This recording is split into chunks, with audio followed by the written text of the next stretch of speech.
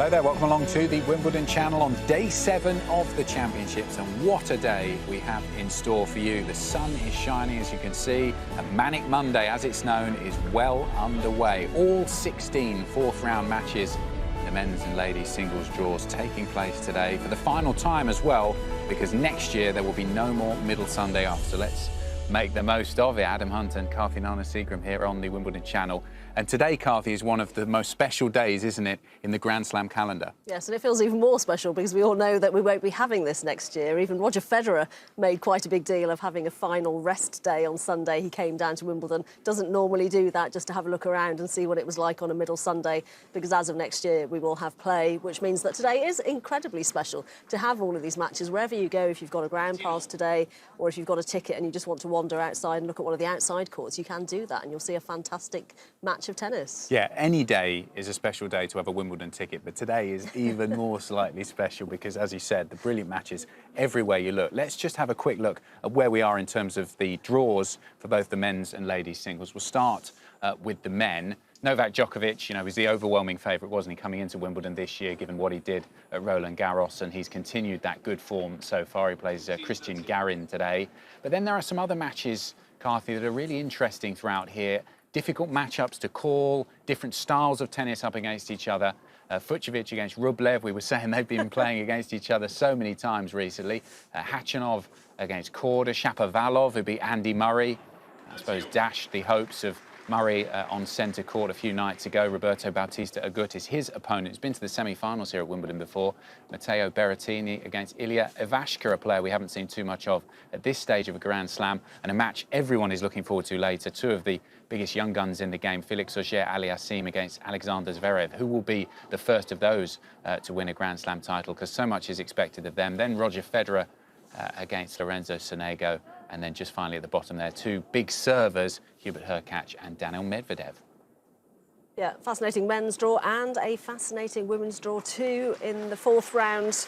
This is what we're expecting today. We've got Ash Barty, the world #1. She's won she's been to 2 Grand Slam finals, and can she get to another one here? Barbora Krejcikova, who won the 2021 French Open, so 2 former French Open finalists against each other. That is a big start off with. Emma Radicano, the 18-year-old teenager that so many people are turning their attention to this week. But she's important match today against Tomljanovic. That could be really interesting for her. Coco Gauff, well, there are 2 teenagers, aren't there, still in this draw, playing Angelique Kerber, a former champion. Karolina Pliskova, the big serving Czech player that so much has been expected of at Wimbledon. She is playing a wild card who is still Ludmila Samsonova. And then we've got Madison Keys against Victoria Golubic. That, I think, could be a really interesting one as well. Iga Swiatek, the 2020 French Open champion. She's playing Ons Jabeur, who's been so brilliant on the grass. She's put out 2 Grand Slam Wimbledon champions already in this first week of Wimbledon. And then Elena Rybackina against Aryna Sabalenka, who is the 2nd seed here, physically very strong. Mentally, we wanted to see how she was going to fare in this 2nd week of Wimbledon. And centre court starting at 1:30 local time, court 1 at 1 o'clock, but the other court started much earlier, so we've seen plenty of great tennis already. And it's been a good one between Iga Swiatek and this lady in your picture here, Ons Jabeur. It was Swiatek who took the first set, the former Roland Garros champion. She took it 7-5, but then Jabeur has found her game. She won the second 6-1, and here she is a game away from the quarterfinals at 5-1 in the third, and we can join the commentators there on court 2.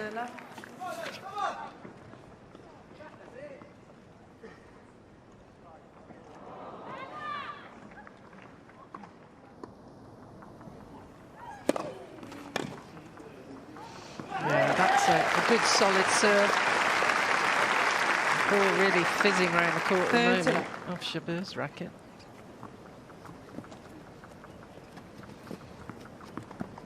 That's such a good stat for Jabeur.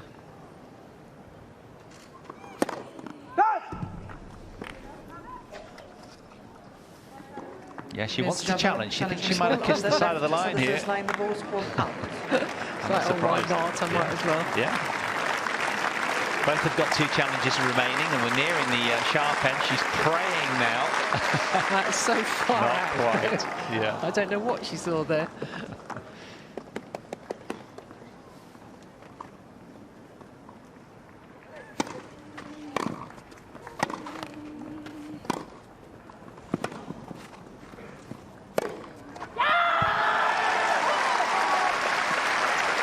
guttural roar of approval from Ons Jabeur. It's been one of those days. She has tamed Świątek so far in the second and third set.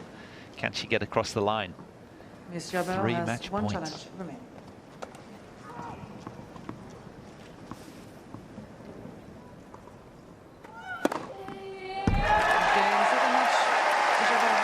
Well, no better way to finish than an ace from Ons Jabeur. Her 9th of the match, telling its own story. She was spellbinding for sets 2 and 3. Smiles etched across her face, and, well, just terrific. What a match to watch. She deserved that today. She was ever creative throughout. 7 from 7 on breaks of serve over Świątek, and they have enjoyed the journey with her. That is terrific. Through to the quarterfinals at Wimbledon. Ons Jabeur, the 21st seed, through 5-7, 6-1, 6-1, an hour and 41.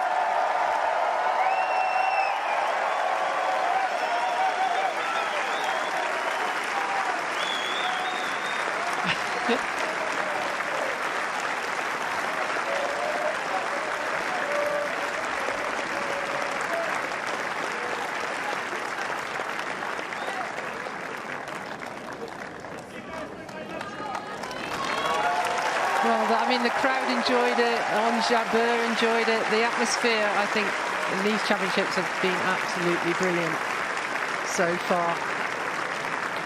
And she was just more clear-headed, I think, about this match, how she wanted to play it. Well, we're going to have an encore interview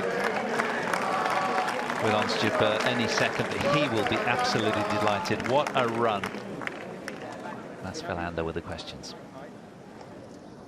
Okay, yes. On your cue, 10 seconds. Yep. 5 seconds.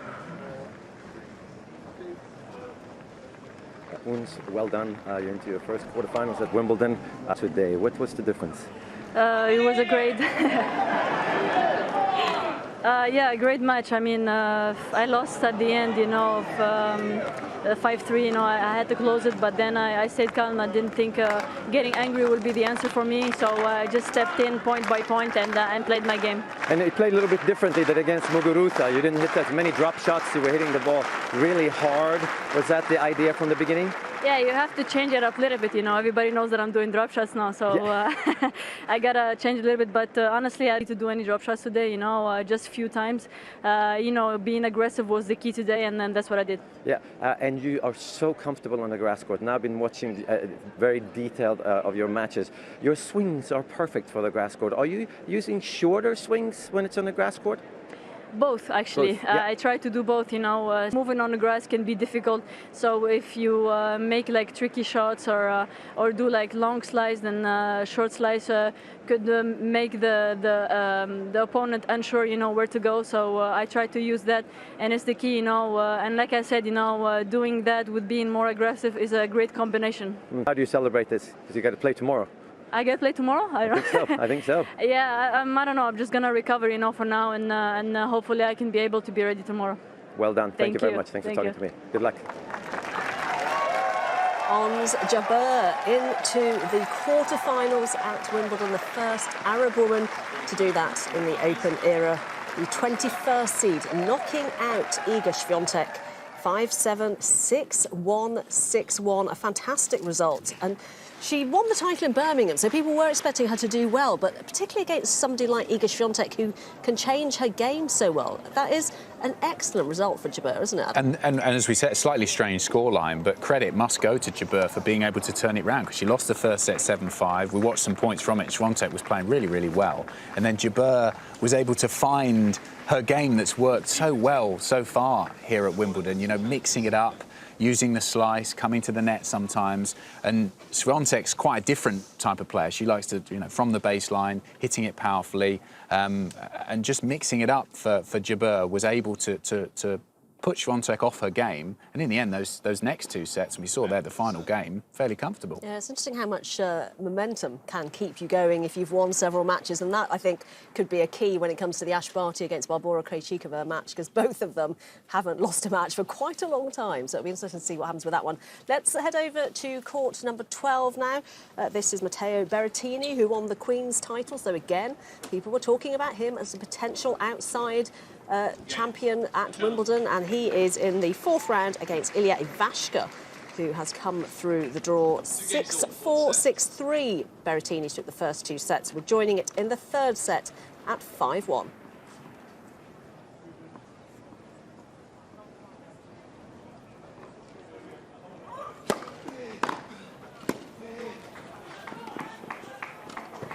Oh, you are kidding. Okay, you have played well. I'm changing my mind. Because that is just brilliant. 15 love. I mean, that is... You won't see many better volleys than that during the championship.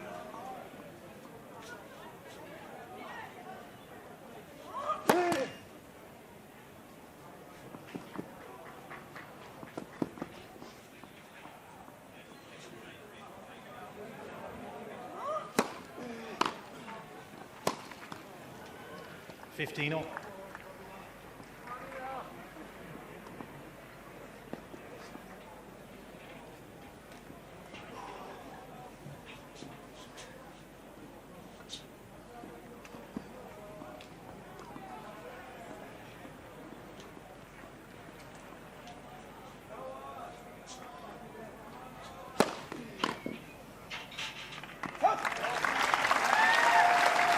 Good, C15.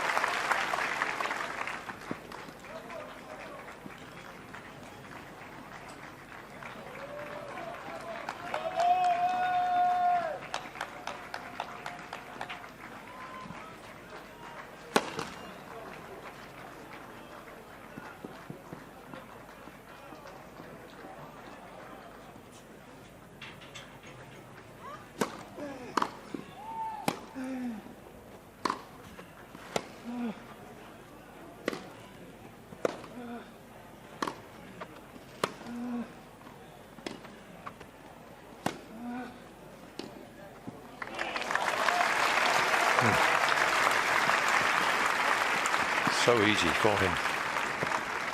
40-15. Yeah, we've been playing for an hour and 3/4, just a little beyond that. And here are 2 match points for a place in the last 8 of Wimbledon for Mateo Beretini.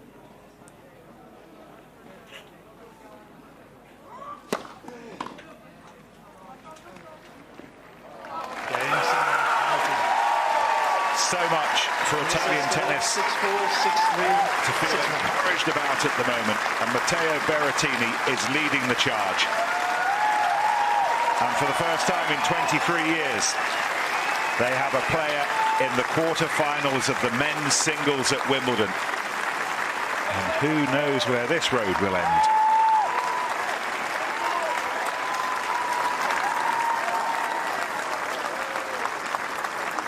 So the big Italian Berettini continues that great run of grass court form, having won Queens. He keeps going here at Wimbledon, the number 7 seed. Vashka, less than 2 hours on court, which is good. His coaching team will be happy with that. 6-4, 6-3, 6-1. He's through to the quarterfinals, and he'll play the winner of Felix Auger-Aliassime or Alexander Zverev, which will be an interesting match in the next round at Wimbledon. So let's get back to the ladies' draw. Another early start, 11 o'clock on court 3. The number 2 seed, Aryna Sabalenka, against Elena Rybackina. And they went to a 3rd set in this one. And here is Sabalenka serving for the match at 5-3.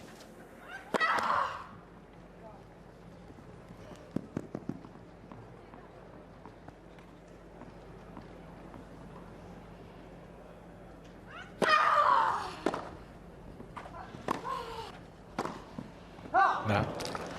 It was the right shot. 30 love.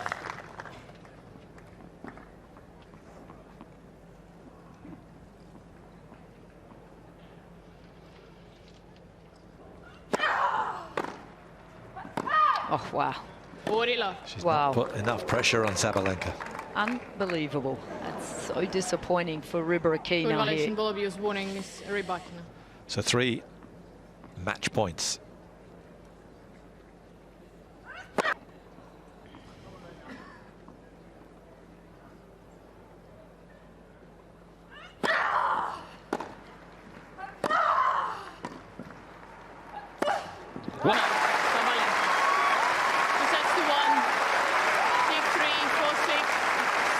Sabalenka is through to the quarter-final of a Grand Slam for the first time in her career.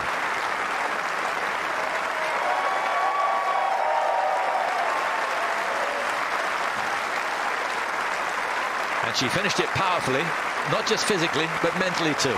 Yeah, absolutely. I really felt like that third set, she had found the zone that she wanted to play in. Obviously, very disappointing for Elena Rybackina, but she had that feeling of quarterfinals, that moment, how it felt just recently at Roland Garros. And today, Arena just played a more mentally tough match. I felt she served really well in that third set. She owned what she did, and physically, she kept going for it. It was truly a complete first and third set for Sabalenka. I felt she really deserved that emotionally and mentally. We're going to see an awful lot more of Elena Rybackina, that's for sure. Yeah, if she can do well on grass, I think that's going to translate just onto every other surface. If she does well here, look out US Open, because at the end of last year, she won 3 tournaments in a row. She was the favoured one at the Australian Open. Great things can happen. And great things.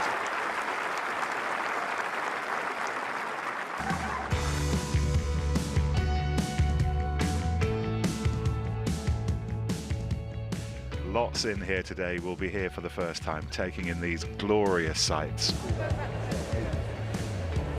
Oh, it could be the shoes with the green round the top. They're not the right shoes. He's got the wrong shoes with him. Very good. I left my tennis shoes in the locker room. There you go. I left my tennis shoes in the locker room. He's talking to the guy. Good start. Good start.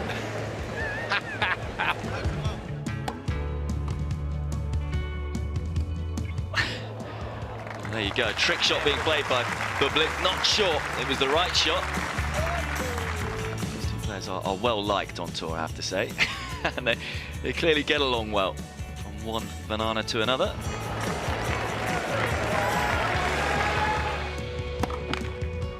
What am I doing? Lovely. There you go, the assistant referee, Denise. They're as big as Denise.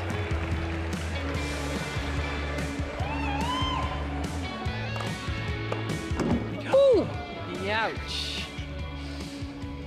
That got him right on the microphone. I'll get us sorted for a serve today. God damn. You think so?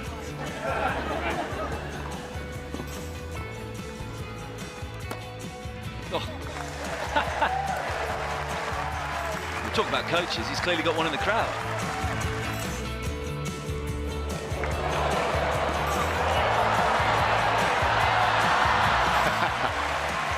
Crazy.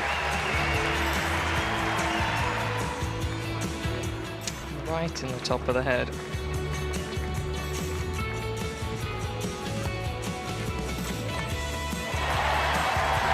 Gentleman, I think, got it on the side of the head.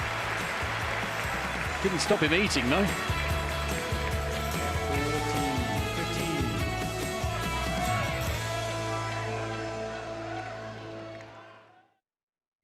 Well, I'm delighted to be joined by Sally Bolton, Chief Exec of AELTC.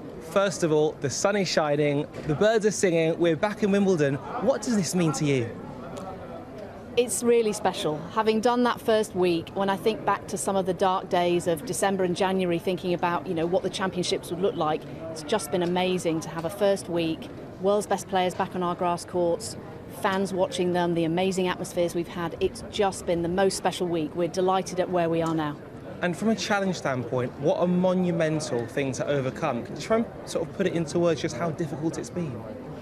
It's definitely been a challenging year. It's been an interesting year. It's been a different year. We're used to working with high levels of certainty as an organisation, and of course this year we've had a lot of uncertainty, even down to really only agreeing the levels of attendance we could have a couple of weeks before the tournament.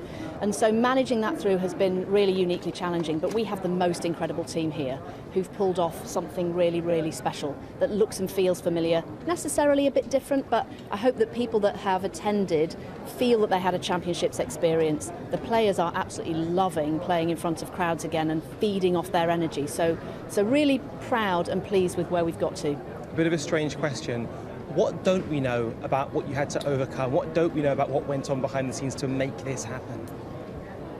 Gosh, what don't you know? Well, look, I think it's a bit like the swan analogy.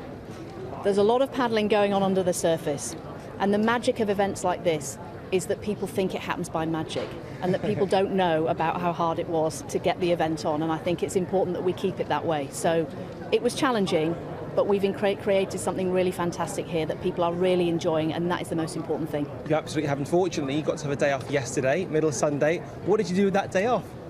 Well, actually, I went up to the park courts that are just across the road. We had a Middle Sunday opened up event working with the LTA, getting kids playing tennis. So amazing. One of the important things about the 2 weeks of the championships is that it gets people thinking and talking about tennis. It's important that gets converted into kit and a ball and starting to play. So some kids up there yesterday could be the next Emma Radicano, who knows?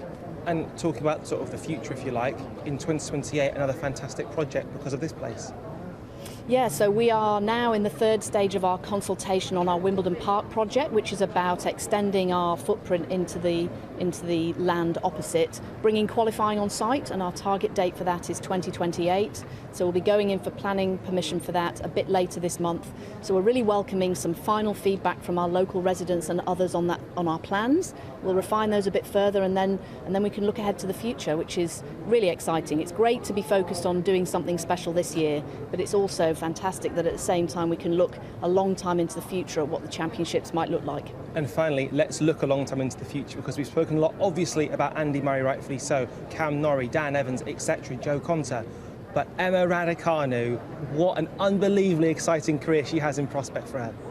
Yeah, it's always fantastic to see any new talent burst on the world stage at the championships. When I think back to Coco Gauff back in 19 and just how exciting that was for people to see. And of course the story this year is Emma, and it's just brilliant to see. And of course a British player gives the crowds here that extra bit of a lift. So yeah, it's always exciting to see new talent. And fingers crossed you can do the business once again this evening. Sally, thank you so much for your time. Thank you.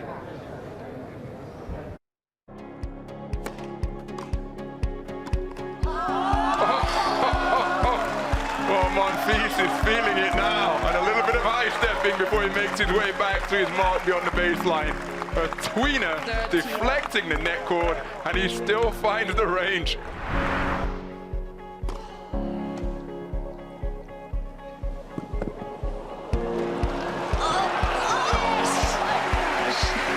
That is unbelievable in just the second game. You're already getting great shot making.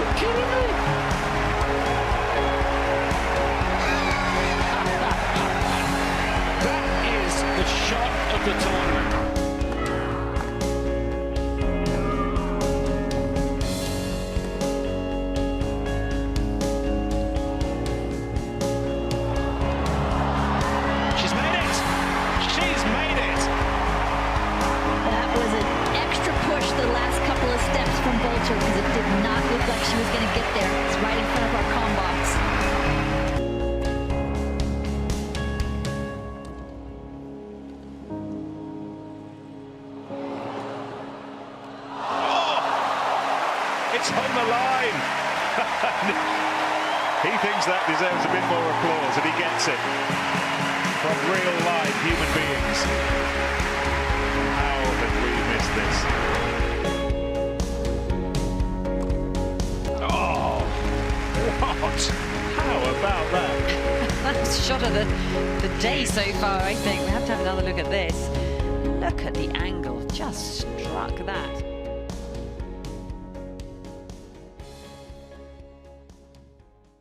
Now, you can always tell when people are absolutely loving their time at Wimbledon. And Wilma and Helen, you are two such people. Massive smiles on your face. What do you love most about Wimbledon, Helen? Oh, gosh, everything. Yeah, the whole it's, yeah, the atmosphere, just the way it's done so professionally, and yeah, we love everything from the tennis to the strawberries and cream, to the hill, to the courts.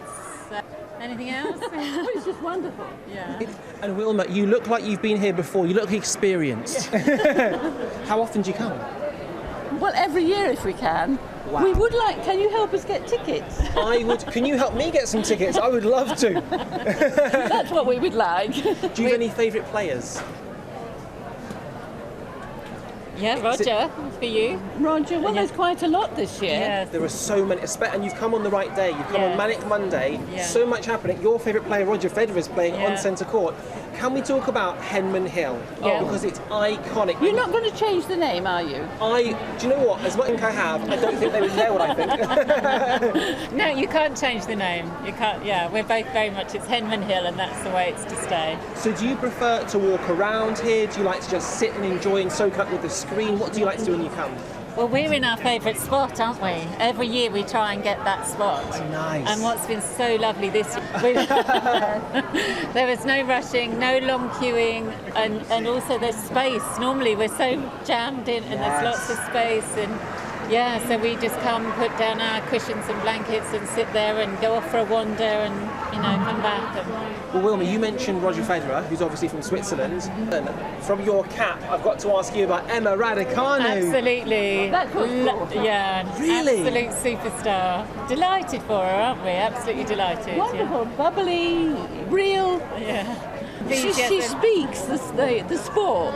She doesn't have to say words, she just produces it. She just really epitomises it on the court. And absolutely. It feels like there's a bit of a changing of the guard. Andy Murray's accomplished so much, but it's wonderful to think there are youngsters coming through the new generation, and Emma's just right at the top of the pile. Yes, absolutely. Because we were thinking, what's going to happen when Andy goes, because we had Tim. We've been ever since Tim we were coming, and then Andy came, so we were delighted. And now if Emma's coming, then wonderful. We're delighted. And the final question is, in the future, maybe it'll happen this year, Emma Radicano, if she becomes Wimbledon champion, will Helen and Wilma be sat in their position on Henman Hill? We certainly hope so. We'll do everything we can to be there. Thank you so much for your time. Lovely to meet you. Yeah. Thank you. Really nice to meet you. Wimbledon is back. And to help you make the most of it, IBM is introducing Power Rankings with Watson, a new way to assess who's hot and who's not throughout the tournament. IBM Power Rankings with Watson uses advanced AI capabilities to analyse the most recent information about every player in the tournament, taking into account everything from the latest statistics to what the media is saying. It's like an index of player momentum, updating every day to help fans focus on the most interesting matchups or potential upsets. It's all part of the Wimbledon digital experience, powered by the AI of Watson, built on the hybrid cloud with IBM. So check out the new IBM Power Rankings with Watson, either at the Wimbledon app or at wimbledon.com. Enjoy the championships.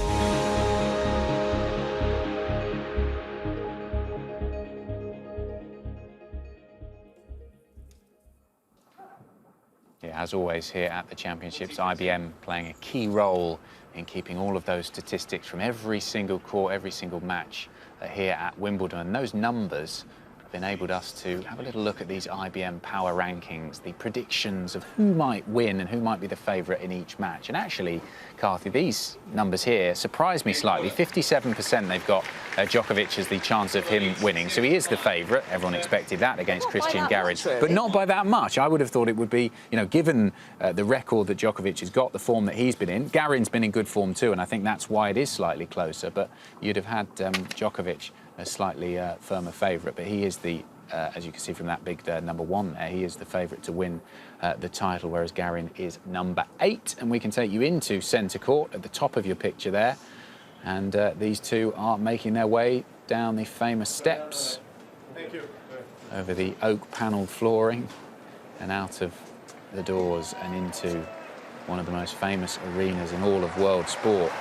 And I'm sure Garen will be very nervous, not just about walking out on centre court, but also facing Novak Djokovic, who has been playing brilliantly over the last couple of months, winning at Roland Garros, beating Rafa Nadal in that incredible semi-final that we saw that gripped the tennis world really watching on. It was great to have a crowd for that match as well, and it's great to have a nice big crowd inside centre court once again. It was so much we missed last year at the championships. And I'm sure Djokovic is feeling, you know, he's not going to want to take Garen lightly. Garen, as you said, had some brilliant wins so far this year. It's been his best year on tour. He is a lefty as well, so quite tricky. We saw how Djokovic struggled in the first set against a lefty in the first round, Jack Draper. But it is so difficult to see past the Serbian world number 1. Yeah, I think so, particularly with Garen having never got past the first round at Wimbledon before.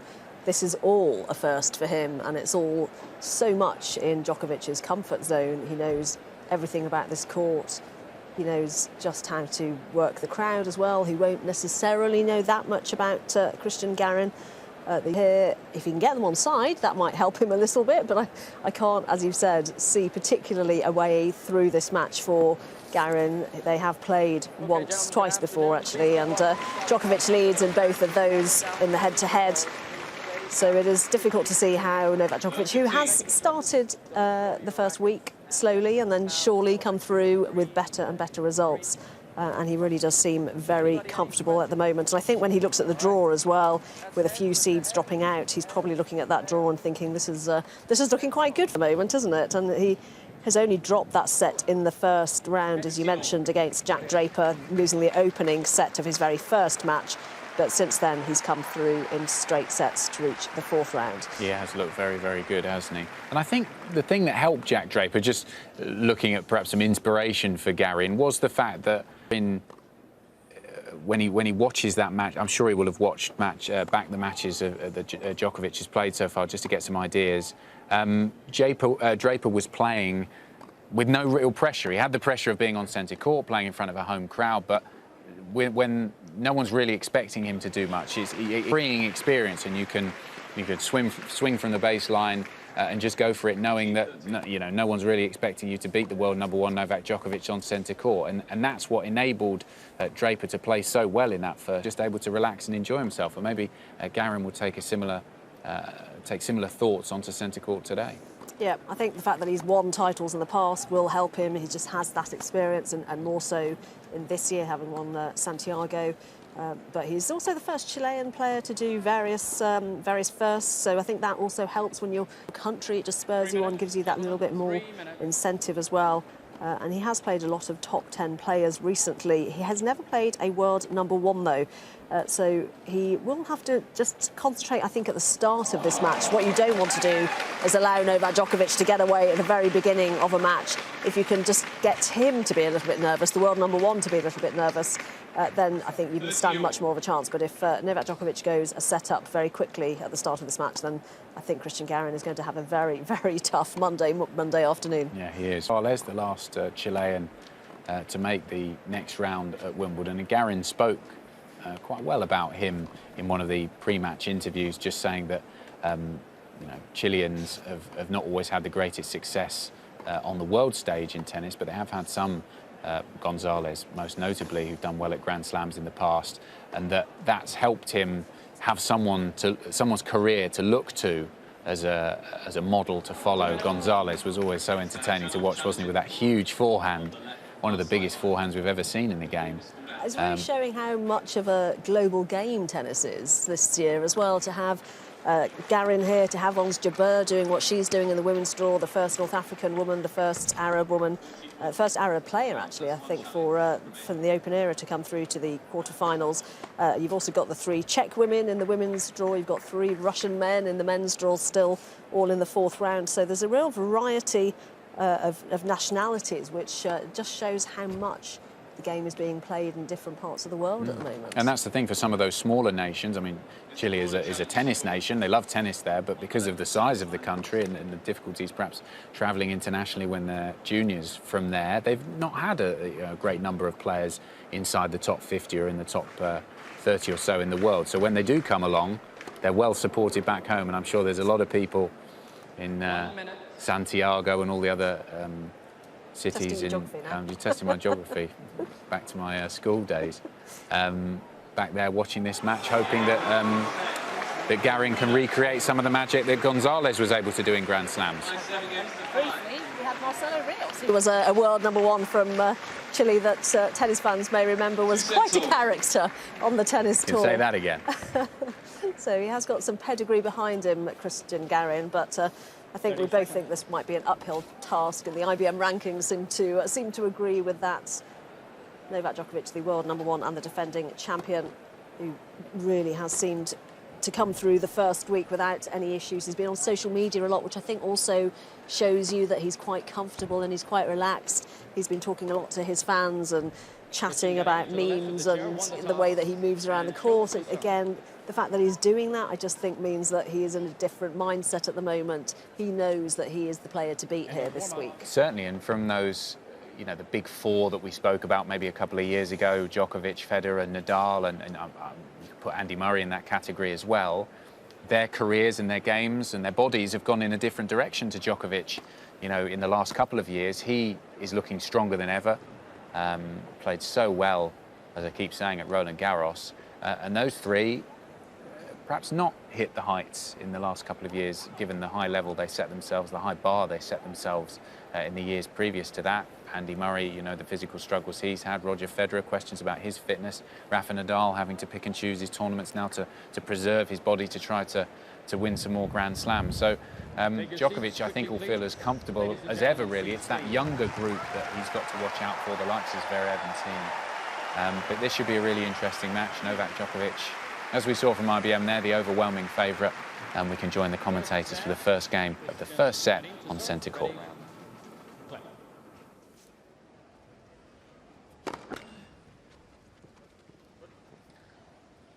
Check the heart rate right now. Bet it's in close to 200 as he serves first. That's why he doubled. It's a quick motion, isn't it? That's what we can ascertain straight away. Fast arm. He's not a big server. No.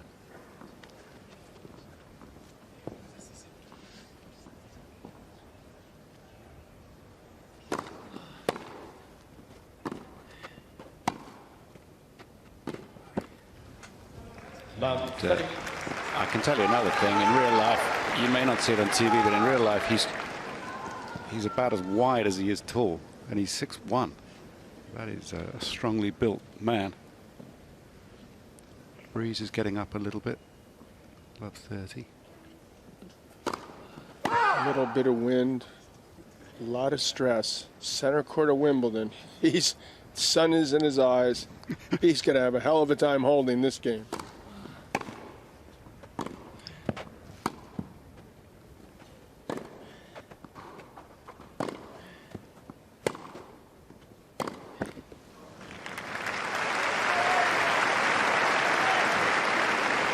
Of all the things that he would have been thinking over the weekend ahead of this match, he would have been thinking, well, whatever you do, hold your first service game. Get into the set. Yeah, throw that out the window.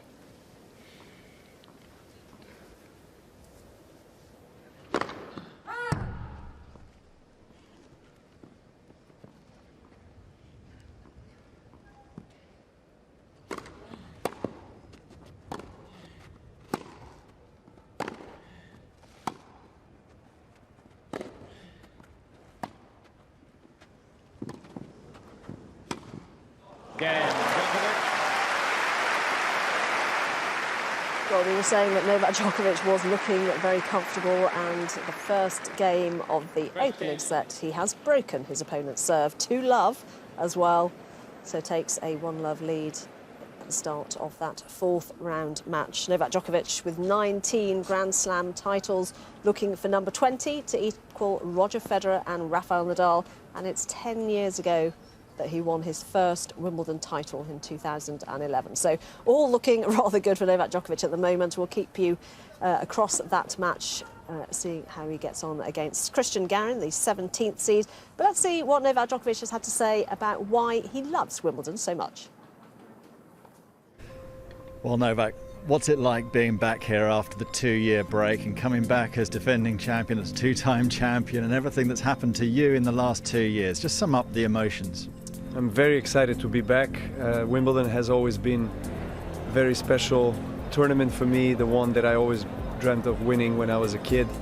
Had a very successful campaign in 18 and 19. It's nice to have Wimbledon back, and it is probably the most unique and most traditional, most special tennis tournament in the world, in the history of the sport. So very excited and very motivated as well to play my best. This has been a very unusual period, of course. It's given us lots of time to sort of think, I guess, about things other than fluffy yellow tennis balls. What have you learned, what have you discovered, would you say, over this very weird period? It is very weird, a very sad period. I think individually, the coronavirus has made me personally understand what I need to do in order to be healthier. I try to say things in a positive way, and there was a lot of introspection, I think, as well. Yeah, I had to really look inwards and understand, what are the things that are happening emotionally as well with me, and maybe address certain things that I continue to suppress because of the kind of a lifestyle that I have. I'm trying to understand what I need to do in order to be better as a human being, as a tennis player as well, and try to, be present, and be grateful for what I have and who I have around me. Great answer. Final thing, It's a Wimbledon Thing is the name of the new campaign on social media for Wimbledon, which is all about people around the world telling Wimbledon what this tournament means to them, because it means different things to different people. What does it mean to you? One thing, maybe. Wimbledon, what does that mean? Tradition, heritage, green, strawberries, rain, roof. Great. Champion. Yeah. I'm not going to say that, but thank you.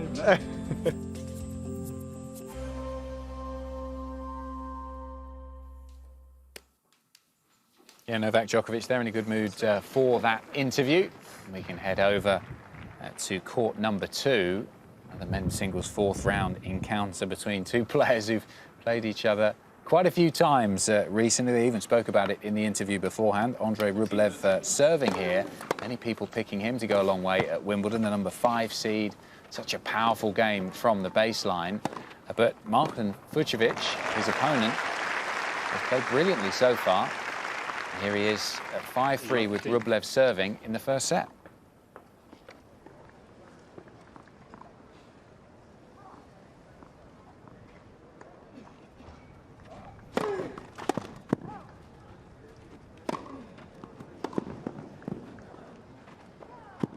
Long. So real pressure on the Rublev serve here. He elected to take it on the volley rather than letting it bounce. Not sure whether he was distracted by the sun. The glare here over court number 2. Fucsovics defending very well indeed to keep himself in the points. Rublev not executing as he intended.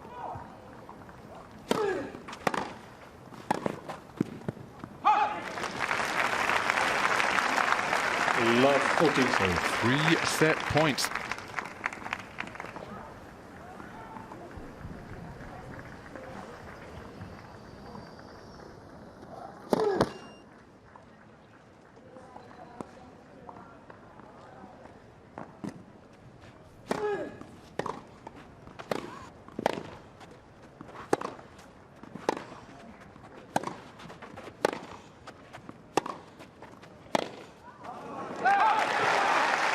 game, and plus set. Big love from Marton Fucsovics.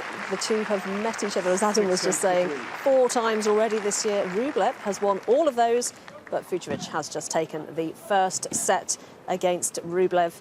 That's on court number 2. You can continue watching that on Wimbledon's major broadcasters around the world. We, though, are going to go straight to court number 18. This is an intriguing encounter, as we thought it would be, between Seb Korda, who's 21 today, has a birthday today on Manic Monday, and Karen Khachanov, the 25th seed. They split the first 3 sets. Khachanov has 2 sets to 1 advantage, and Korda is 6-5 up in the 4th set. We're going to join it there.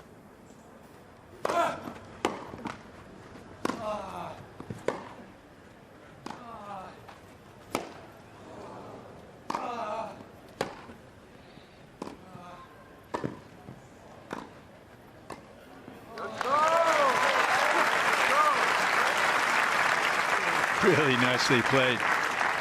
Love 15.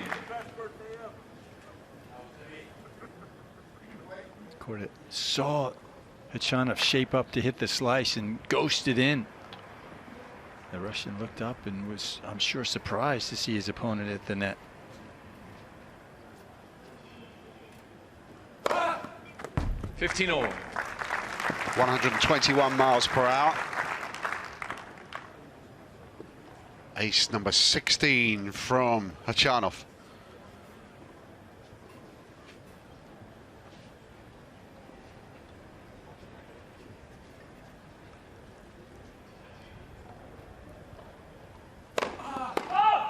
Bolton.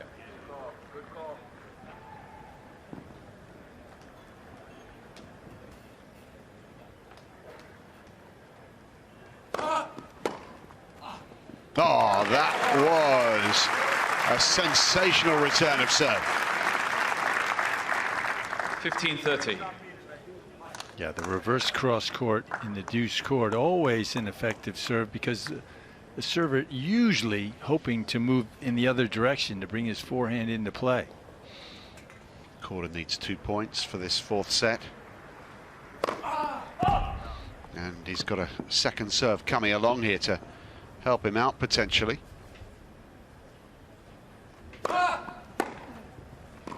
It's on the line.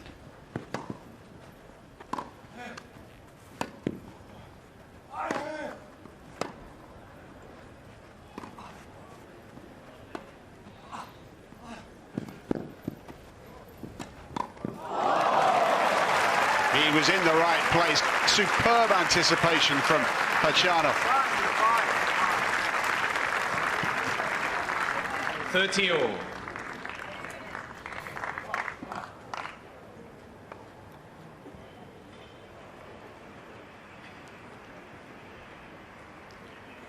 They did well, just scraping that shot up, but managed to put it back very short. A drop shot in return that Korda struggled to get to. What a huge point that was.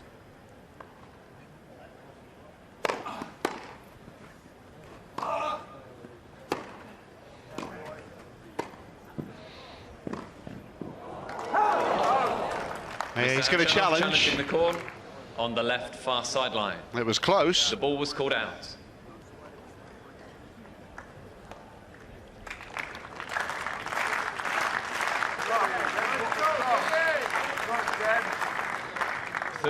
Set point. Khachanov has 1 challenge remaining. Set point for Seb Korda. Nearly 2.5 hours since this match began. Is it going to a 5th?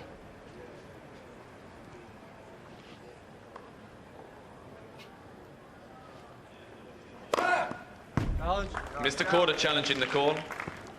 On the left service line, the ball was called in. Khachanov thinks it was an ace. Korda has other ideas.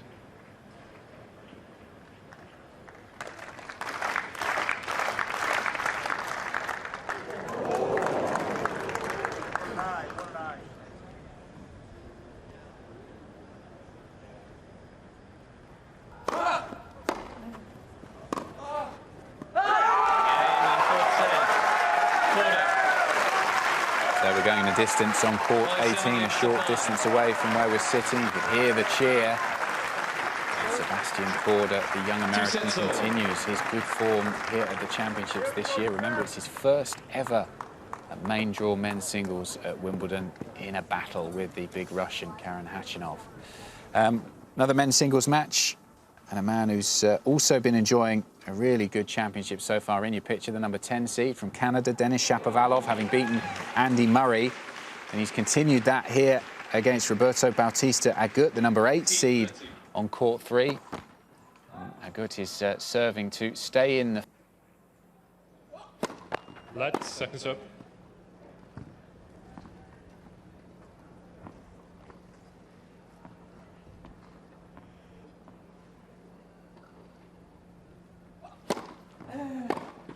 Love 15. Love that shot. Just opens up and whips that shoulder through. There's very little Bautista Agut can do about this right now. 11 winners to 3. He has so many ways of hurting him.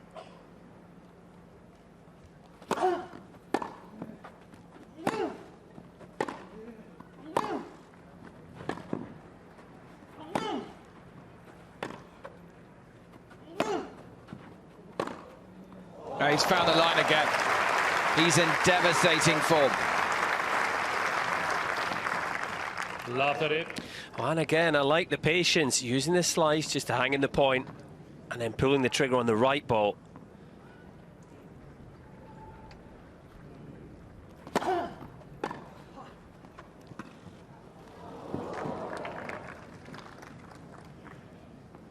Love 40. And from Bautista Agut's perspective, I think the sooner this set is over for him, the better.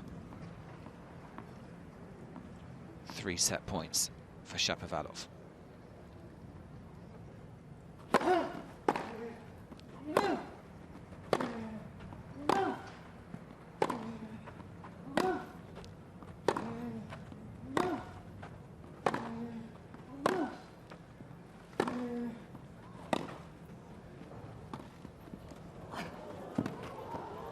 This time he makes it. Great athleticism there from Bautista Agut. He is hanging on. 15-40.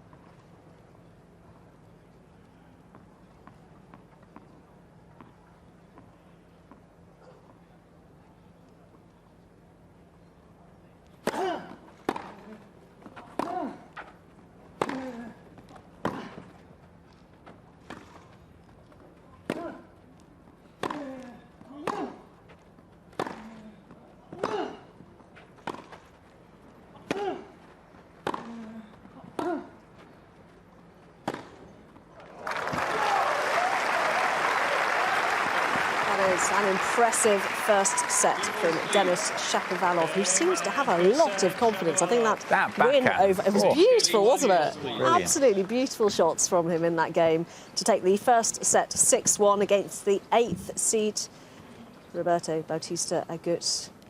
Shapovalov a set up in their 4th round match. So much tennis going on around the grounds. We're going to go straight to court number 12 now. This is Karolina Pliskova, the 8th seed, and she is playing the wild card entry, Ludmila Samsonova, who is playing in the main draw singles for the first time at Wimbledon. She is 2-5 down, though, and serving to stay in the first set.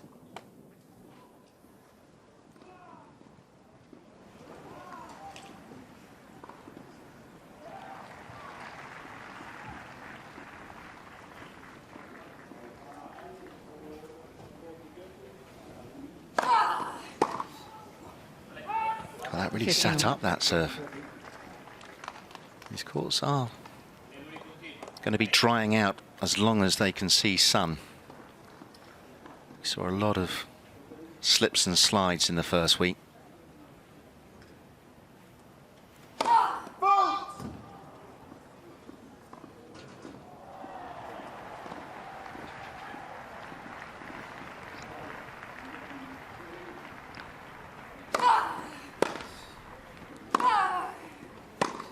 Ooh.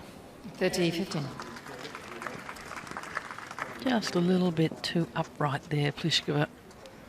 So important on a grass court just to have the knees bent. Particularly when you're, what, 6'1" in flats?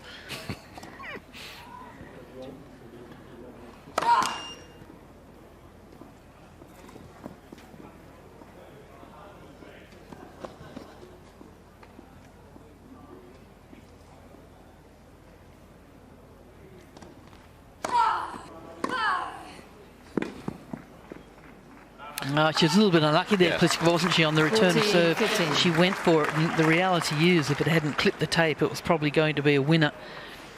But it kept Samsonova in the point. Important to hold here to make your opponent at least serve out the first set.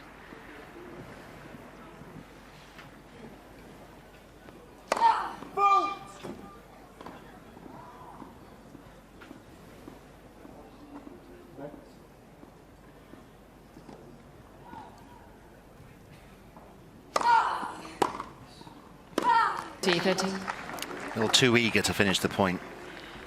It was a good serve into the body, but Pliskova dealt with it well.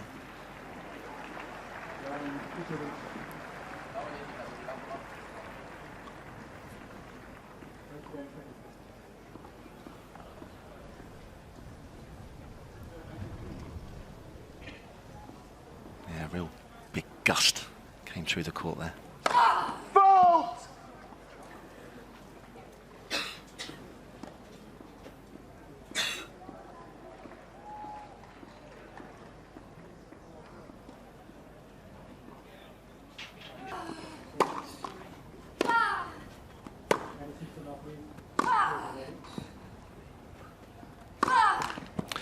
Pliskova happy just to chisel that one-handed slice backhand back.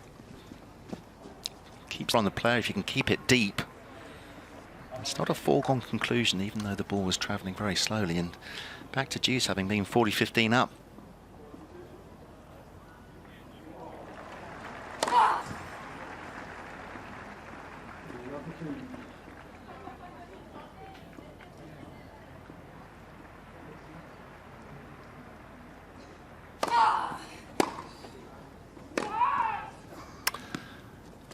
Advantage. Shouldn't be happy with that return of serve, Karolina Pliskova.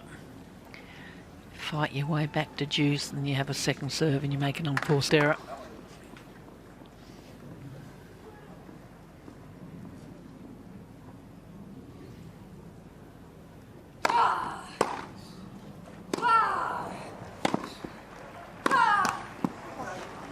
Deuce. Well, that unforced error count has now moved to 17. No improvement on the winners. That's still at 4. That's a lot of errors in nearly 8 games of tennis. I think most of them have come from the last 5 games, haven't they, Liz? She was a break-up, 2-1 in this first set. Here she is at 2-5.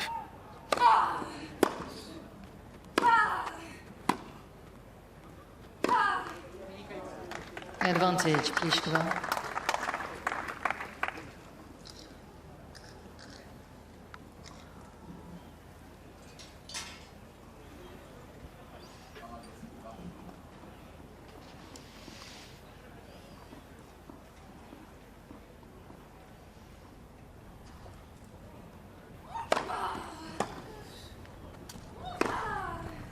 And yet another error off the racket of Samsonova. Hands the first set to Karolina Pliskova. 36 minutes on the clock. 6-2. It's interesting, isn't it? I mean, tennis isn't a sport where you can come out and have a coach tell you what's happening and just... But you just get the feeling that Samsonova, well, she's actually leaving the court as we speak, but you just get the feeling that she just needs a bit of a circuit breaker, don't you? I mean, she came out down, as you said, and she was up 2-1, and then she never won another game. And it was from the unforced errors. And the way she plays, it's momentum, and it's all that, and it's good when it's working for you.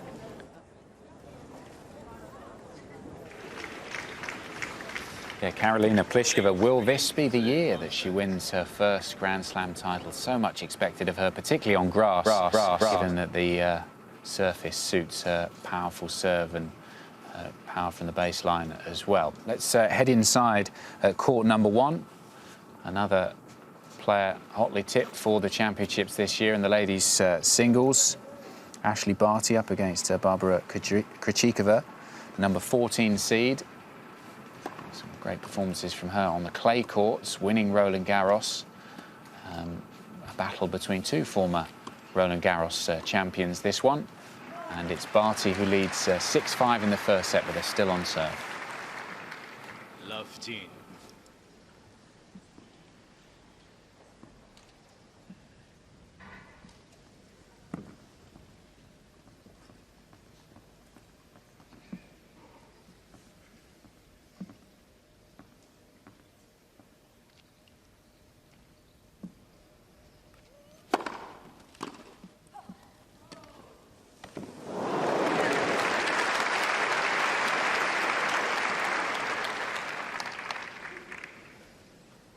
Love 30.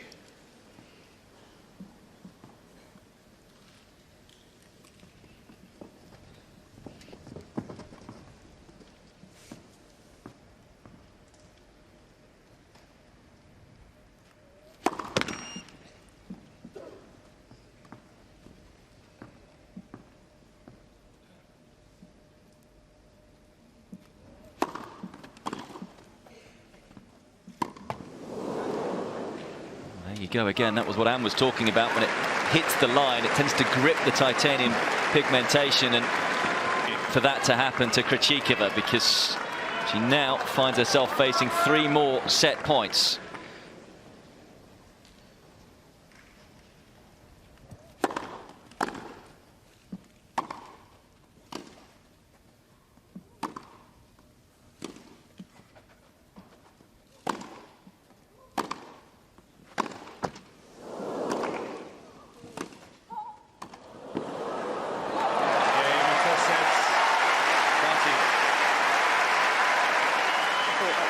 Tough match, 2 French Open champions, and it's the 2019 road who has taken the first set there. 7-5 against Barbora, who won the French Open title a few weeks ago. You can continue watching that on all of Wimbledon's major broadcasters. We're at Wimbledon on Manic Monday, not looking too manic, thankfully. A little calmer, as we know at the moment, due to the restrictions, making sure that everybody can enjoy Wimbledon safely. That's the scene on, I think, 2 matches at the same time there, because they're watching the 2 outside courts, plenty of rounds. And we can head over to Jenny, who is at Orangi Park. So it's a rather quiet Orangi practice court right now, but we do have a couple of big names here. Over my left shoulder, Ayla Tomljanovic is warming up, interestingly, with a lefty partner as she faces British player Emma Radicano later on today. They are third on court 1. That is set to be an absolutely cracking match. Both ladies have ever been to the round of 16 here at Wimbledon. It's Emma Radicano's first round of 16 on her Wimbledon main draw debut, and interestingly, Ayla Tomljanovic hasn't been to the 4th round for 7 years. So a very big match for both of those players later on today. And actually, just recently, Ayla Tomljanovic's partner Mateo Beretini is through to the quarterfinals here at Wimbledon for the very first time with a great straight sets victory over Ilya Ivashka.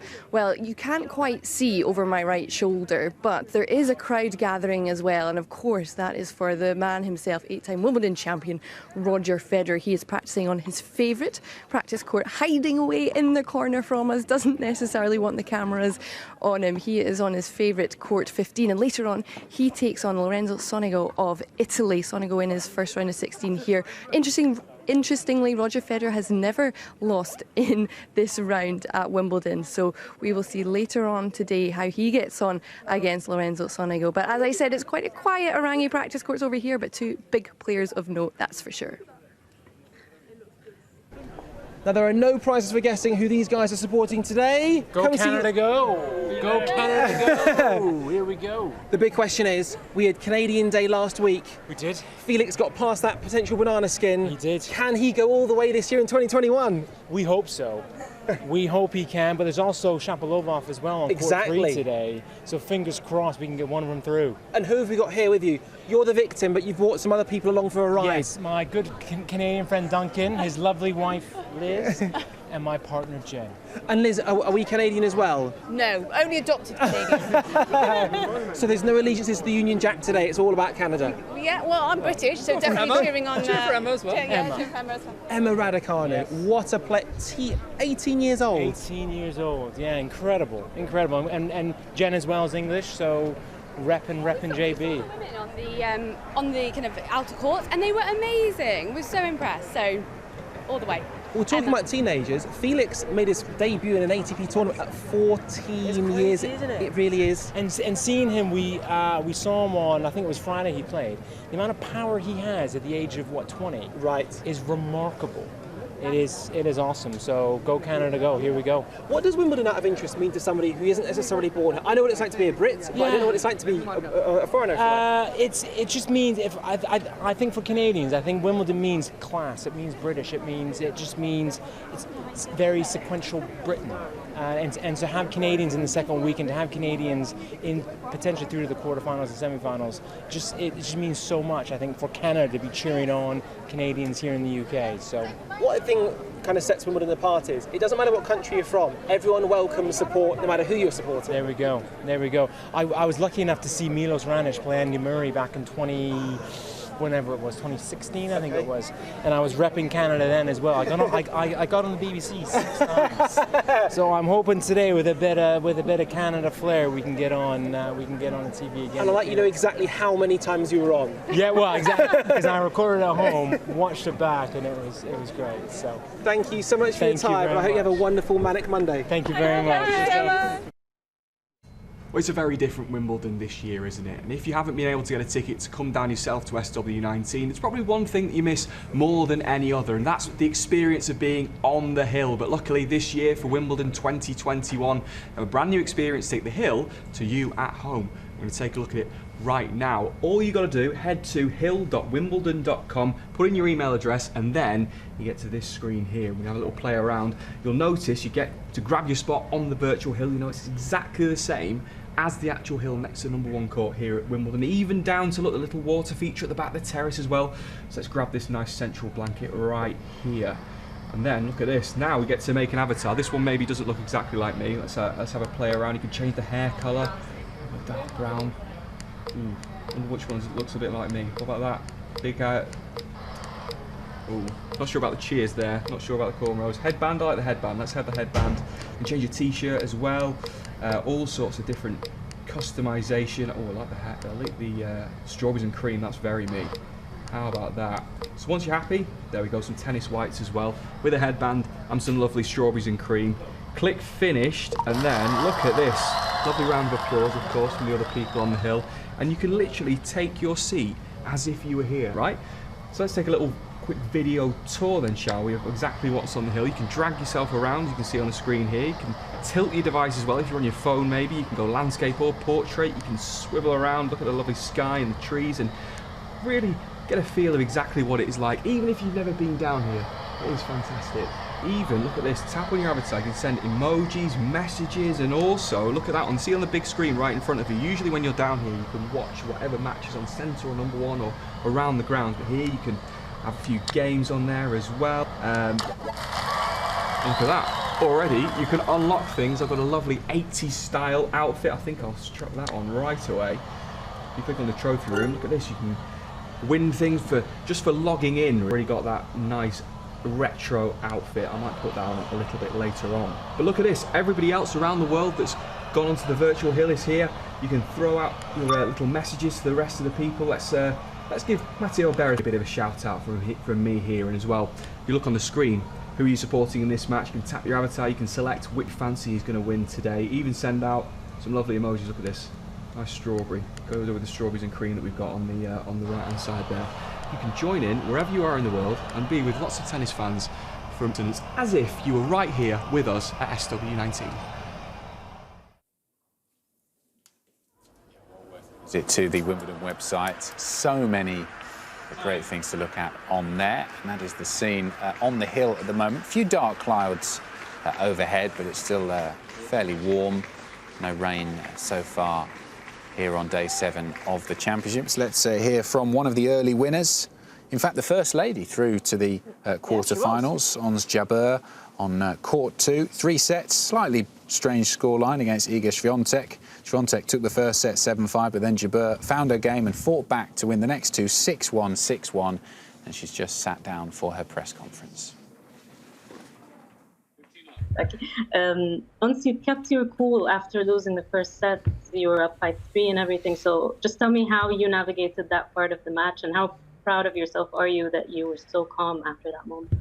Honestly, it was very close, you know, from the beginning. I knew I had the rhythm. It just she played really well, and she deserved to honestly break me and take the serve. That's why I stayed calm. I didn't think the anger would be the answer right that second.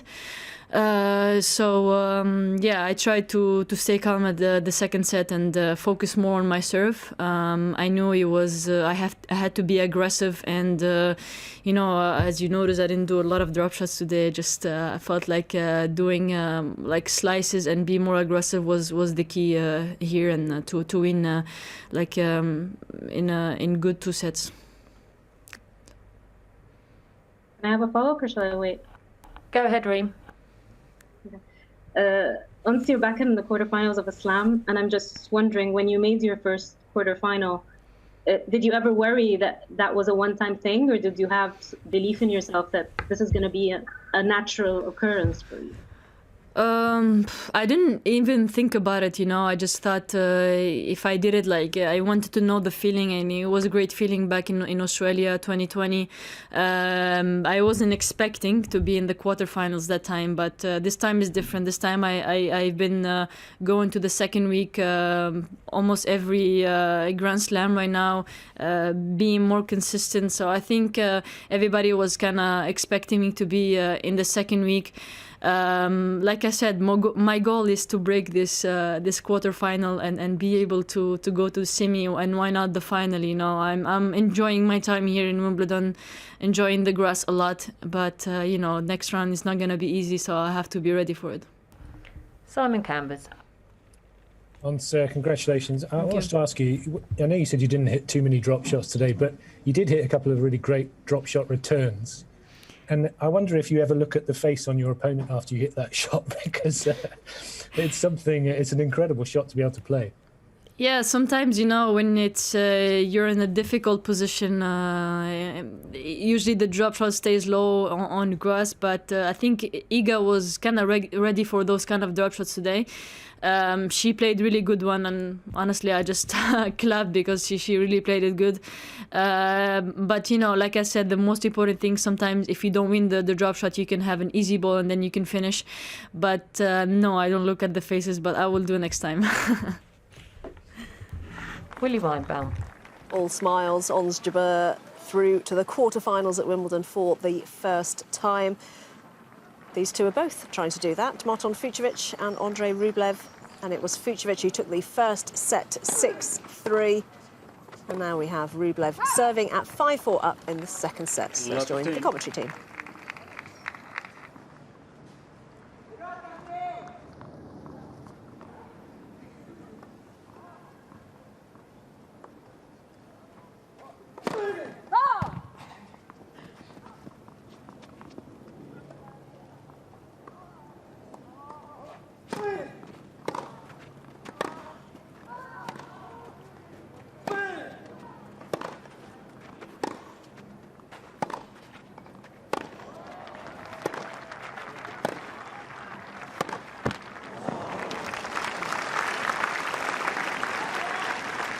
That's a big point there. And then at 15 love. I think that was the shot to go for. Try to take that backhand on up the line. Drag that one back cross court, hang in the rally.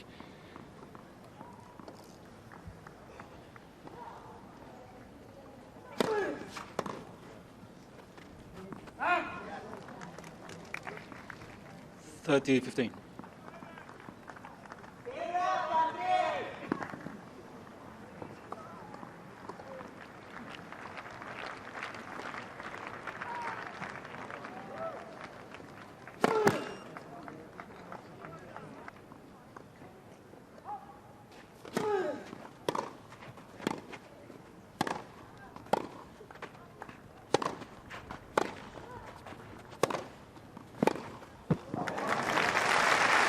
Fucsovic getting impressive depth on his return, and then had the upper hand throughout that rally, it seemed.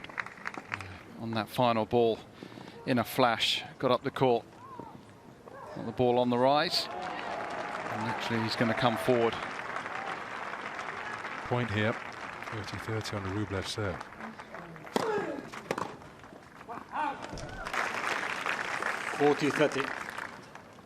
That unreturnable serve brings up for the number 5 seed.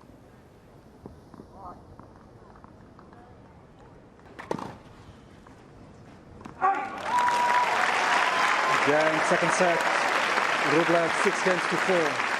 1 set all. Andrei Rublev levelling things up in the fourth round match against Marton Fucsovic. 1 set all. You can continue watching that match on Wimbledon's major broadcasters all world.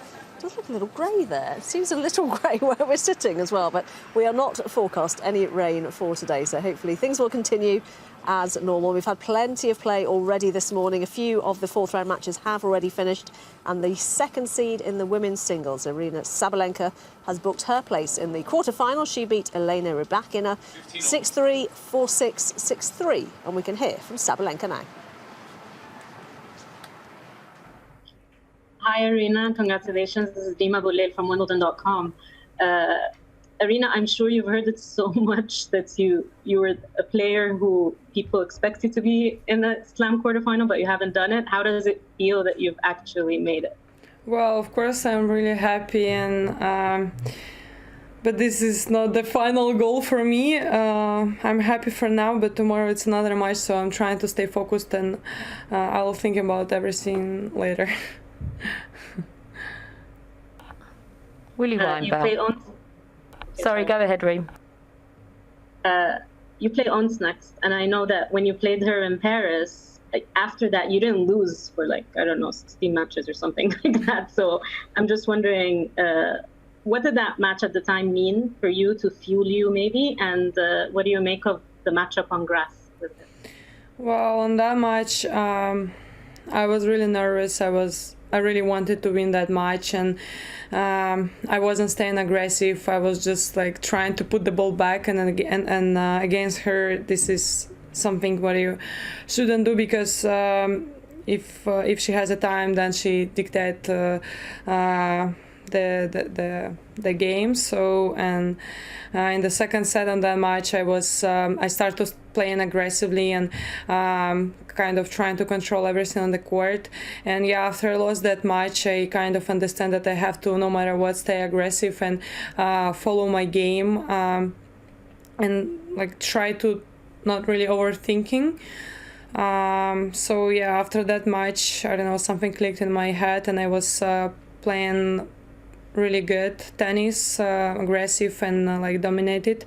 So yeah, that match was like means a lot for me. And yeah, this time I'll try to stay aggressive and try to focus on my game instead of thinking about everything happens around. Willie. Hi, a follow-up to that last question that Reem asked, and that is about your style of play and your opponent's style of play in that next match. What do you see as the major differences, and what similarities are there? Well, she has good touch,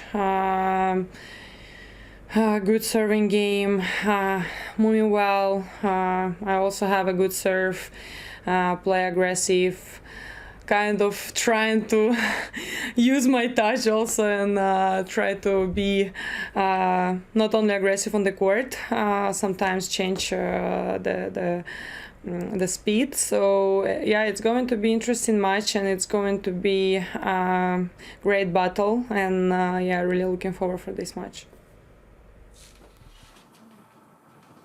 Arina Sabalenka happy with her day's work, through to the quarterfinals to face Ons Jabeur, the number 21 seed.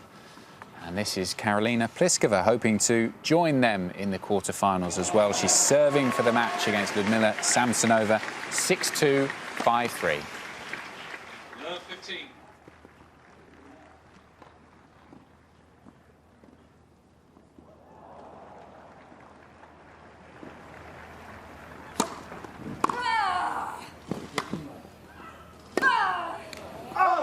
Yeah, that's a really tough shot to hit. So 15 love. You hit the return down the line, and then the next shot you want to hit to forehand, but that ball is following you from Pliskova. So Samsonova ends up with no room to the forehand to make that shot, and she's trying for too much on it.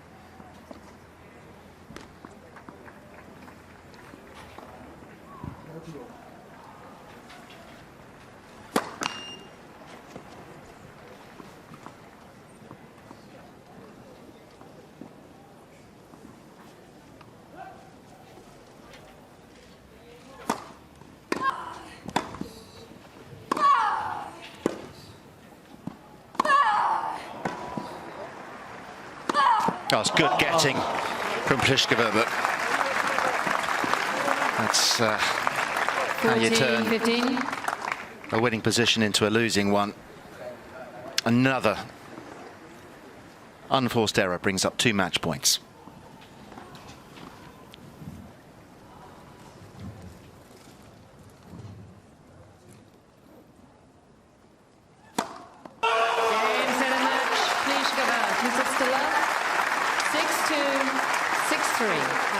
Pliskova, the 8th seed over the wild card Ludmila Samsonova.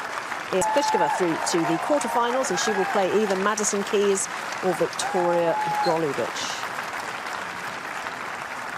Right, so let's head to court number 3 next. And Denis Chapovalov, 22 years of age, the 10th seed here, is having a lovely time at Wimbledon, I would suggest. Seems very happy, seems very relaxed. Played against his idol, Andy Murray, in the last round and beat him to come through to the 4th round. And he has taken the first set against Roberto Bautista Agut, the 8th seed, 6-1. And it's now 5-3 in the second set. We'll join the commentary team on court number 3.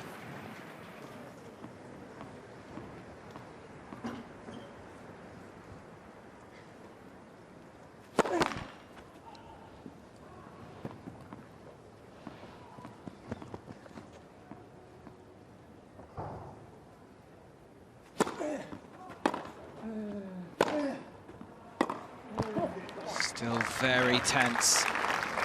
15 love. In the forearms, just lacking that fluidity.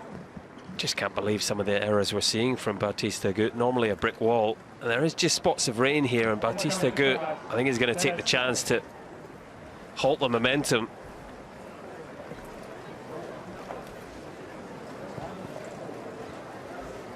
Now what does John Blom do here?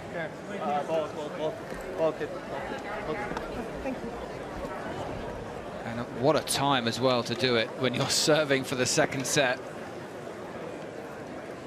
Well, Bautista Agut's done the right thing here, hasn't he? Yeah. He's struggling. Definitely better for him to have a break in play. Do you want to put an umbrella up, please? Going to keep them on the court. Hopeful, obviously, of getting back out there.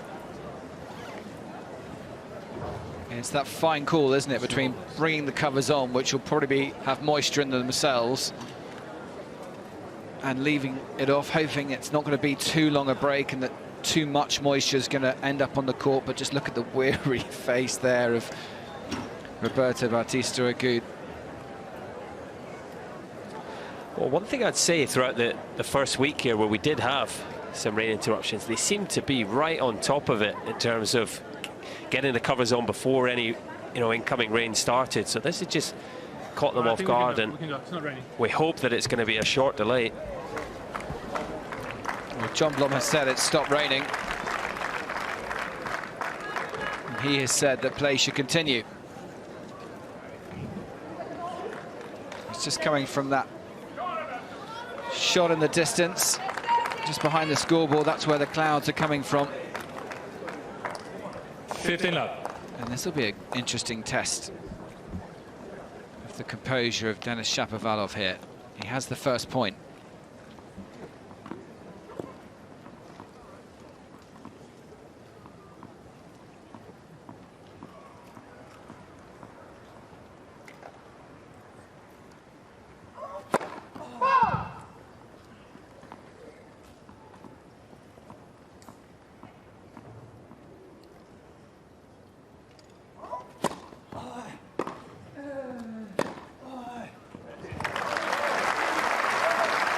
Really good court vision. 30 love. All the energy is coming from one man so far in this contest. Yeah, continues to hit his forehand clean as a whistle.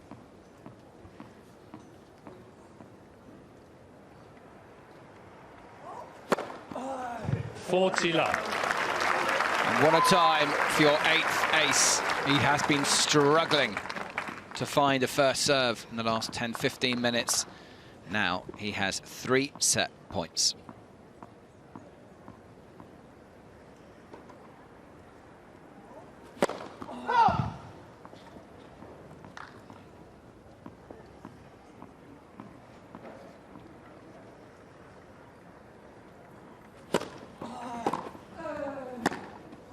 He just rips it away.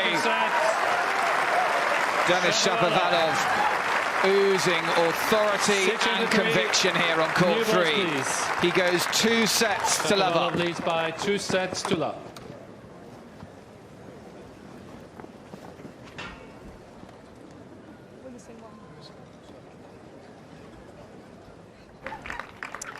I found myself over at this wonderful lookout where all the doubles matches are going on behind me and the juniors matches with Rabiova, who is here to talk all about week 2, I guess. A lot's been happening, but before we get to week 2, this is your 17th Wimbledon or so. Yesterday was your last ever middle Sunday off. How was it? It was interesting because I was pondering, you know, I had to think about whether Manic Monday was such a good thing or whether it's not such a good thing because there's so many matches and it's hard to keep track. I thought I really love Manic Monday because you come on to the site, you know you're going to get some tremendous action. You can walk around the grounds and take in a bit of this and a bit of that. So I think it has its pros and cons, but I'm a bit sad. It's a bit of a difficult one to get used to, but I'm sure next year we'll all have to get used to it. We saw Roger Federer going around the grounds taking a video yesterday. It was lovely to see. But anyway, if we turn our attention to Manic Monday, specifically starting with the women, because we already know a couple of quarterfinalists, Ons Jabeur and Aryna Sabalenka. They're massive stories. Massive stories indeed. You have Ons Jabeur, who won her first title on the grass in Birmingham. She's now 10-1 on the grass this season. That's remarkable. And you know, her match against Iga Swiatek today, she was up 5-3 in the first set. Iga came back to win the first, and me personally, I thought the match there would be done because of some of the fatigue that Jabeur has and also the pedigree of Swiatek.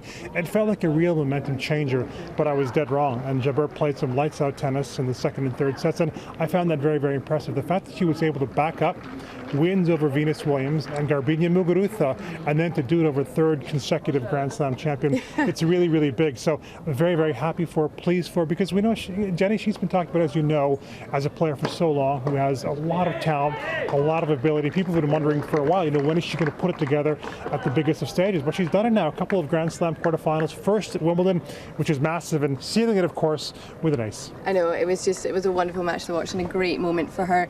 But what about Aryna Sabalenka in her first ever Grand Slam quarterfinal? There's been a lot of talk about her. She's the 4th seed here. She's such a great player, but hasn't managed to get through to the quarterfinal of a Grand Slam yet. But today is the day for her. It is the day, and I think it's a big day for her. I personally believe it could be very, very important for in the context of what's going to happen this week.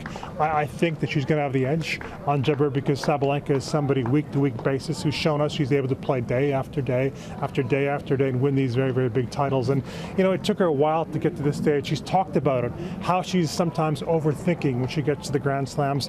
One of the reasons why she's not playing doubles, obviously, during Grand Slams is to focus now on singles at the majors, and she's found the tonic. It was a key moment in the match against Rybackina in the fourth round where she had to save a break point. She was able to do it with a big second serve at a time when her first serve wasn't really cooperating, so that was the big moment of the match. And yeah, I like her chances because of the fact that she's been at the upper end of the game longer than Jabeur, and she's used to playing matches on back-to-back days. And I think that's a subtle thing, but something we have to remember. It's the turnaround, right? Quarterfinals are tomorrow, not a day off for the players. Absolutely. Well, we have a lot of matches in action right now. Ash Barty, as we speak, is in action against Barbara Krejcikova. That's a great matchup in itself. But then one specifically for British interest, of course, is Emma Radicano. She takes on Ayla Tomljanovic later on today, third on court one. For both of them, it's a huge match.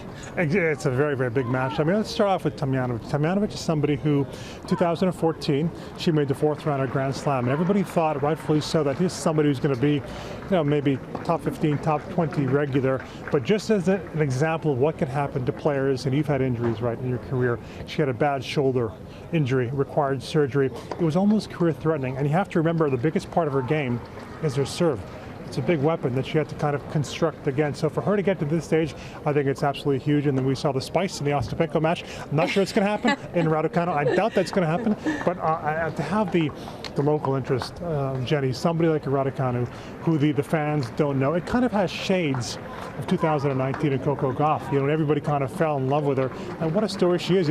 She really fits the global nature of tennis. She was born in Canada. Her mom is from China. Her dad is from Romania. Got a wonderful personality, wonderful smile, great game, competes so well. So there's so much to like about her. And I think the one thing I would say only, just to temper that a little bit, is let's give her time to grow and to progress, and let's hope injuries aren't a factor, because a few years ago we were all talking about Laura Robson being in this stage, somebody who was tipped for greatness and then had the wrist problems. So we hope she's going to stay away from that, but it's just been fabulous to watch. Indeed, we can't wait to see what she does after Wimbledon. Of course, it's not easy when you're not on the big stage all the time, but that match between Radicano and Tomljanovic is a lovely segue onto the men's side of things, because Tomljanovic's partner Mateo Beretini is into the quarterfinals for the first time here at Wimbledon. He's been playing some very solid tennis, and maybe a potential dark horse to go quite deep. Definitely. I think if you look at the favourites outside of Novak Djokovic, because Novak had to be the top favourite, I think he's in the mix, having just won Queens, of course, and dare I say that it's looking like a good week for the Italians in terms of sport. I'm not going to say too loudly here what's coming home. Something might be coming home, might be coming to Italy as well, but I think he's playing such good tennis. I mean, he's somebody who had injury problems in the past, but in his case, what happened, he had some wrist problems. He developed the backhand slice because you couldn't hit the two-hander, and it's one of the best slices on the tour. And in terms of playing grass court tennis, as you know, it's a very, very effective weapon if it's able to go through the court and stay low. So it's not only that humongous serve that he has, although when you think about grass, obviously having success on the grass, it's a big serve that can really win you a lot of free points. So the fact that he's gotten to this stage without expending too much energy, I think that bodes well for him. I think he's looking very good. I think confidence-wise, he's at a different level now. He really believes he should be at this stage. Yeah, well, we still have 7 of the top 8 seeds on the men's side. Who else has been looking pretty good for you? Well, you have to start with Novak. Novak, to make that transition going from the French Open to Wimbledon, even though he's done it, he's able to beat Rafa at the French Open, win the title, then come back and playing, I'd say, pretty sharp for the first week. I think that's been very good for him. 25 aces in the first round tells you that when things aren't necessarily working for him on the ground, which isn't a lot, by the way, he can go to that big serve and win some of those free points on the serve. I think he's looked very, very good. And I think, how can we not mention Roger Federer? I mean, in the sense that there has been more drama than what we usually see from Roger Wimbledon, because in the first round he was down 2-1 and had a bit of a tough time against Cam Norrie, which is not a surprise given the way that Norrie is playing. But I think for Roger to get through the week, he's played a bit more sets and spent a bit more time on the court than usual. So a month away from his 40th birthday, how he's going to fare now in these next little matches, starting with Lorenzo Sanuk, who's another of these Italians. He's got a very big serve. He's won a grass court title. He has. Just made a grass court final. You were in Eastbourne there. There's a lot to like about his game, but also his determination, because he feels when he steps out on the court, he can beat anybody. Yeah, I doubt from his attitude at Eastbourne, he wants to win every single match he plays. Well, finally, Ravi, you said your picks at the beginning of the tournament were Djokovic and Sabalenka. They're still in. Are you still sticking with them? I'm good at them, and I know when I picked Sabalenka, it It was kind of a hunch because we know what she's able to do outside the Grand Slams, perform so well, win some very big titles, but she wasn't able to do it in majors. I just felt that it was coming. It was going to come, whether it's this Wimbledon, maybe the US Open, so I felt that was coming. It's nice to see her do that, not for my own pick's sake, but also she's a very, very nice person. I had a chance to chat with her a few times, laughing, giggling, always very bubbly. I love to see that from a player. And for Novak, I mean, could you imagine getting to 20 this season, 20, 20, 20? It'd be a tremendous way to end Wimbledon, especially for Novak fans, and it would set up the US Open, wouldn't it? You know, 3 guys on 20, potentially one of them getting 21. Yeah, that would be an absolutely cracking US Open if that were the case. So, Ravi, thank you so much for all your expertise once again here on the Wimbledon Channel. Thank you.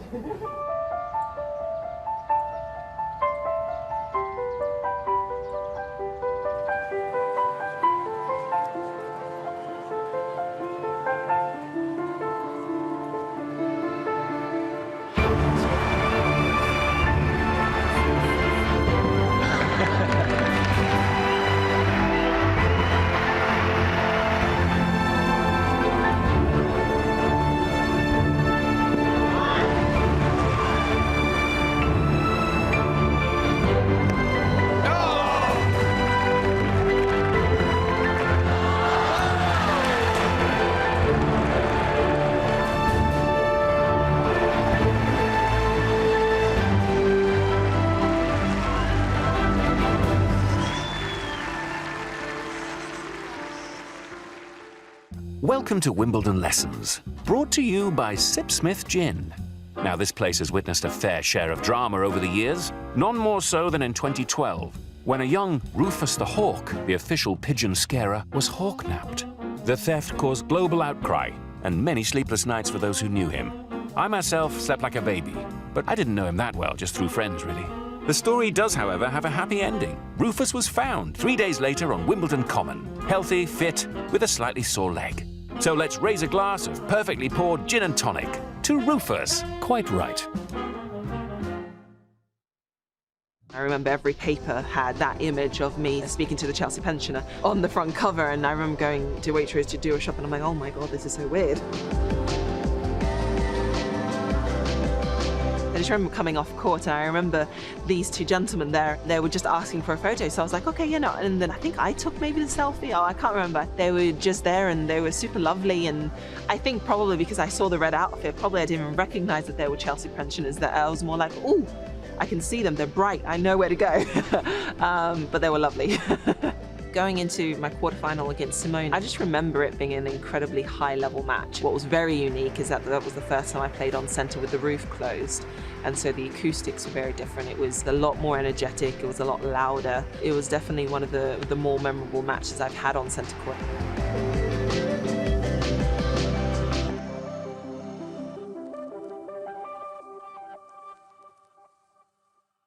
Wimbledon's most juicy moments. Wave goodbye to those points.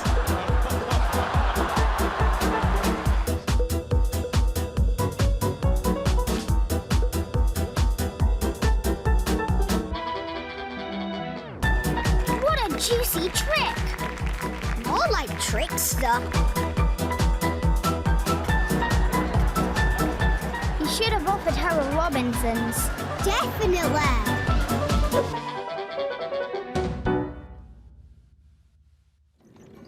The wait is finally over. We're live at Wimbledon and it's looking like a glorious day.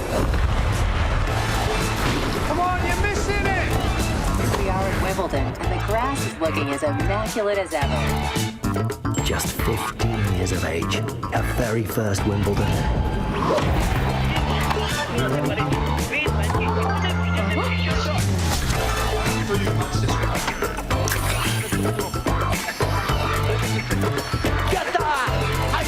Oh, hey, where are the strawberries? We're out. You cannot be serious.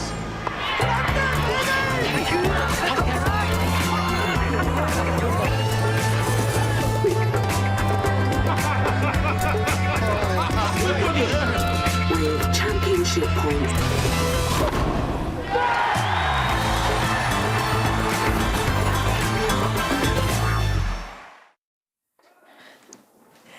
Okay, let's head to court number 1 now with Ash Barty and Barbara Krejcikova. We join this one with Ash Barty taking the first set 7-5, 5-3. Ash Barty trying to close this match out right now.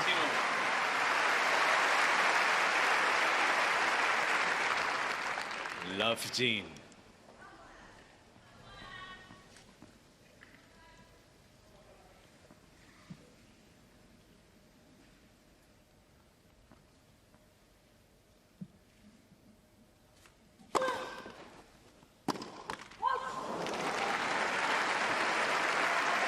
What's happened here, Anne? All of a sudden it's become impossible to hold serve.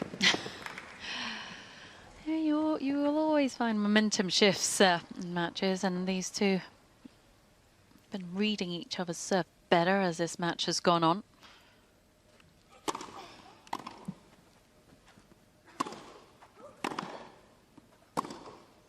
That's a beauty. That's a pattern of play that's really served her well out here, Barty, going 15, heavy and 13. fast into the Krejcikova forehand, opening up the court and really pulling the trigger. And she has the opportunity to do so. Let's for service.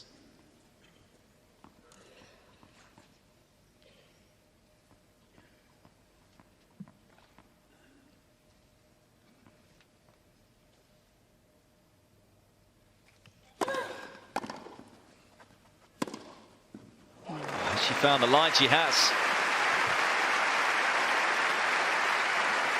Another example of the quick 30 hand all. skills Barty possesses to really get under the ball and rip it.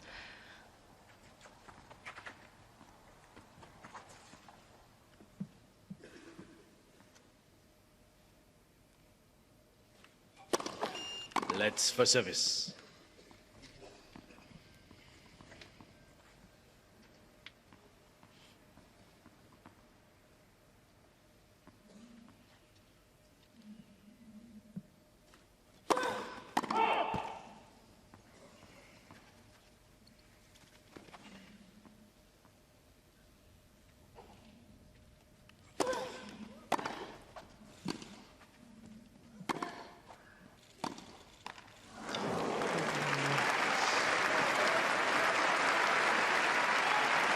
Those you just don't expect from Barty.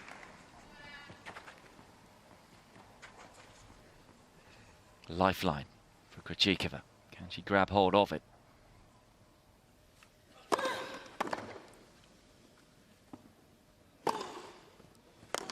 That's really well saved by Barty. Plenty of margin on her serve Juice. that time. Made sure she made the first serve.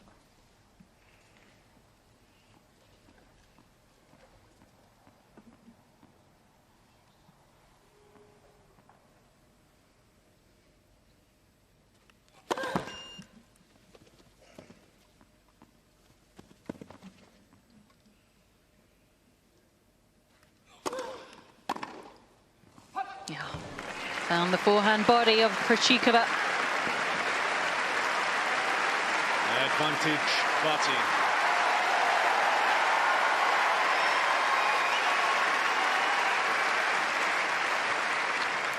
Match point for Ash Barty.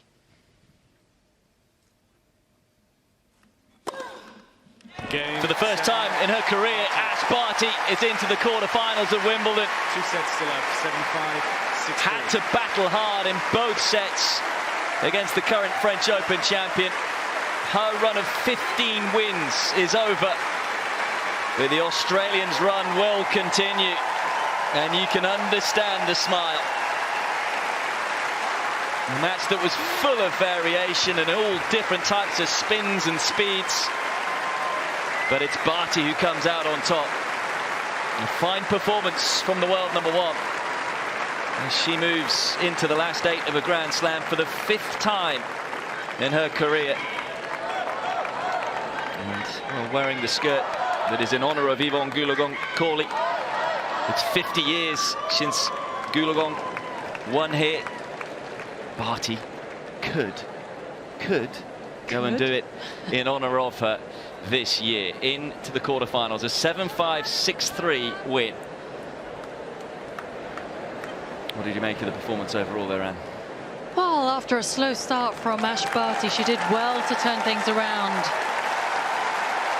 For her opponent, Barbora Krejcikova, well, it's been some main draw singles debut here at Wimbledon. And up until this year, never won a singles match on the main tour on a grass court. She's proved that she's more than capable on this surface, but she came up against ultimately a stronger opponent. You so often have symmetry in tennis. Ash Barty match win streak broken. Last time she was here at Wimbledon, she breaks Krejcikova's 15-match win streak this time. And she will be interviewed by Rishi. Good to go.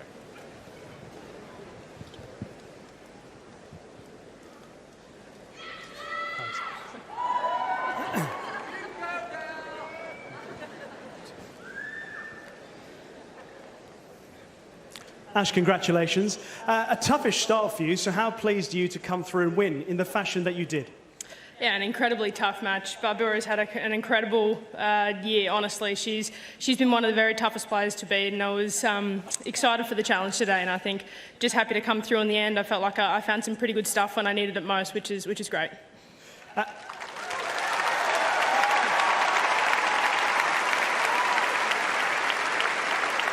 And the crowd appreciated it. And what about the fact that it was a bit of an anomaly that you came up against an opponent of that stature in the 4th round? So how much confidence will you get from that? Yeah, I get my confidence from all the work that I do with my team behind the scenes and on the training court, and then this is the fun part. This is where I get to come out here and enjoy myself as much as it's frustrating at times. It is a game, and I love coming out here and testing myself against the best in the world, and there's certainly no place I'd rather be at the moment.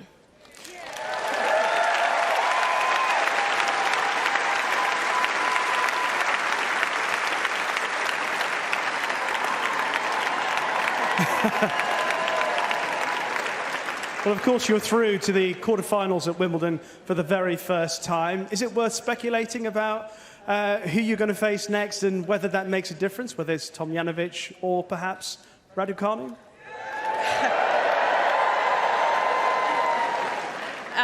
Yeah, both would be incredibly exciting for different reasons, I think. I mean, sorry, guys, but I mean, I was an Aussie. I mean, so I think, look, it's going to be an incredible match. I'm looking forward to enjoying that one, like you guys all will. It's going to be a hell of a match, and they're going to bring out the very best in each other, I'm sure.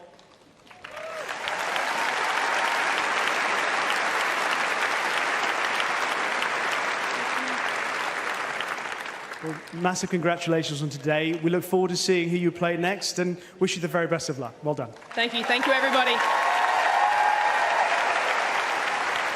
Well, Ash Barty is articulate as ever. It was a mouth-watering head-to-head. Krejcikova was never going to make it easy, and that she did not do. Ashleigh Barty safely through to the quarterfinals, the #1 seed. No surprises there, but it is indeed Mayhem Monday. Every single singles player will be competing today. There's a lot of action. It's like Christmas if you are a tennis fan, which of course we all are, and you can see on Henman Hill they are ready and raring for the action today. My name's Radzi. I'm delighted to be joined by Rachel and, as ever, our fashion guru, Laura Robson. Laura, it's Mayhem Monday. How are you feeling? Isn't it Manic Monday? Yeah. Is it That's Manic? the- yeah. Do you know what? I'm thinking about American sports. That's what I'm thinking. It's correct. It's definitely Manic Monday, but it doesn't matter because it's the last one. Same one. So Apologies. Well, Yep. firstly, what do you make of that we're no longer going to have a rest day on a Sunday going forward?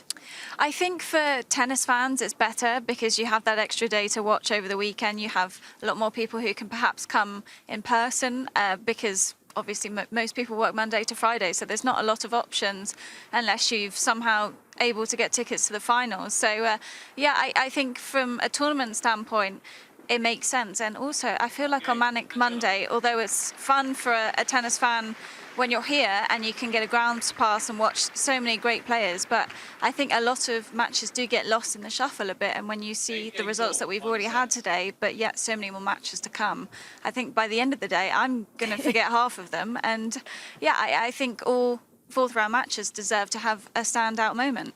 Rach, what do you think of Monday next year? Manic, mayhem, mad, wherever we're going with it. I'm glad, like Laura, because some of the matches do just get lost and you're kind of frantically looking through your order of play, trying to keep up with what's happening. And that's why, of course, we have Laura here to try and help us out. And you missed, we have another friend as well. We do have another, it's our large racket here. They do great deals, in fact, of this rackets of this size, but no strings attached. So that was for you, Rach, just for you. Right, anyway, Laura, what we just saw, Ash Barty going through there, and obviously that sets up possibly a really kind of matchup in the next round, either Emma Radicano or Alia Tomljanovic. So who would favour, let's say, going up against Ash Barty the best? I think Ash Barty's a tough opponent for anyone. You know, she's #1 in the world. She has come back in this tournament after a pretty hefty injury that she picked up in Paris really well. Took a couple of weeks off. So this is just her first tournament on the grass and she's playing unreal. And I just think she's got the perfect game for grass. She slices, she plays a lot of doubles, can get to the net. But I rounds this morning and thought, absolutely every single person could now win the tournament because it is wide open on the women's side and so many Grand Slam champions still involved. I know Swiatek went out earlier today to Jabeur, but I didn't feel like that was even an upset because Jabeur been playing so well. It beat Muguruza in the last round and backed it up today. So I just think there's so many potential great quarterfinals to come, but so many fantastic fourth round matches still to play today. None of them easy. Laura, when you look at that, you sort of see the different manifestations, the different combinations we could have. As a player, do you think, would you ever sort of flirt with yourself to kind of look forward and then say, I could be playing this person if I beat this next? It's a dangerous game.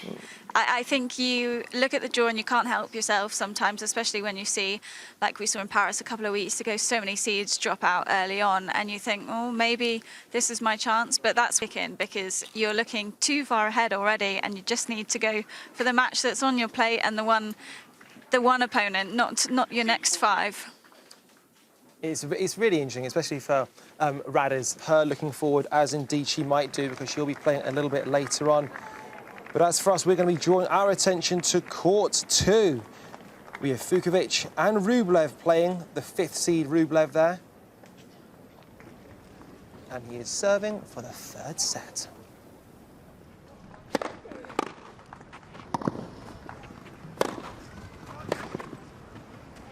Out! Love 15.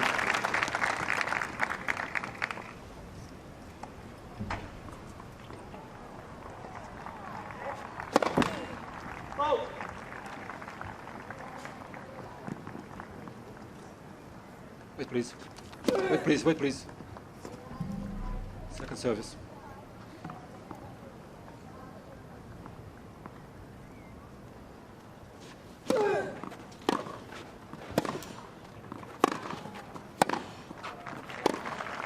Out. 15-all.30-15.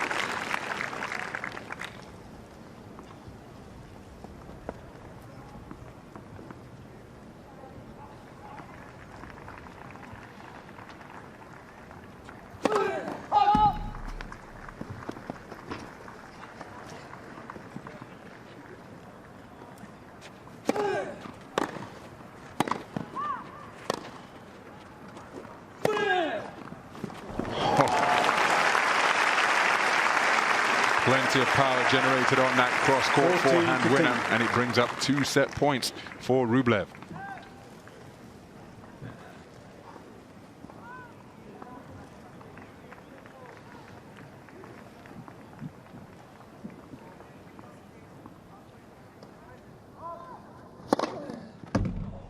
Mr. Fucsovics is challenging the call left service line. Ball's called in.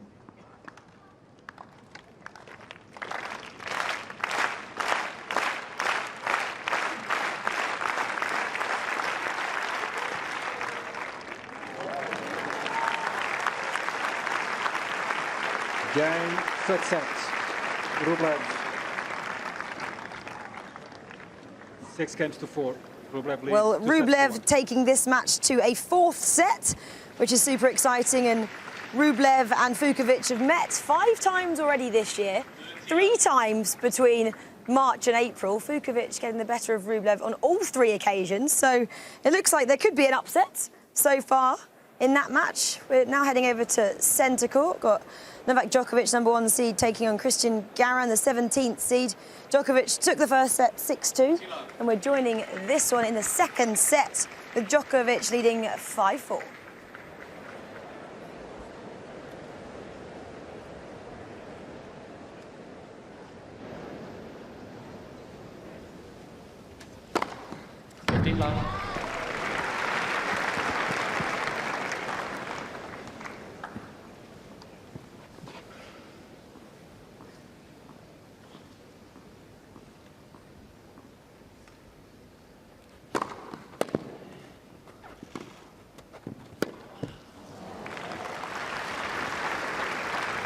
He doesn't always go to the drop shot there. He's learned to slice that ball nice and deep, believes in his skills at net, and that just confounds the opponent even further.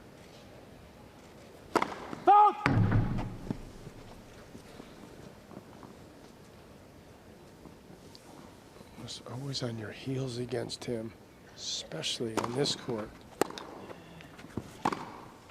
Out, 30-15.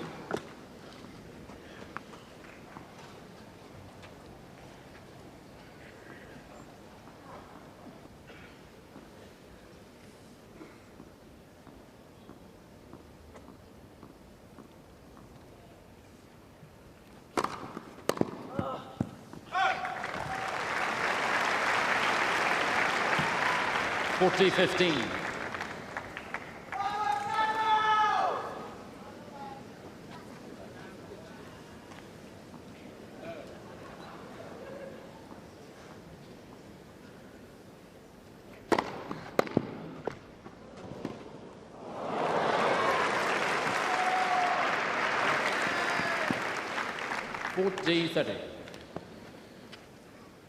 This is the 13th time that Novak Djokovic has played on this second Monday, and the 4th to Ancic all the way back in 2006. In control, set point.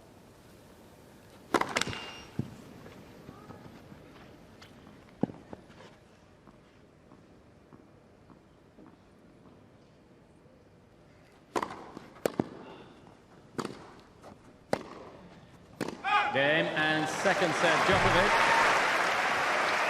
6 games to 4. Well, you can continue to watching that on all of the Wimbledon broadcast partners. But now we're going to move over to court 18, which is behind us, where there's been an absolute epic marathon of a match between the 25th seed Khachanov from Russia and Korda of the USA. We are currently in the 5th set. It is 8 with Khachanov to serve.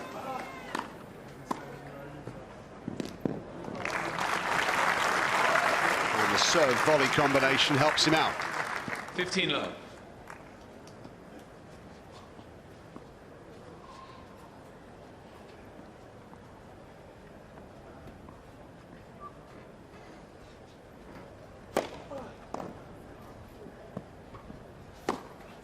Too strong. 30 love. 2 points for the win now for Khachanov. 30 love.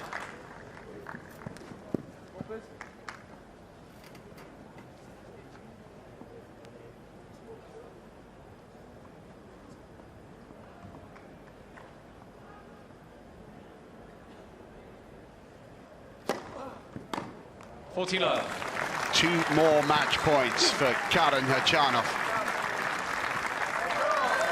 Asking the crowd to get behind him because their support has been generally reserved for Korda. Khachanov now at match point after 3 hours and 49 minutes.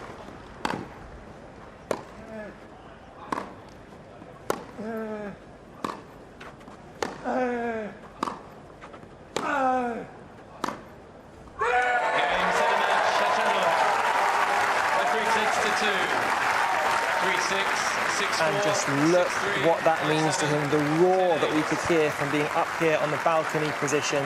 Devastation for Korda. But I'll tell you what a match that was. Very sadly, we were talking, Laura, about birthdays. It's a 21st birthday, and it's kind of celebration and commiseration all in one. That's a tough day, and to lose an epic match like that on your birthday, there's nothing good about it. And made even worse by the fact that he's probably got a nice dinner organised tonight. It's obviously in the hotel bubble, but I'm sure they're going to have a cake and everything, and he's just going to be down. He's not going to be feeling good about it. So, yeah, I have lost on my birthday before. It's not fun. A 3-hour 51 duration matchup that ended up being, which is quite a long while. What do you do in that time to keep yourself fueled? Because surely after a few hours you are kind of feeling it. Yeah, especially on grass. It's so tough on the legs. But I think most players have gels, have energy gels. They've got energy drinks as well, lots of electrolytes in their waters. And I have a feeling that Khachanov is one of the guys that does dates, which was started by Novak Djokovic, who was an absolute trendsetter in terms of nutrition on the ATP Tour in particular, and everyone just almost copies what he does. So yeah, any sort of dates, raisins, things like that. People have little travel bags of them in their kit bags. So probably he's had a couple of those over the last few hours, which I'm not a fan of, to be honest. But yeah, he'll have a big meal now and then a bunch of ice baths over the next couple of days to get ready for the quarterfinals. And interestingly, for any people who sort of, if you like, people of faith watching this, any Muslims during Ramadan actually open their fast or break their fast with milk and dates. So it goes way, way back for thousands of years that people know that the way to replenish their energy is to eat dates. But Novak Djokovic has jumped on board that bandwagon. Can I ask you, a 1 hour 22-minute set, just how much does that take out of your body? How do you feel the following day when you wake up and think, I've potentially got to go either that day or the following one? I actually don't think I've ever played 3 hours, 51 minutes, but when I have had a long match, you just need to make sure you recover right. So lots of stretching, lots of physio treatment, probably a massage as well, definitely an ice bath or two, and then go from there. See how you wake up in the morning. Lots of people like to get on the bike early on in the morning and just spin the legs over, get a nice sort of leg flush going, and you know, just do what you can as well. You're never going to feel 100%, but you just make the most of what you've got. Got a leg flush going like that little lad who just ran past you. He's about 2 years old, and he's basically taken your advice immediately, Laura, because he's watching this live, clearly. I thought he was going to get on set, actually, with us there. I thought he was going to run in and try and grab this massive tennis ball we've got here. Laura, a quick word on Seb Korda, though. Obviously making his debut here at Wimbledon this year. Happy to get to the fourth round. Here we are, actually having a little child come. Hey, dude. Hiya, mate. You got the ball. Yeah, you take the ball. You enjoy yourself, mate. He's off. But he's actually more concerned with the football than he is at tennis. But we move on. There we go, passing through. Football or tennis. Seb Korda. The ball's gone. Happy with making the fourth round, though? I think he can be, yeah, and especially because this has been his breakout. Dude. He's got to sign this lad up for England. Hey, dude, high five. Racket now. Sorry, Laura. Yeah, that's a big racket. He's off. What's your name, mister? He doesn't know, but he knows his sport. He's... Oh, see ya. He's 2 in 2 days. Yeah. Oh, and the ball! This is classic here, what happens at Wimbledon. We actually love this because it means the fans are back, doesn't it? Fans are back in absolute force here. Off, he's taking the ball and he's made a run for it. Should we just go to the men's draw and see what's happening on that side? I know they start them young, but this is ridiculous. This kid is not giving us any of our props back anytime soon. He's having far too much fun. And we've lost the entire set here. There we go. We have something to fill the space in, I'm sure everyone at home. But loving seeing that little kid run around there. He's still off, by the way, if you guys are going, oh no, I wanted to see that. OK, let's look at what is going on. Beretini, of course, our Queen's champion from just a few weeks ago. You're doing very well here, Rachel. You're so professional, I have to say. Making it through. There's 2 Italians still left, aren't there, in the draw? I think it's only the 3rd time in Wimbledon history that 2 Italians have got this far in the draw. Great to see actually one progressing. It's Lopez and Beretidi, and they actually used to have the same coach when they were younger, which was quite nice. Sonego. Lorenzo Sanuk. Oh, yeah. Sorry, I was going personal Lopez. first names. Yeah, I'm thrown off. I'm confused. But yeah, I think we would expect to see Berettini in the quarterfinal after the way that he played at Queen's, and he's just got such a huge game from the back of the court, and he's kind of crept through the draw as well. He's been on the outside courts. He's been playing at 11 o'clock, so he was done before some of the women's matches today, and definitely a dark horse for the title. But there's a couple of names in that draw, in particular on that side where you've still got Medvedev, you've still got Federer, and then you've got Zverev as well, who's got a really tough matchup today against Felix Auger-Aliassime. So, you know, men's draw for me is not quite as open as the women's, because you do expect Djokovic to come through that, but there's definitely some real contenders where that hasn't really felt like that in the past.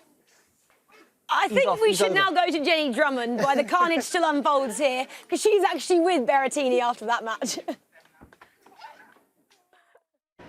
Well, joining me now on the media balcony, 17, Mateo Beretini into his first Wimbledon quarter-final. Mateo, I'm not surprised there's a smile on your face. Can you describe to me, you know, how good your performance was today and how happy you are to be in your first quarter-final here at the All England Club?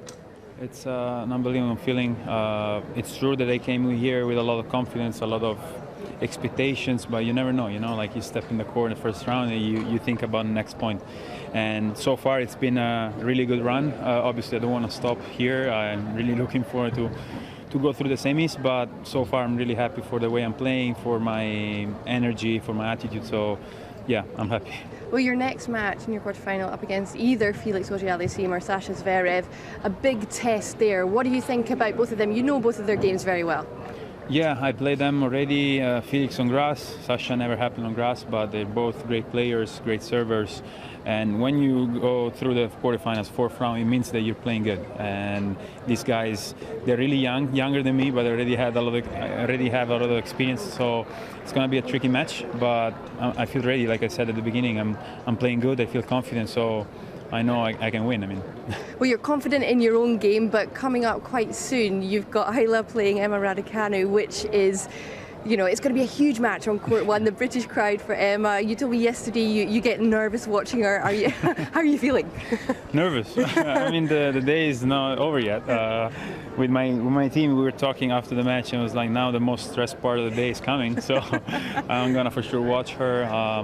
I think it's gonna be a great atmosphere against the British on court number one. It's something that she's going to remember for the rest of her life. Hopefully she's going to get the win, but so far I'm also really happy for the run that she had.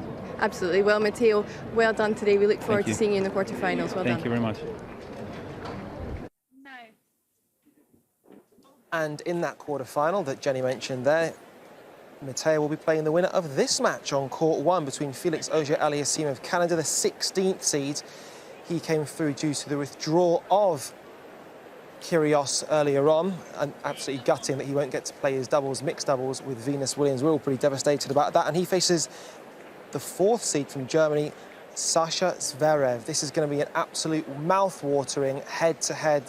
Felix been to 8 ATP finals and hasn't got across the line once. So much potential. Could this be a year for Sasha, or indeed for the man from Canada? Felix Auger-Aliassime to serve. Ready? Play.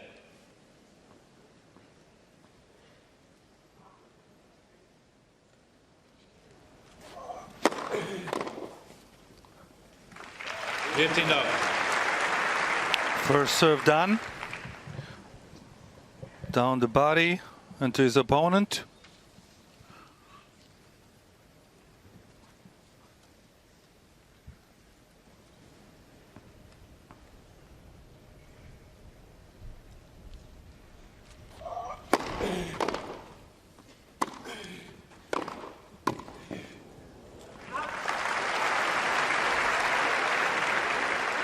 I talked about the serving prowess, but actually Zverev, despite his size, it's his return, which is his great return, and his ground strokes are something to behold.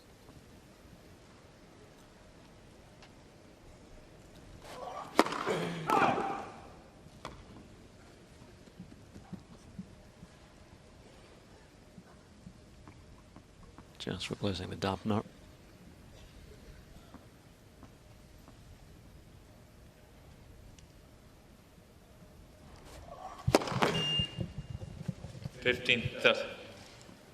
Felix started very poorly against Nikirios the other day.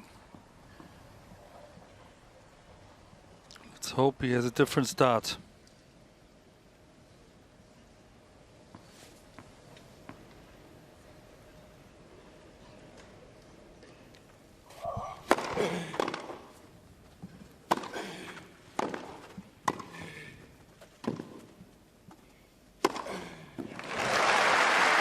There's tremendous athletic ability, Uji Aliassim.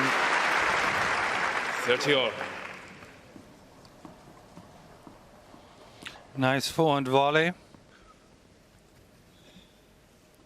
And the smash was an easy thing to do.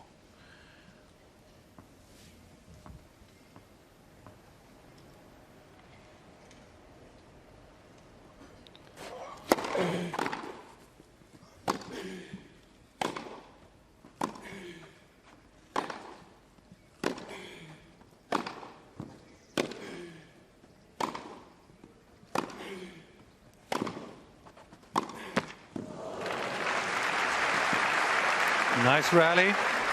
30-14. But an unforced error by the Canadian gives the German the first break point.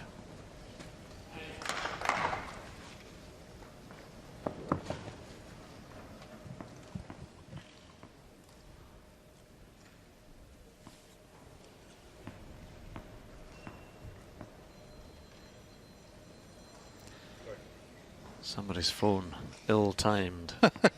Airplane mode, please.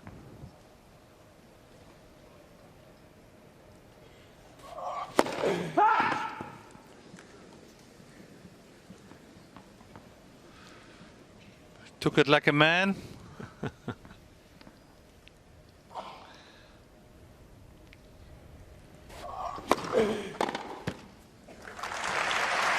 It's frustrating for Zverev, a second serve on break point. Yes.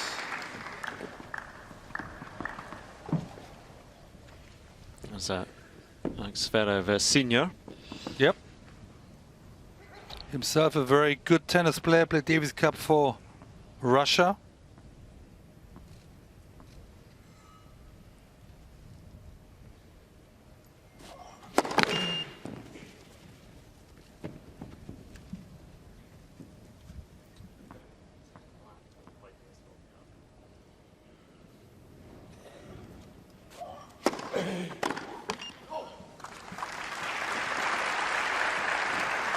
Advantage, Uji Aliassim.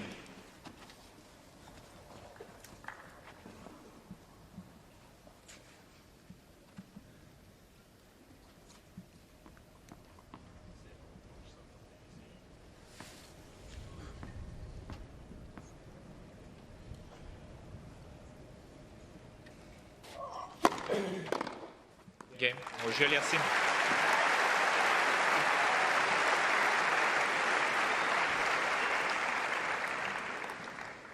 Well, Sasha, 2 years away from this place in particular. Some tournaments, you know, you've managed to get back to. This one, you know, there's been that break. How excited are you to be back in the grounds, first of all? Yeah, very. I think we all missed this tournament. Of course, with the situation last year, nobody really knew how to handle it. We're all extremely happy to be here. We're all extremely happy to play this historic event as well. Wimbledon is the oldest tournament that we have, is the most historic tournament that we have. I think everybody who is a champion here becomes a tennis legend in one night, basically. And I think, that every kid knows. I know there's other guys that are the favorites here. I know that Novak is the biggest favorite, but you have to give the young guys credit as well, because the last few finals, the US Open final was me and Dominic, Australia was a Daniil Medvedev, and the French Open was a Tsitsipas. So the young guys are coming through. You guys haven't had as much experience of those big championship matches, but as you say, you're starting to get that now. So is that almost like the fact as you get more and more experience of playing with the trophy sitting there, you'll one day win? I think some of us young guys, actually, if you look at a tennis perspective, we are playing just as well, maybe even better than the older guys. But I was 2 sets to love up in the US Open final, lost that against Novak. That shows that the level is there. But finishing those titles, you know, they have 20 of them. So they know how to do it. We need to learn how to do it, which is a big difference. And I think that's the biggest difference. To win those kind of titles is different than just playing a normal match.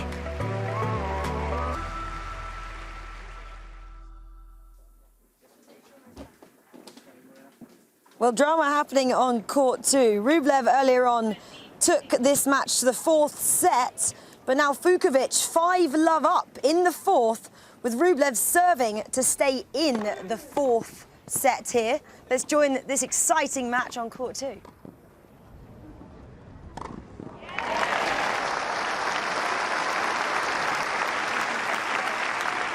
Love 15.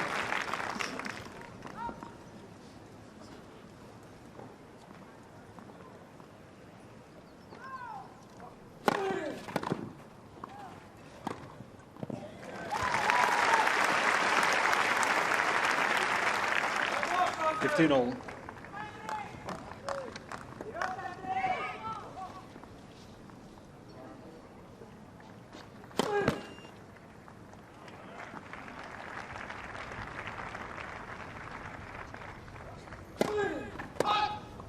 $15-30.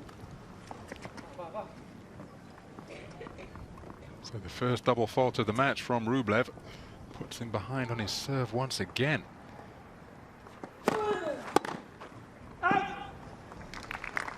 30 all.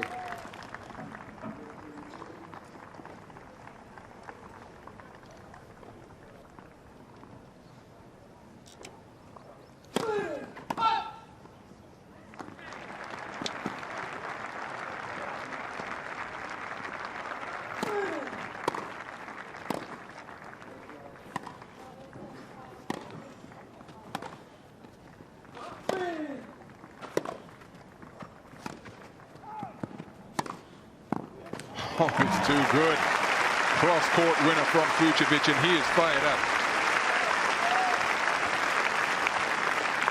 30-40. So sweet, there's just no defending that sort of strike. Right on the line.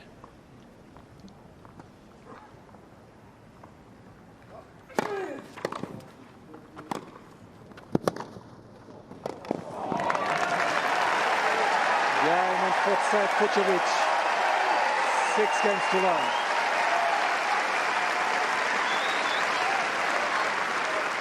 Well, the action here coming thick and fast, and the quality of tennis absolutely delivering on this special Monday that will not be repeated next year, so we're very, very much drinking it in now. But it's from court 2 to court 3. Denis Chapovalov playing RBA, a man who really is so inconsistent, but a dangerous player nonetheless, the 8th seed, Bautista Agut. Denis Chapovalov, 6-1, 6-3, and we join the action. It's 6-5. With the Canadian serving for the match.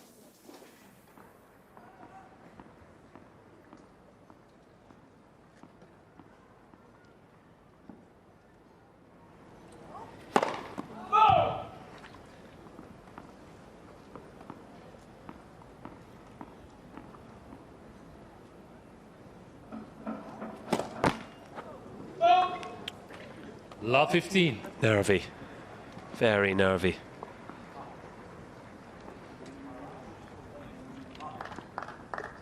Eighth double fault of the match, just the second of this set.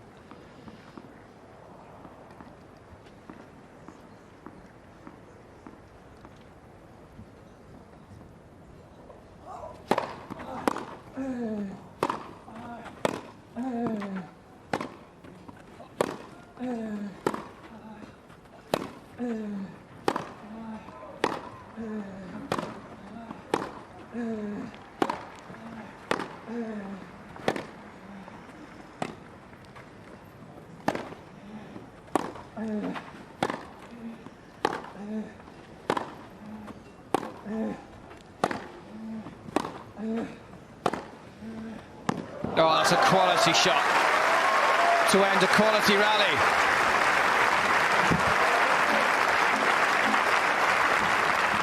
Calmness personified. That's the longest point of the match. 25 quality shots. Chapovalov moving the ball nicely. Just 3 points away now.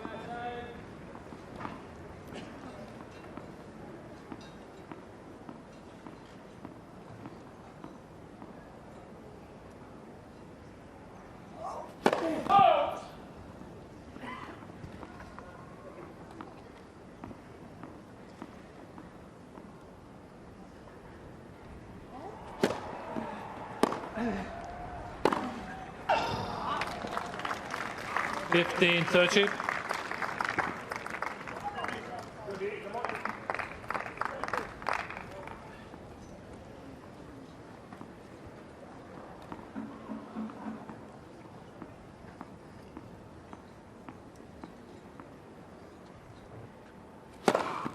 $30. 15th ace. The doubles will be giving him sleepless nights over the next few days if he's going to get across the line here. Certainly something he's going to have to work on.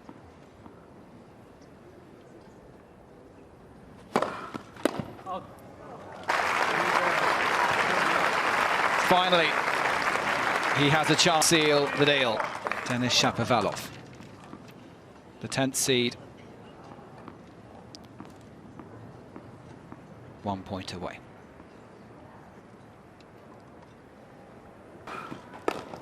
Game, set, match, Chapovalov. It's an emphatic finish. 6-1, 6-3, 7-5. Well, Denis Chapovalov then taking that one. 6-1, 7-5. The Canadian progressing through to the quarterfinals. He obviously, remember, a couple of nights ago knocked out Andy Murray on centre court.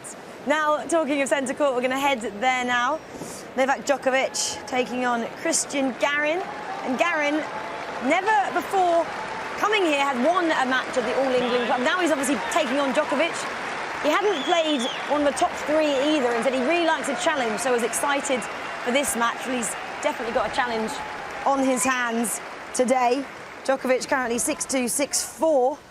And we join this one in the third set.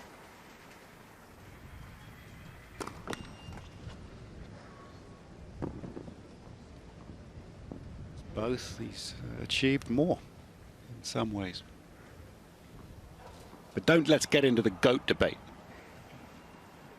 Let's let it play out another year or two.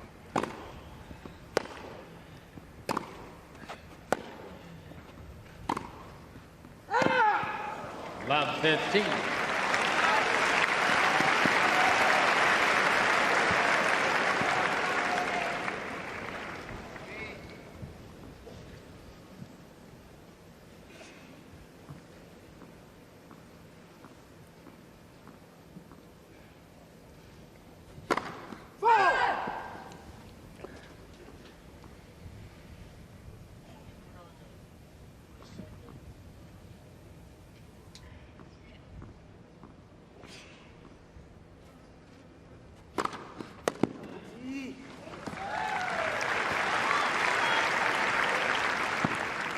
$15.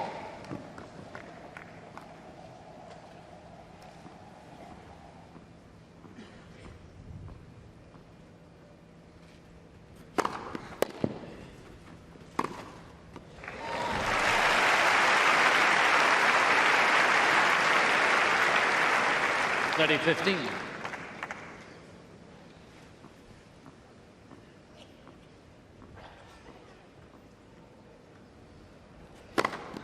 40-15.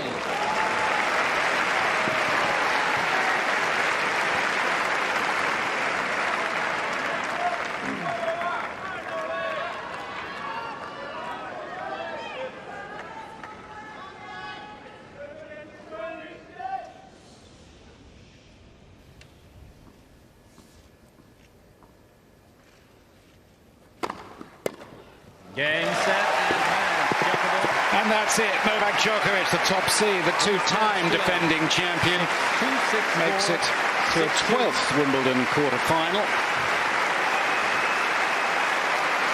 It's a 76th match victory on the grass that he so loves at Wimbledon.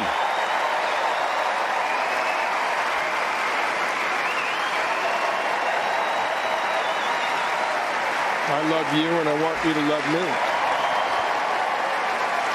They're getting there, Novak, don't worry.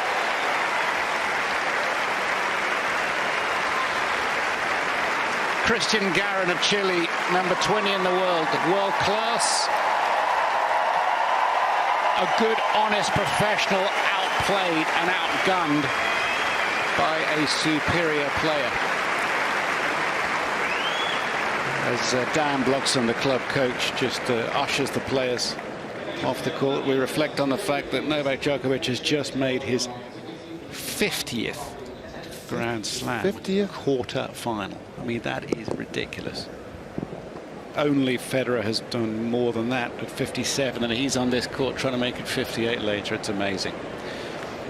Still look like the champion to you, waiting? Absolutely. No doubt. He still looks like the champion. That doesn't automatically mean it's going to happen, but I take him over the field. So let's put it that way. I think he's going to win the final. It's good to see you, John. Enjoy the rest of the day's play here on centre. Coco Gauff and Angie Kerber coming up.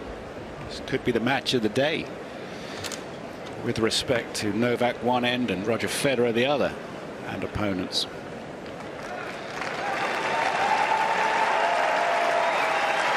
He's still only lost one set, Djokovic, and that was to the young Brit, Jack Draper, on debut. And in the quarterfinal once again. She's talking to Lee McKenzie. I see you. Novak, huge congratulations. Your 12th appearance at Wimbledon in what is known as Manic Monday. No mania today, a cool, calm performance. You must be delighted with that. Yes, I am very delighted. I'm also delighted to see more fans on the center court today. That's lovely.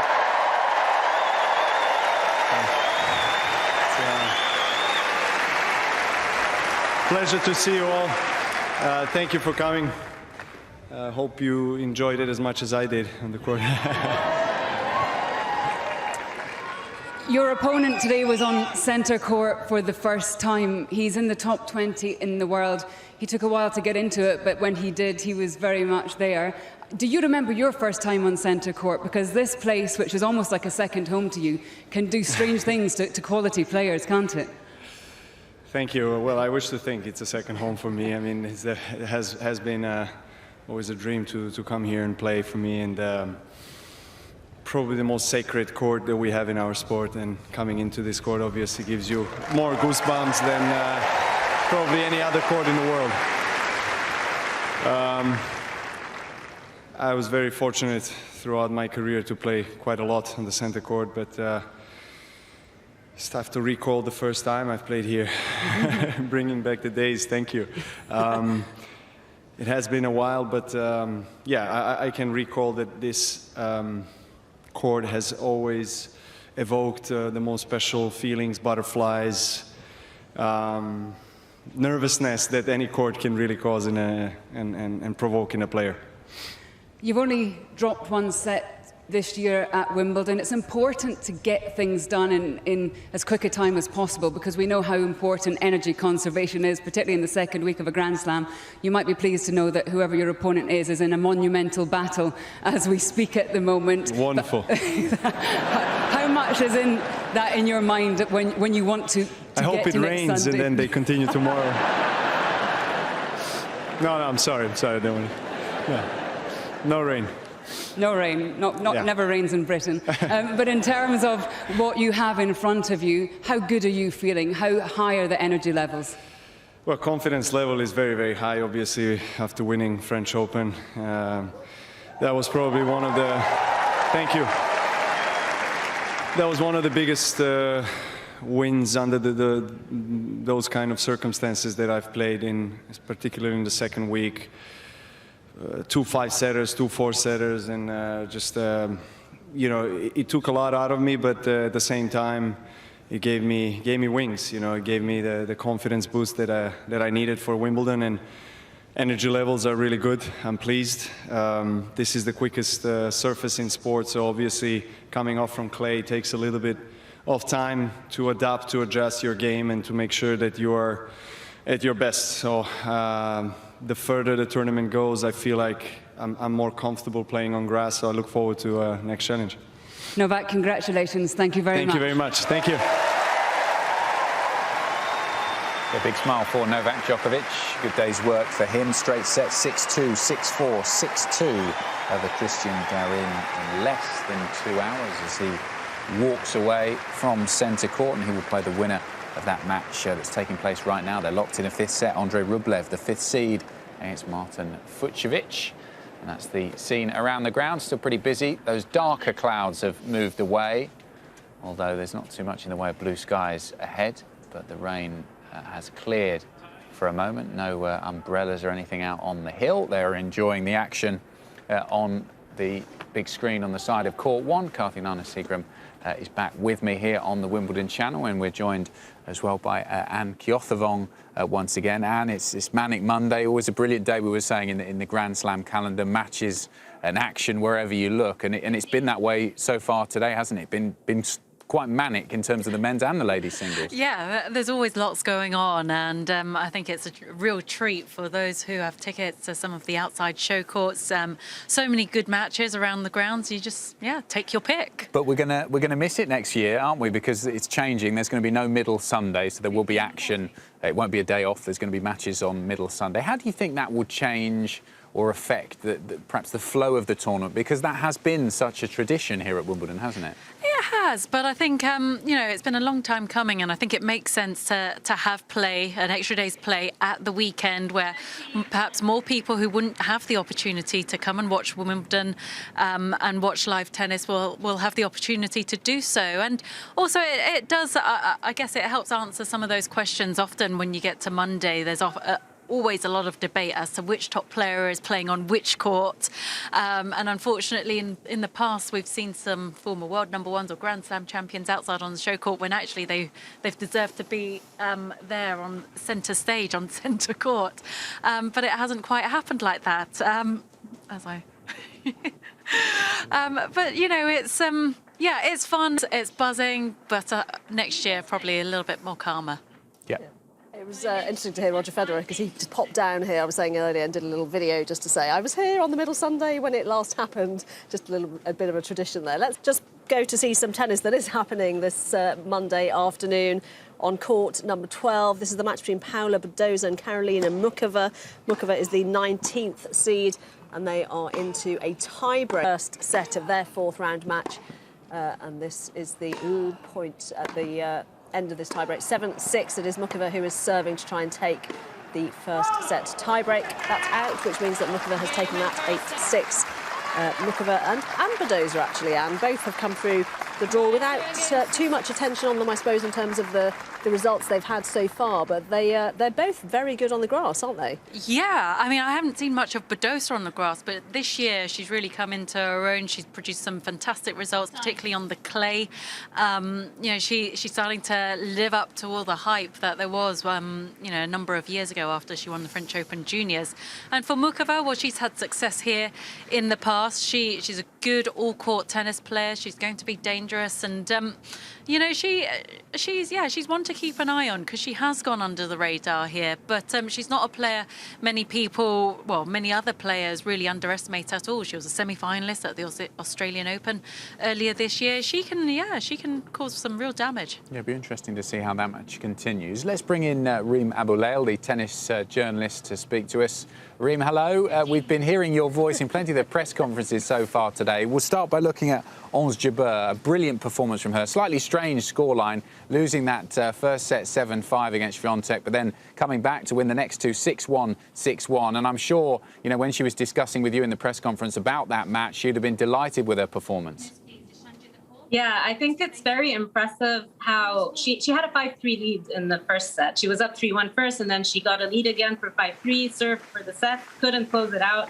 And it was so impressive how she kept her cool, was very calm, and then had a near perfect second set, taking it 6-1. And then the third set, obviously, she stepped it up as well. I found that it was a very mature performance from her, because a lot of the times we see players who see opportunities slip away and they just lose their cool completely. She said it in a very simple way. She was like, I just realized it was not going to end well for me if I got angry. And I just love that from her, because a few years ago, that would not have been her response to that opening set. So, yeah, it was very, very impressive. And in the press conference, which I know you were talking to Ons there, and in the interview on court, she just seemed very relaxed. She was laughing and joking. How do you feel she is now to have got to this point in this Grand Slam at Wimbledon, to have got to the quarterfinals? How do you feel she is coping with everything?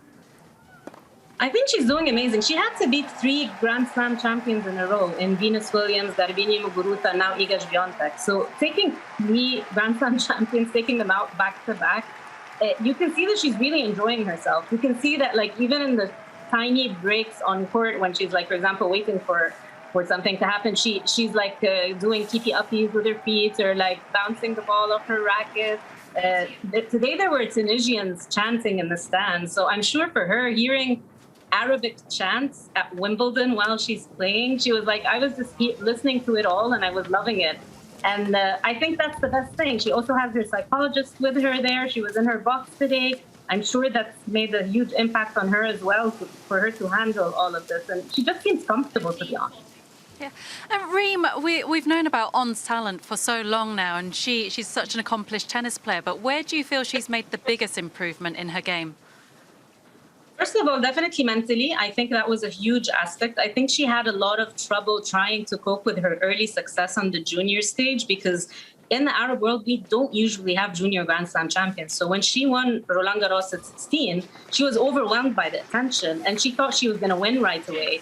But with Ons, and I'm sure Anya would agree, is that when you have a lot of talent, when you have such a wide array of weapons in your arsenal, when you can hit so many different shots, it takes you a lot of time to become mature enough and know which shot to play when and develop a proper game. I think, first of all, her serve has improved tremendously. Number 4 on the ACE leaderboard on the women's tour. And she keeps saying, like, I'm so inspired to try and catch Ash Barty at the top of that leaderboard. I think her serve has become very solid. Her fitness, definitely. Her movement, we can see her. She doesn't have any problem running around for hours at all. She knows, even with the forehand, she knows now, do I go for it? Do I hit the drop shot? Today it was that she didn't hit that many drop shots, even though that's usually her game, especially on grass. But she was like, you know what? I can also beat Iga from the back of the court. And I feel like it's a bunch of different things. Reem, it'd be interesting tactics she brings to the court in her next match, because she's playing Arena Sabalenka, isn't she, in the quarterfinals? Sabalenka, who's still searching for her first Grand Slam title and likes to play that power game, I suppose the traditional power game from the baseline. Do you think that Jabeur, you said there that she didn't quite mix it up so much in her match against Swiatek today. Do you think she perhaps changed that attitude for the next one against Sabalenka? I think she definitely has to change it up against Arena, especially that she had in the past at Roland Garros last year, by moving her around all over the court and mixing it up and hitting drop shots and things like that. I'm actually very intrigued by that matchup, because the match that they had at Roland Garros last year, and to make the 4th round there for the first time. And then Arena didn't lose a match until January. She won 3 titles in a row after that. And Arena was like, that really fueled me. That loss really, really upset me. And it kind of reset her mentality a little bit. So I think that both players are going to step on court for, knowing that, like, there's just high stakes. We know what we have, a history. We know what we can do to each other, because they're 1-1 head-to-head. I can't wait to see how this one plays out. Reem, how busy does it get on Manic Monday for you as one of the journalists here at Wimbledon? I mean, at any slam, I'm torn on the whole middle Sunday thing going away, because I used to love having a middle Sunday, but then that meant that on Monday, there were so many matches happening at the same time, and it's impossible to cover them all. So, like, even today, we had like 4 back-to-back press conferences in the main room, and I couldn't leave for any, like, I had to be in these back-to-back, and you have to file, but at the same time, like, Berettini's coming in and I don't know what to do. It's extremely busy, and you have to be very selective with, like, okay, I'm going to spend literally 1 minute in that Zoom press conference, ask my question, hop out, file this, do this. Obviously, on site as well, it was always insane. So I'm torn. I love Middle Sunday, but at the same time, Manic Monday was very difficult to handle. You need a lot of coffee and a lot of screens to keep up with everything, Reem. Let's just have a quick look at the draw, shall we, to just see where we are and and see how the matches are going in the ladies' singles draw. We could talk through it with Anne as well, because there are some really, really interesting matchups. I think, you know, one of the things I suppose we profit from the ladies' tour being so open is we get some of these brilliant matchups that we haven't seen too much before. Anne, I'll come to you first. Are there any in there that perhaps pop out to you that are going to be an interesting contrast of styles or something we haven't seen too much before? Oh, Jabeur Sabalenka is definitely going to be an interesting contest because of exactly what you just said, the contrast in styles. And the history, it was really interesting what Reem said there about the history. Did you have that in your career where a loss or a win sometimes spurred you on to play your best in the next few weeks because of how you felt about that performance? Yeah, it's all relative. I mean, often you'll hear a lot of people say athletes talk about, well, I actually learn more from my losses than I do from my wins. And then, you know, if you can be, I guess, objective with that kind of thought process and dissect it well and use it in a positive way, then yes, you can go from strength to strength or the other way. But looking at this draw, I mean, obviously as a Brit, I can't wait to see Emma Radicano up against Ayla Tomljanovic. And I mean, it sounds crazy to say this about the 18-year-old who's making her debut here at Wimbledon, but I do think she is the slight favourite. I don't know what Reem thinks about that, but should she get through, I mean, Barty, Radicano, maybe I'm just getting ahead of myself too much. I need to calm down a little bit, rein it in, right? But, you know, Goff Kerber still to play today. That is going to be a fascinating contest. So I don't know.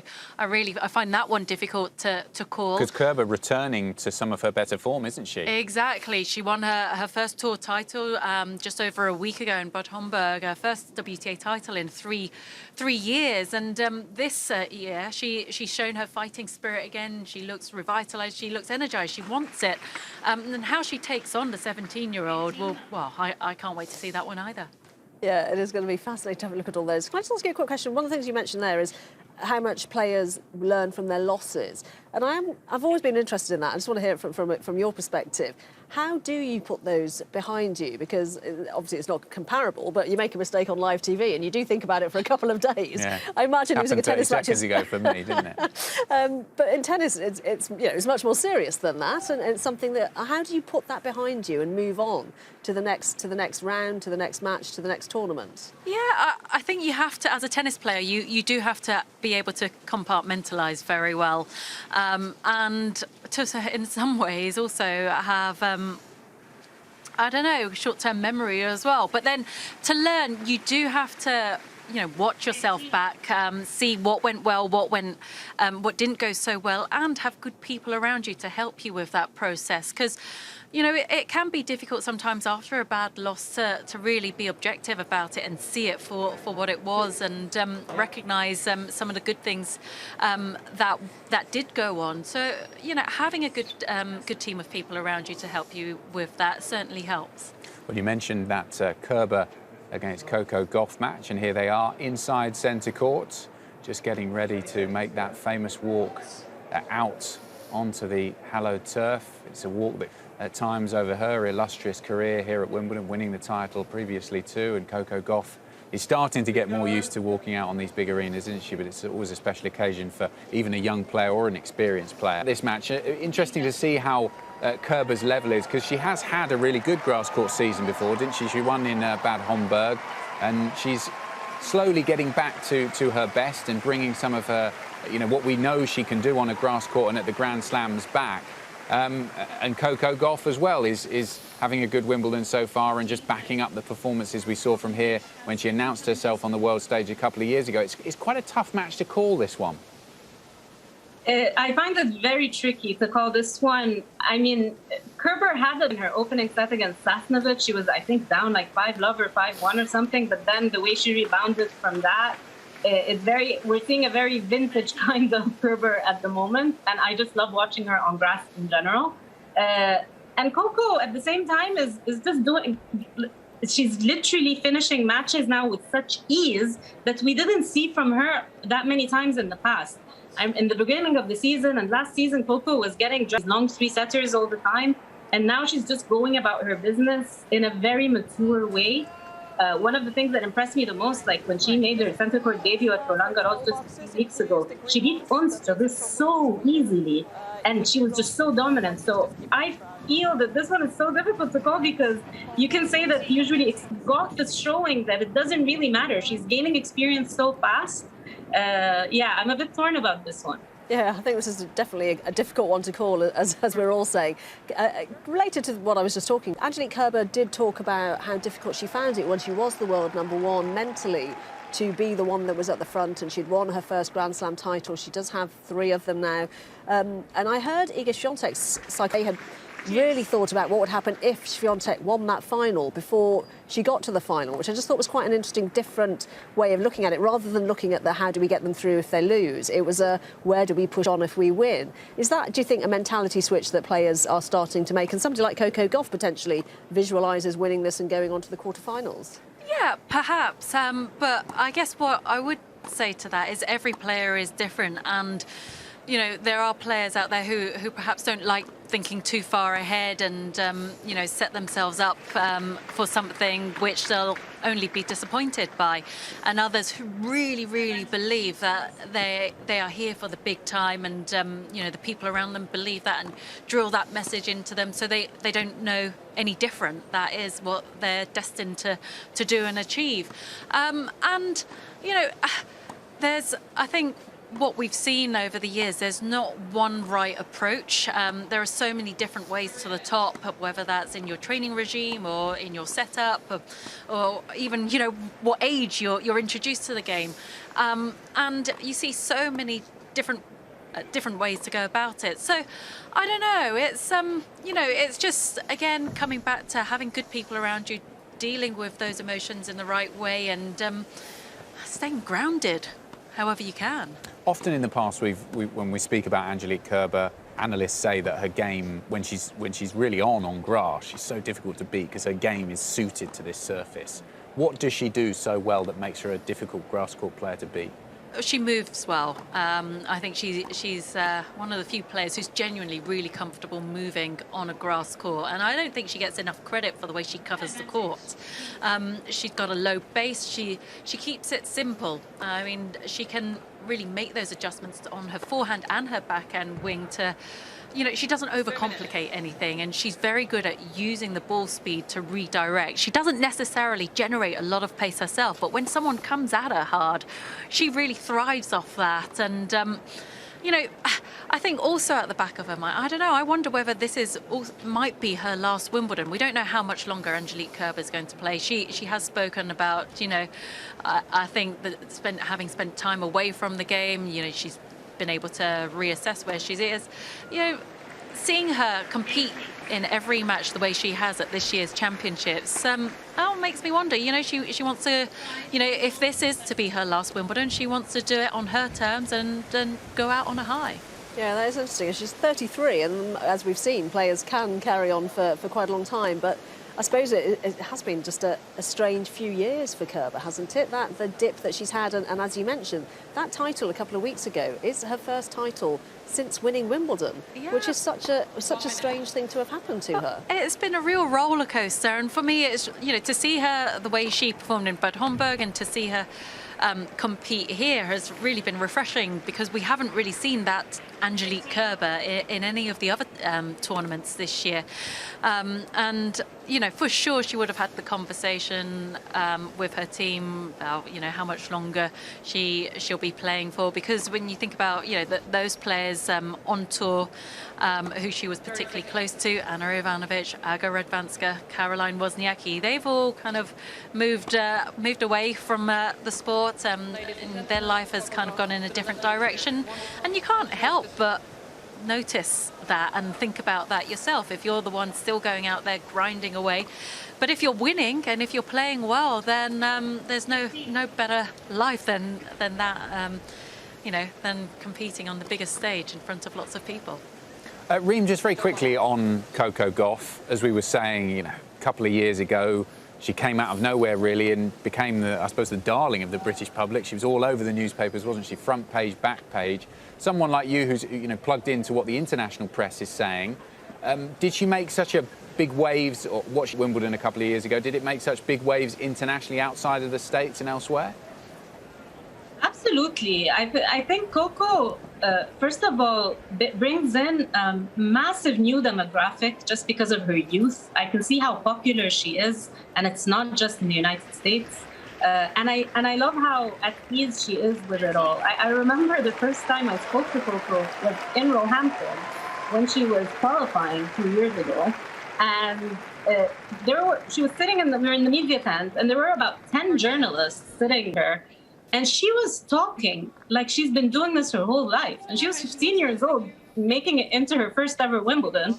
And then I asked her, how come you're so at ease with all this? And she said, I just see it as having a conversation with people. And I just love how approachable she is. I love how relatable she is. I follow her on social media, and I see how many people interact with her. And definitely 2 years ago, the buzz was Wimbledon. People were messaging me about her. They're like, who's this 15-year-old? We don't know her. So yeah, it happened so fast for her, but she's handling it very well so far. Well, let's keep an eye on this first game. Coco Gauff against Angelique Kerber, the first game of their fourth round match. Let's join the commentary team.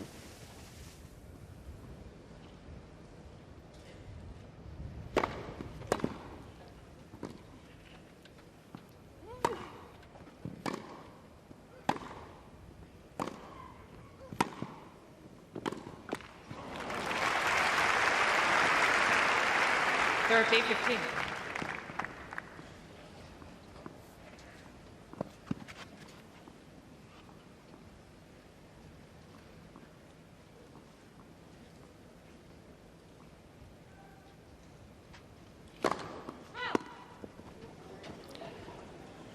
Well blocked with his hands.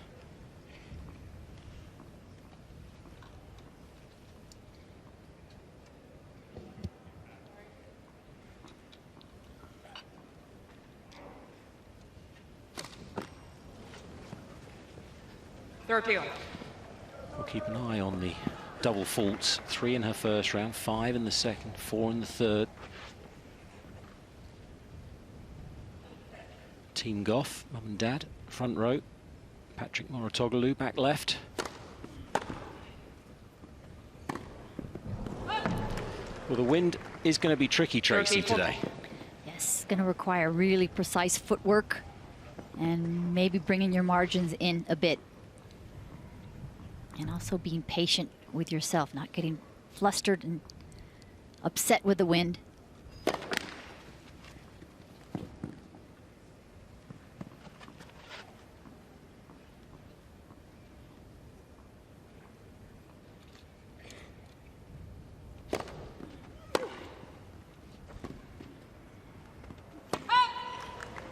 Game, Kerber. Perfect start for Kerber, breaking from Gauff being 30 love up. First game. So a good start for the German Angelique Kerber, breaking Coco Gauff's serve there on centre court. Don't forget you can continue watching that match on Wimbledon's major broadcasters all around the world. Let's go from centre down to court number 2 and the men's singles. Bit of an epic, this one. Martin Fucsovics against Andre Rublev, the number 5 seed, and Fucsovics on the verge of an upset. The Hungarian produced a brilliant performance so far today against the powerful hitting Rublev, and here he is about to serve for the match.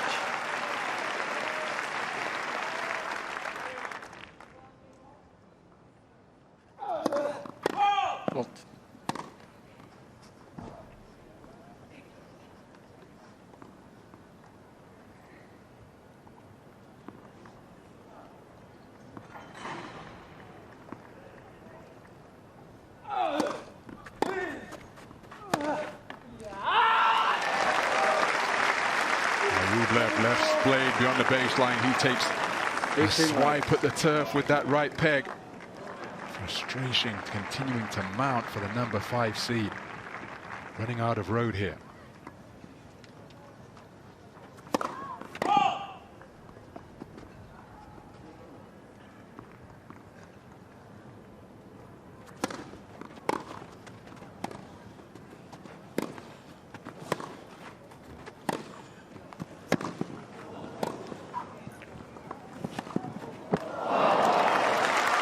And you have to admire the effort of Fucsovic, but Rublev doing enough to pick up the point. 15 all. Must have thought Rublev was coming to the net there. Surprised he played such a cutting backhand, one that was so low to the net. Could have just floated that one back into play.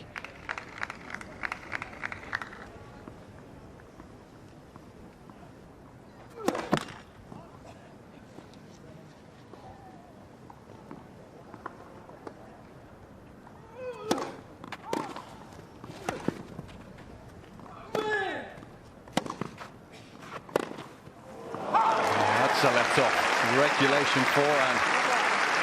That's gold dust to Fucsovic right now. 30-15.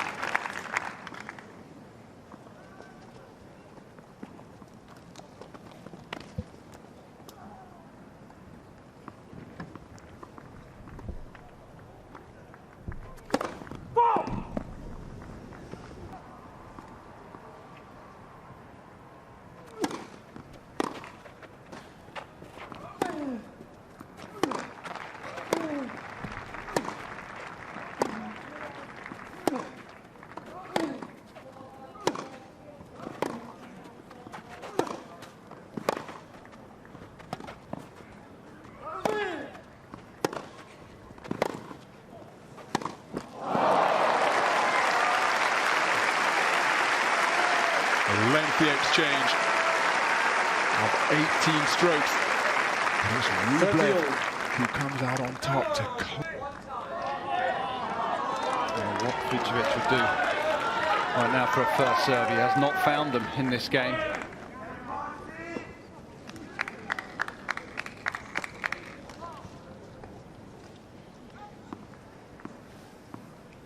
It's a tough watch.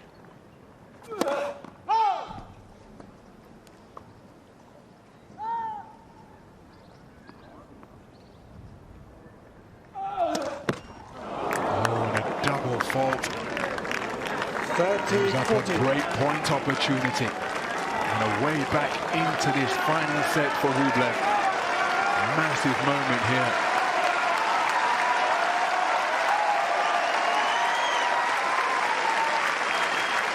Here's a challenge to serve it out. Fucsovic facing break point.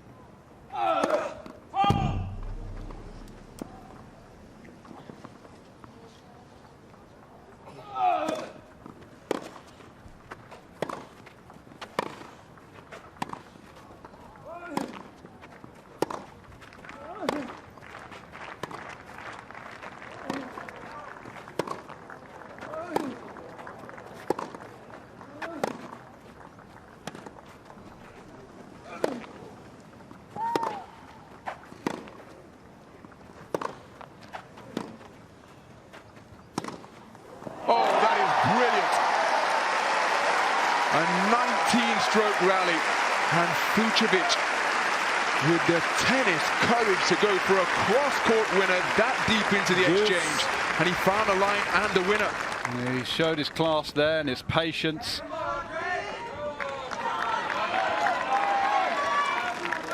Still lacking that first serve, Fucsovic.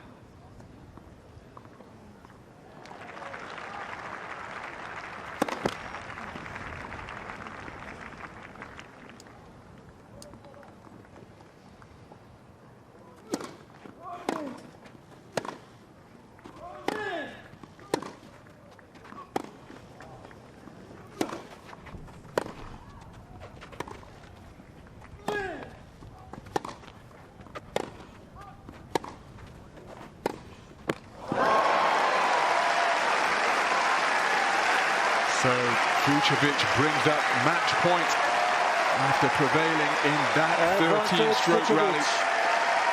All of the momentum in favour of the Hungarian player now. What a moment for him.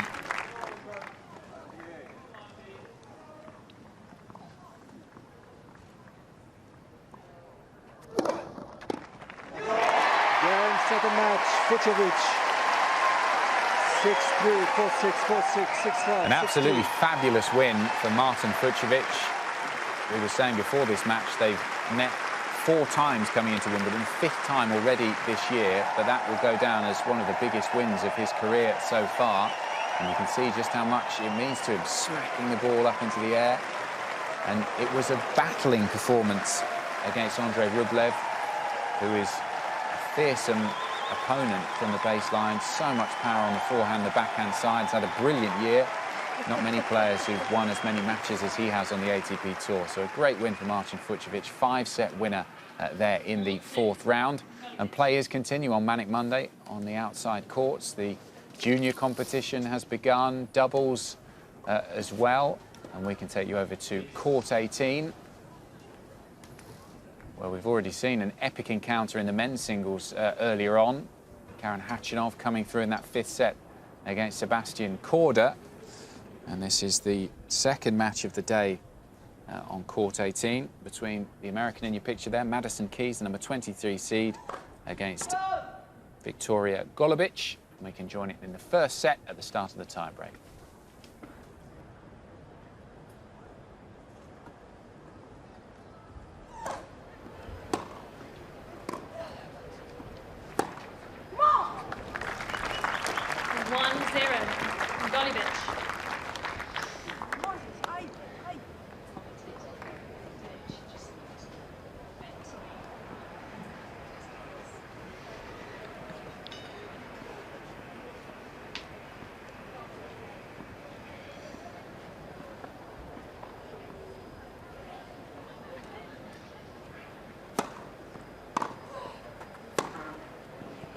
Yeah, much more positive. Good to see that body language as well, just sending the message down.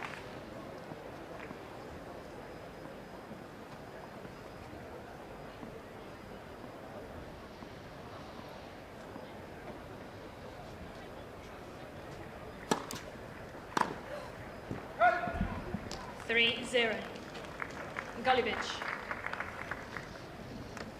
Speedy start from Golubic to this 1st set tiebreak. I'll be pleased with the start to the tiebreak. He's just asking the umpire for something. A physio will be called.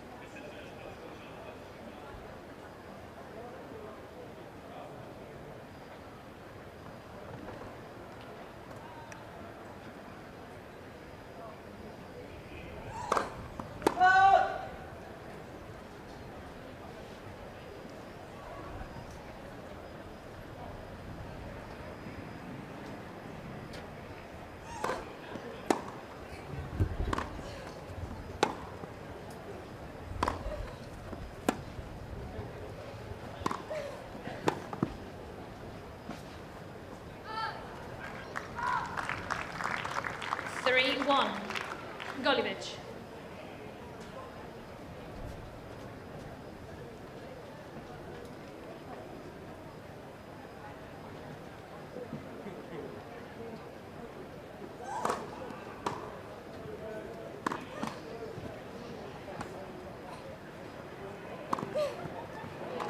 A little too much height to that drop shot. 3-2. Gave Madison Keys plenty of time to run it down.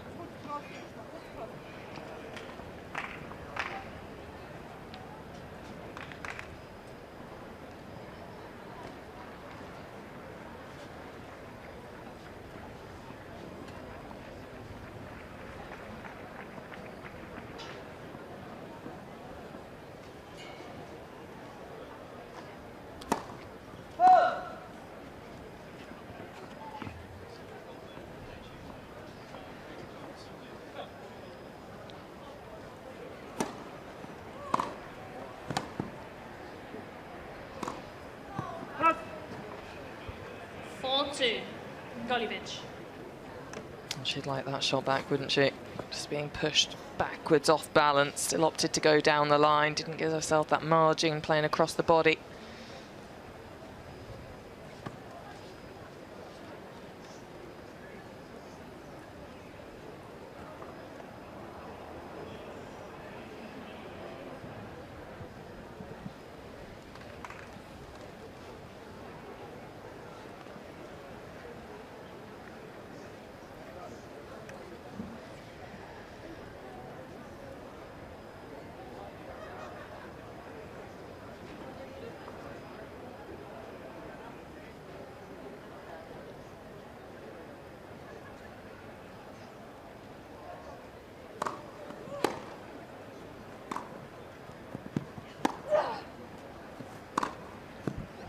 Oh, glorious. 5-2.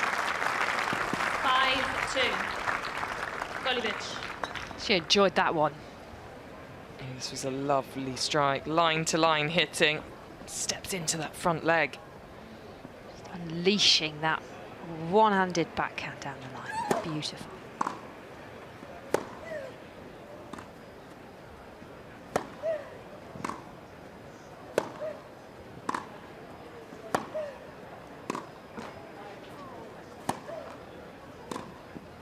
Oh, she's made it with a whip of the hands.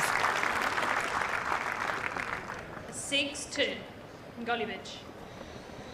And Victoria Golubic has got her eyes on this first set.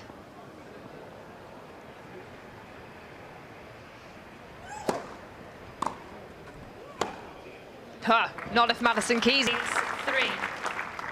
She throws the ball away with disgust that she hasn't played simple points like that every single point of this tie break.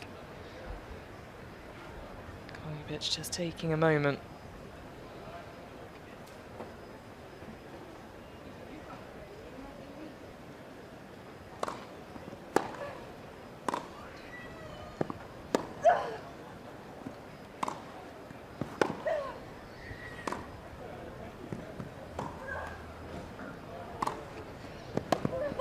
And Golubic has it. The first set goes to the Swiss.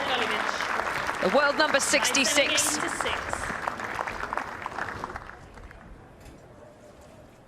First set then to Victoria Golubic against the 23rd seed Madison Keys. This one is over on court 8. We're sitting and Kiethavong alongside us. Does that surprise you? I mean, obviously it was a very tough first set, but Golubic is very much in form at the moment, isn't she? Even though Keys does like playing on the grass. Yeah, well, Golubic is a player who plays with lots of variety. She's got fabulous single-handed backhand, which we witnessed there in the tie. She is a crafty player. Although, having said that, I am surprised that she's taken the first set against Keys. I thought Keys would have too much weight of shot and be able to really overpower Golubic. Yeah, just looking at those numbers, really. Oh, what can I see? 4 unforced errors from Golubic. Wow, that's me. And with Keys, you often see a high number of errors, but also a high number of winners. But Golubic, I watched her play Heather Watson a few weeks ago in Birmingham, actually, and Heather came through that. Wouldn't have predicted this run from her here at the Championships. She did play well in Eastbourne week, yeah, no, this is good from her. It's one of those examples of a player making the most of, seeded players dropping out in her part of the draw. Emma Radicano's another one that, you're getting these lower ranked players who are taking their opportunities. They hit form at the right time and it can take them through to the second week of a slam. And we're seeing Madison Keys getting some treatment here. I'm sure Victoria Golubic is sat down feeling pretty happy about herself. Yeah, well, hopefully this doesn't disrupt the rhythm and the momentum she's got in the match. But, I think we've seen now, in recent years how open women's tennis is. And it's very tough to predict a winner at each of the Grand Slams. I do think, the strength and depth is there, it has been for some time. But the lower ranked players really do believe. And on any given day, a huge upset is possible, and these days none of the top ranked players can afford to feel too comfortable or underestimate their opponents. It's also interesting that so many of the players that I think we see now that maybe cause what would be described as an upset or a surprise, the likes of Jabeur and Krejcikova, who's done what she's done, and there are other players in the same category who have a real variety to their game. They have nice touch to their game. They can play all around the court. Drop shots are a huge part. They just have so much variety, which means that it is making it more interesting to see somebody like Ons Jabeur come through and beat 3 Grand Slam champions already in the first week of Wimbledon up to today. Yeah, it's great to see the contrast in styles, and I think now you've gone are the days of just tennis players and female tennis players in particular just being big ball strikers. Yes, you've got those players who with that style of play, but you've got players who can also absorb, redirect, mix up spins and mix up heights and the pace of the ball much better, really, to disrupt their rhythm. And it's something, I think a lot of coaches try and encourage in players more these days, keep looking to play as creatively as as possible when you can. Yeah, it's great to see the variety in the ladies' game at the moment. This is live pictures from court 12. Paula Badosa about to serve against Karolina Muchova. Muchova with the first set. And it is Muchova who leads 5-4, but they're still on serve in the second.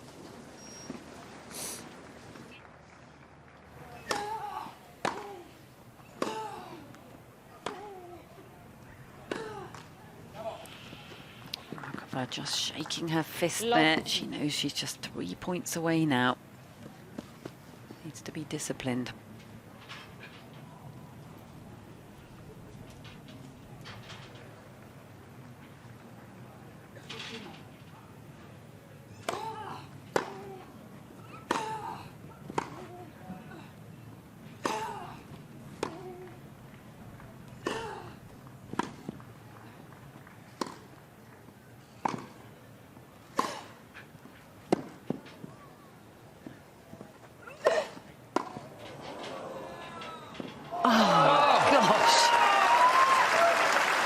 Inspiration. I think she thought it was called out. She was going to challenge it and then realised it was called in. Wow. Changed her challenge to a celebration. Wow, just picked the right way. That's unfortunate for Badosa. Goodness me. What a moment that could prove to be in this match.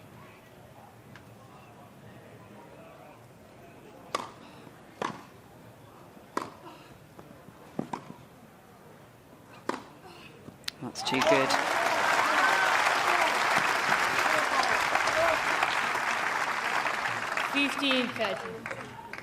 Really gutsy from Badosa, considering what had just happened the point before. Yeah, that really was. She was very brave, wasn't she? Going after her shots, really trying to put the pressure on Muchova.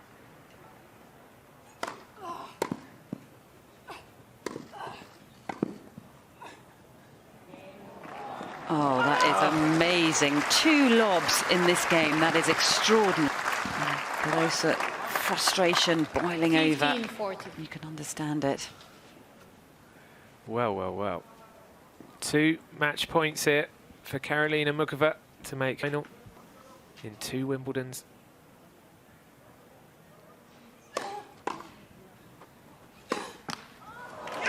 Oh, a sad way to finish for Paula Badosa, but for Karolina Muchova, it's another Wimbledon quarter-final.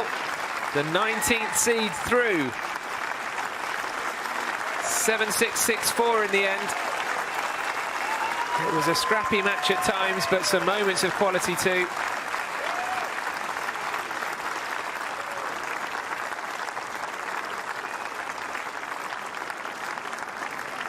Karolina Muchova with a win there. We were just as, weren't we? And 7-6, 6-4. She has beaten Paula Badosa, the 30th seed. Muchova, who has quite quietly come through the draw, but as Anne Kethelong was suggesting, could do big things here. Her opponent in the next round will be either Coco Gauff or Angelique Kerber.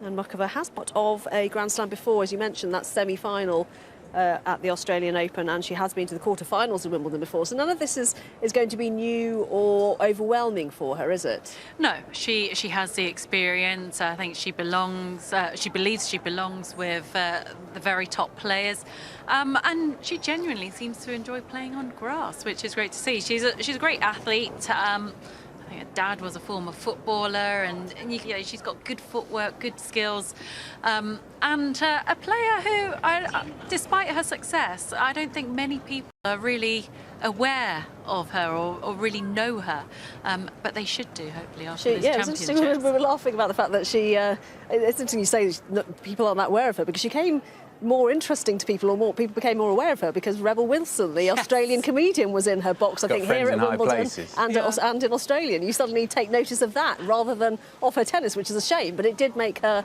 slightly more of a household name at the time. It was like a bit of a random friendship, wasn't it? Did Rebel happen to be watching her play on TV or something, tweeted her, and that was the start of their friendship? It's how things work these days. Social media mates. That's how it happens.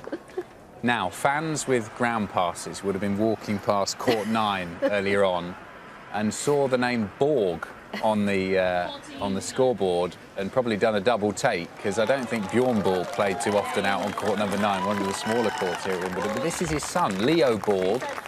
Now, we can't get a close-up shot, sadly, because they are on court 9, but a chip off the old block is probably the best way to describe him. He looks a lot like his father, and we can see he's the number 14 seed, but he's done well at some of the other junior Grand Slams, and he's going to have a prospect, a career in this sport. He's a good player.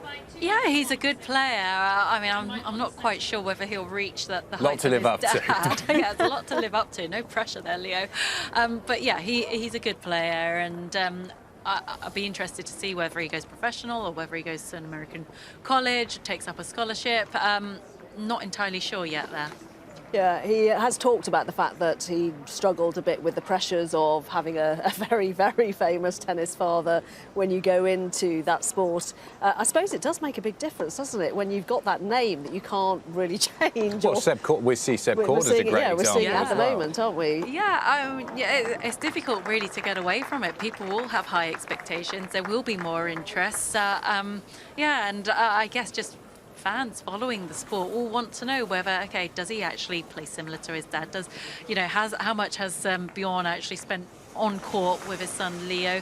Technically, are there any similarities? There'll be all sorts of questions, and people will want to see that. They are intrigued. I am as well. I feel like I need to go and watch him, a bit more of him play out there. It's like waiting for Steffi Graf and Andre Agassi's kids to play tennis, isn't it? There'd be a lot. But their child's a really good baseball player. I think they've gone for different sports. We see that quite often, don't we, where they choose a different sport simply because then they know they're not going to be compared in the same way that perhaps Borg or Korda would be in the same sport. Yeah.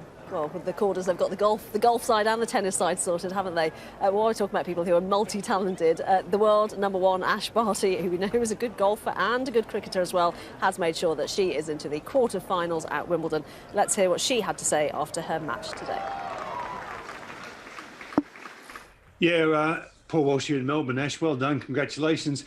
Given the limited preparation that you had prior to the tournament, how far do you feel you've come now in making up for that lack of preparation, and how important was that workout today?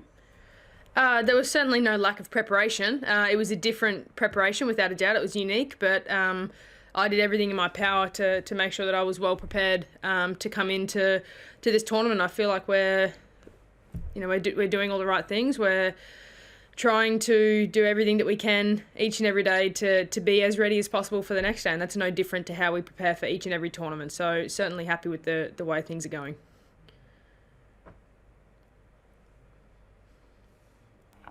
Go ahead, Uday. Hello, Ash. Uday Biniwale here. Congrats for your great win today. In French Open, you had to retire with injury, but now you seem to be absolutely fit and in tremendous form. What special efforts you have taken to make these drastic changes, and how is your confidence level now? Thank you. I feel good. I have an incredible team. I have a great physio, I have a great trainer, a great coach, and we're all very much on the same wavelength comes to how we wanted to plan and how we wanted to prepare, and also a little bit of luck. You need things to go your way, and the rehab for me in between Paris and playing here at Wimbledon was as best as we could hope for. But I feel great. I feel like each and every day we continue to do the right recoveries, and we try and prepare in a way knowing that I can give myself the best chance to walk out on court to play it absolutely 100%, and I feel great. Josh. Hi Ash, Josh Gavlich here from SCN in Australia. There was a moment towards the later stages of the second set where it started to rain, and Barbora indicated that she thought maybe we should come off. You should come off. You didn't want to come off. Was it important that you got through and didn't have that 15-20 minute delay?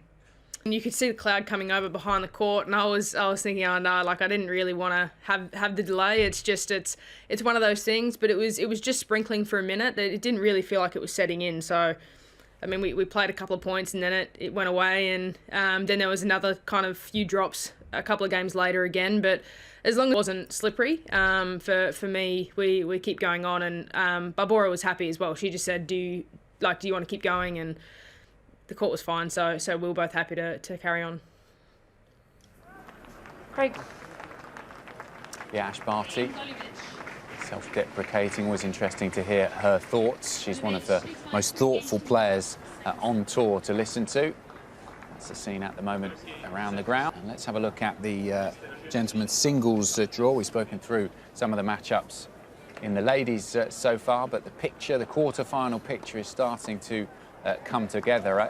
And I suppose it's a slight frustration, really, for some fans. They were really looking forward to seeing Novak Djokovic against Andrei Rublev, but never quite Fucsovics with the upset there up against Djokovic.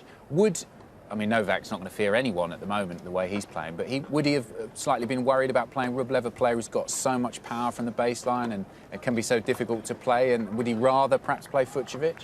I don't think so. Given the type of form Novak Djokovic is in right now, whoever's on the other side of the net, I don't really think it matters too much. He's in the zone. He is the man to beat. He's doing everything well. Even had Rublev come through that match, it still would have been a tough challenge for the young Russian. And Khachanov, Chapovalov. I mean, we're really looking forward to that. I mean, you're already you get the popcorn ready for that one. There's going to be some big hitting from the baseline. And Chapovalov, I mean, I'm sure you watched the match very closely, but the way he played against Andy Murray, when the pressure was on, Andy Murray on centre court, and we've said in the past that sometimes he's not dealt with those pressure situations earlier in his career quite so well.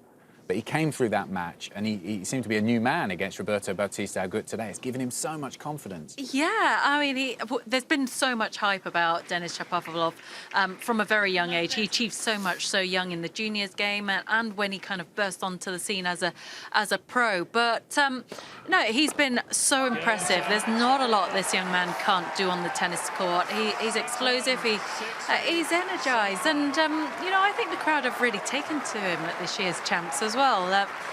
He's a wonderful shot maker and an all-round dangerous tennis player. Yeah, and the crowd did take to him because he'd obviously beaten Andy Murray, who a lot of people wanted to see try and go one step further. And he was really, I think, taken by the way the crowd reacted to him. He's a charming guy. He does his rapping and all the other stuff that he does away from tennis. So he knows how to entertain the crowd. But also, Mikhail Yuzny, his coach, has spoken to him over the last couple of years about seeing a psychologist, and I think that has made quite a big difference for him, particularly in that kind of match, coming through, as Adam was saying there, coming through such a big match, but then being able to use that confidence, that's a mental change rather than a physical change, isn't it? Yeah, and I think it's taken him a bit of time, I guess, just to get his head round everything and feel comfortable about being out there on the big stage and producing when under pressure.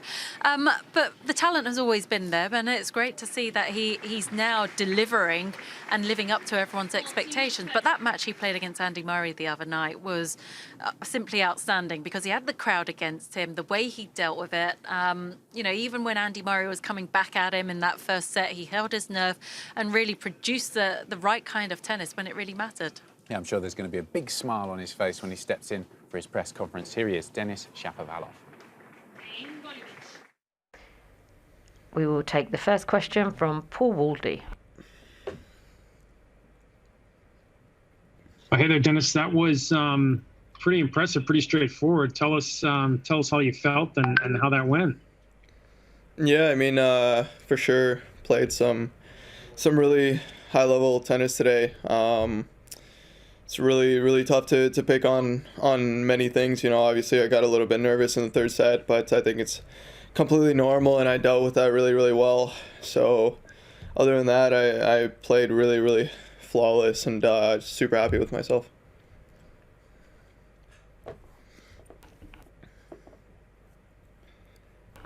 Ben Rothenberg.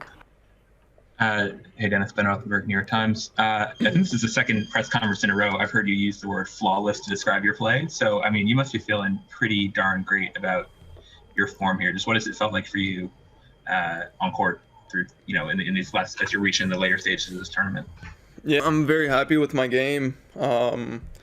Obviously, Roberto's a very tough player to play against, so to beat him straight sets at a tournament like this, backs up, my level from Andy's match, and for sure I'm just happy that I feel like I'm improving every single. Honestly, it's been really fun out there. I feel like everything's kind of working for me, and obviously it's not a guarantee that it's going to continue like this, but for sure I'm super happy with the way I've been able to play the last 2 matches. Mateo Boulay. Hi, Dennis. Hey. I want to know what is the difference between Denis Shapovalov of this year at Wimbledon than the Denis Shapovalov who lost in the first round 2 years ago? I mean, 2 years is a long time, especially for tennis players. So, I think I'm just a different person, different player. Obviously, it's been like I said before. I knew it was going to be a process on this surface. The next couple years to really develop my game on it. Obviously, I've had great success in the juniors, but it's a different game in the pros, and I've always loved playing on it, but it's been about, just getting comfortable with it. Obviously, the season's so short, so you don't have that much time to work on it, so I knew it was going to take a couple of years, so I'm very happy that, it's been able to come out now, and I think, just mentally, physically, and tennis-wise, I'm just years ago, so it's really not comparable. Neil McClellan. Yeah, hi Dennis. It's Neil McClellan from the Daily Mirror here. It was a great day, and I think you won over a lot of fans on Friday night, not just the way you played against them or inducted yourself afterwards. Do you get the feeling you had a lot of support, extra support, and from out there, do you get that? And would you like to be the adopted home favourite now that we've got no British players left in the draw?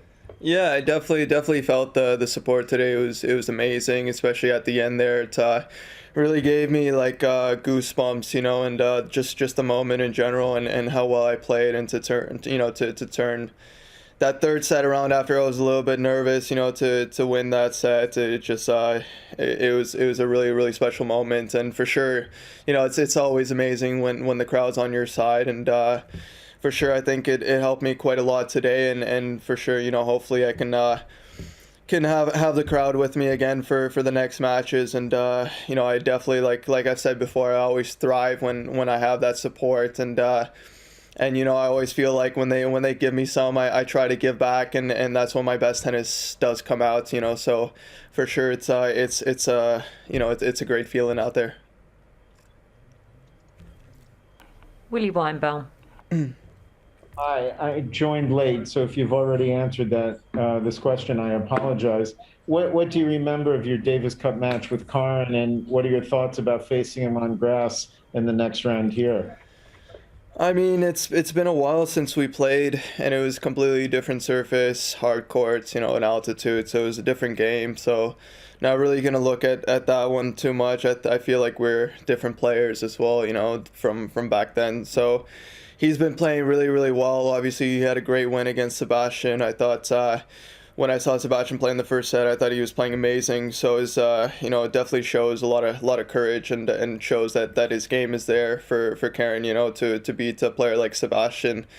And for sure, once you play a match like this, 5 sets, you're always dangerous the next couple rounds, because you have that confidence behind you. But obviously I'm expecting a long and tough battle. He's a great player, Garen. He's definitely proven himself time and time again that he's able to beat top guys and play really well. So for sure it's an exciting match, and I'm really happy with the way I'm playing as well. So I just feel like it's going to be a lot of fun out there, and it's going to be some really nice tennis. Go ahead, Ben.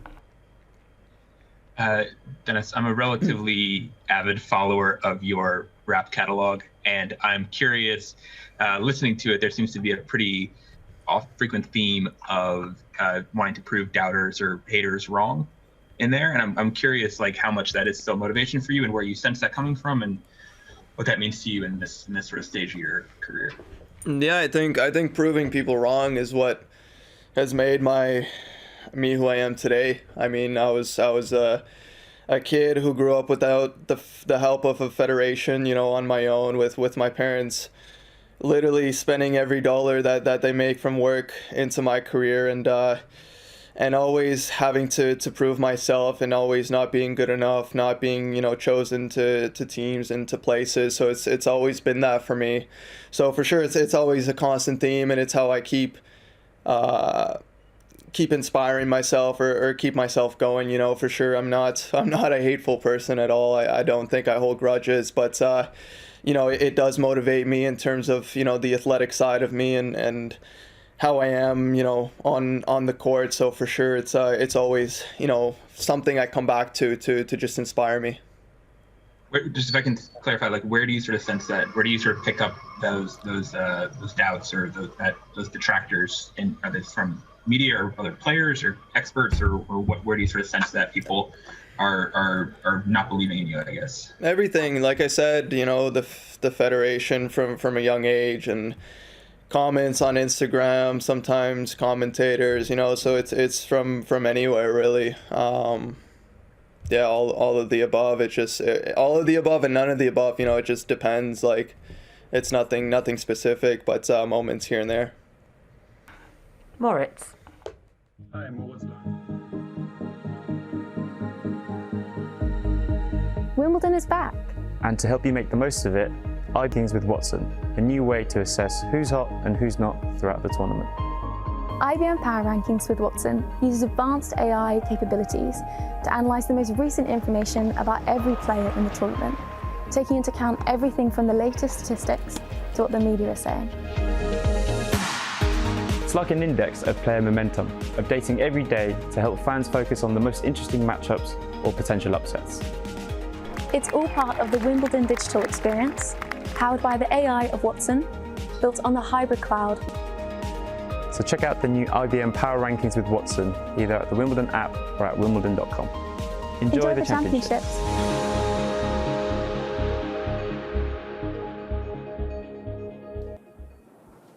Well, IBM continuing their involvement with the championship, stepping it up this year. He won. Looking at this Power Rankings, which is an AI-powered analysis of player performance. Now that takes the normal tennis rankings, which is a 52-week rolling ranking system, and then adding to it, the Power Rankings focuses on a player's most recent history, so those in form that have played coming into Wimbledon, and then they add some statistical analysis using the power of IBM Watson, which is IBM's supercomputer, and the power of the IBM cloud as well to look at performance data. And then they also look at what's being said on social media and in newspaper articles about the player to come up with a prediction based on all of that. A very complicated... Well, the last bit's quite interesting, because I think the idea with the very last bit about journalists and whether it's positive or negative is if they've got an injury or whether they're playing well at the moment or in form, etc. So it does end up with a different ranking system, doesn't it? If they're creating a bit of a buzz, then that can help the prediction coming into the match. And we've used that, we've crunched the numbers ahead of this one that I'm sure the British public are really looking forward to watching later. Emma Radicano. But I'm very interested in this result here. Against Aya Tomljanovic. And they've got Tomljanovic as an 81% favourite coming into this one. Radicano just 19%. Huge difference, yeah. as you can see there in the rankings, you know, 338 versus 75. But I'm really interested to get your opinion on that, Anne, because, you know, when we were discussing this match, you know, briefly earlier, you were saying this is quite winnable for Radicano. Yeah, when it comes to the tennis, the way she's performed in her last couple of matches, she really has been outstanding. She's got better and better with each match she's played here at the championships. And you know, her last two opponents are actually ranked a lot higher than where Tomljanovic is in the world rankings. And, you know, she'll have the home support as well. But you were just talking about how they kind of calculate the rankings. It also goes on buzz, yeah, and how on social media and all of that. But journalism, I think, is the main side of it. So I think the idea is that journalists are very much behind the scenes and know what's happening with the players in the immediate weeks leading up to a tournament. So the IBM Power Ranking comes from a mixture of the ranking that they have, obviously, as Adam said, the 52 weeks and the last month is very much taken into account. So I guess with Emma Radicano, she hasn't played very much, has she? So I would imagine that's where the 19% sort of was coming Christian from. Garen, for example, when he was playing Djokovic, it was quite close. What we were surprised actually at how close it was, given that you would say, you know, beforehand, if you looked at it on paper, Djokovic the overwhelming favourite. You'd think those kind of numbers, but actually because Garen's had a really good, recent season on the ATP Tour and had some good results, and he played well at Roland Garros, so that made it But I would imagine the British press have been quite favourable towards Emma Raducanu, so you would think that might have skewed it slightly. Yeah, so that's what I thought, but nevertheless. But are we just being too optimistic, the British fans? Well, maybe I'm kind of saying what I really want to see and think. I don't know. I'm trying throughout this, this championships. I said I'm not going to allow myself to get too ahead of myself or too excited about a British player. But guilty as charged, I can't help but feel really excited about Emma's chances later today. With Emma going well at Wimbledon, England going well in the football, we're a nation that's getting ahead of ourselves at the moment. It's coming home. Now, if you weren't watching a few days ago, we had this lovely photo. We're going to embarrass you again. I'm sorry, Anne. From back in the day, shall we say, when Emma was 11 or 12, was she at the time? 11. That's years Emma old. at 11, and the girl next to her is Indy Spanks, who was also 11 at the time. But yeah, no, Emma. That was my kind of first meeting. I guess my first hit with her, and then we had the photo after. I didn't lose to an 11-year-old, I just want to add. But you had to try quite hard. But I did have to try very hard, and I did break into a sweat. But yeah, she's had a fantastic run here this year, and long may it continue. Yeah, it has been fascinating to watch her build over the week, not just in her tennis, but also in her composure and dealing with all of the media. I did suggest that because they're in the bubble in the hotel, she hasn't had to deal with it in quite the same way as you might have done if you were out in the village and seeing the public much, much more than you are. But she does seem to be taking all of this on her stride, doesn't she, as an 18-year-old? Yeah, she's a very self-assured 18-year-old, very mature for her years, and she's a bright girl. It's I do think you're right. Being in the bubble has kind of protected her.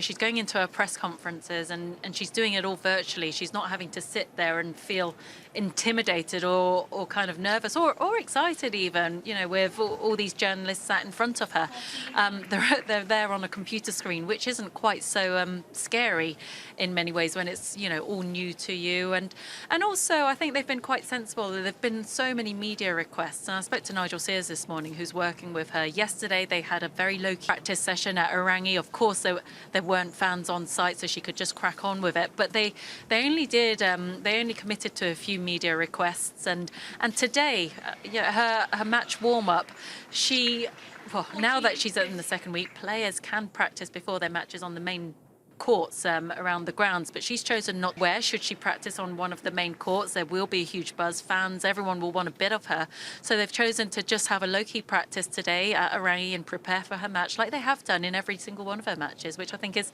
central. Court 1, some people wondering whether she'd be on centre or court 1. Now court 1 was where she was for her last match, so she's not got to deal with, now I'm on centre court, and a place I haven't played before. Could that play into her advantage? She's going back. It was the biggest win of her career so far against Castella. She's going to be comfortable with it, a bit more comfortable. And the way she approached that match, when she walked out onto court 1 for the very first time with Castella, you could see her with a big smile on her face. It was just brilliant. And I've never seen her smile so much in a match, and that's in the heat of battle. And she'll have the fans behind her again today. I think people kind of know a bit more about her. They want to see the last British player standing in the singles event still going strong. So, she's had a taste for it. She's going to go out there, know what to expect, and I'm sure she'll embrace it again. Tomljanovic hasn't been out on court 1 before, well, not this year anyway. Tomljanovic is also a player who's notorious for getting tight in pressure moments, and she's one who struggled to live up to expectations. So I do feel, it's all kind of it's Emma's match to take on. I've got some Australian friends that are on court 1 today who aren't quite sure who to cheer for between Tomljanovic and Radicano, which tells you everything, I think, about how well Radicano has done this week. We're talking about court number 1. Let's have a look at court number 2, which is where the second seed, Daniil Medvedev, is in action against Herbert Hurkacz. The 14th seed will join this one in the first set. It is 5-2 to Medvedev, who, of course, came through that 5-set match against Cilic in the 4th round, and it is Medvedev serving.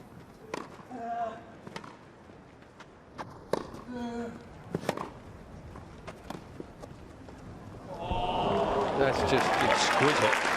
Well, he's getting a lesson at the moment. He's got lovely feel in his hands. He really has. A mixture of the power and that. Look at that. He did a little jump at the end of it just to make sure it went over. Encourage it over.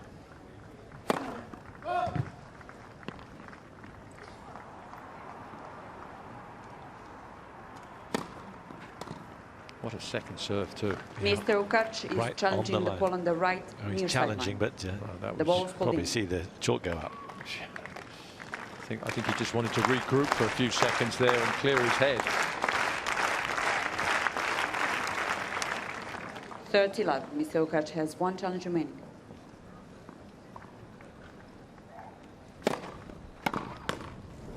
$40 love. I think it would have gone in. So 3 set points then for the number 2 seed.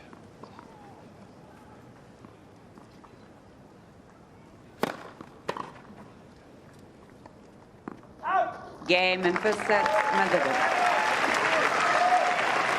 By 16-2.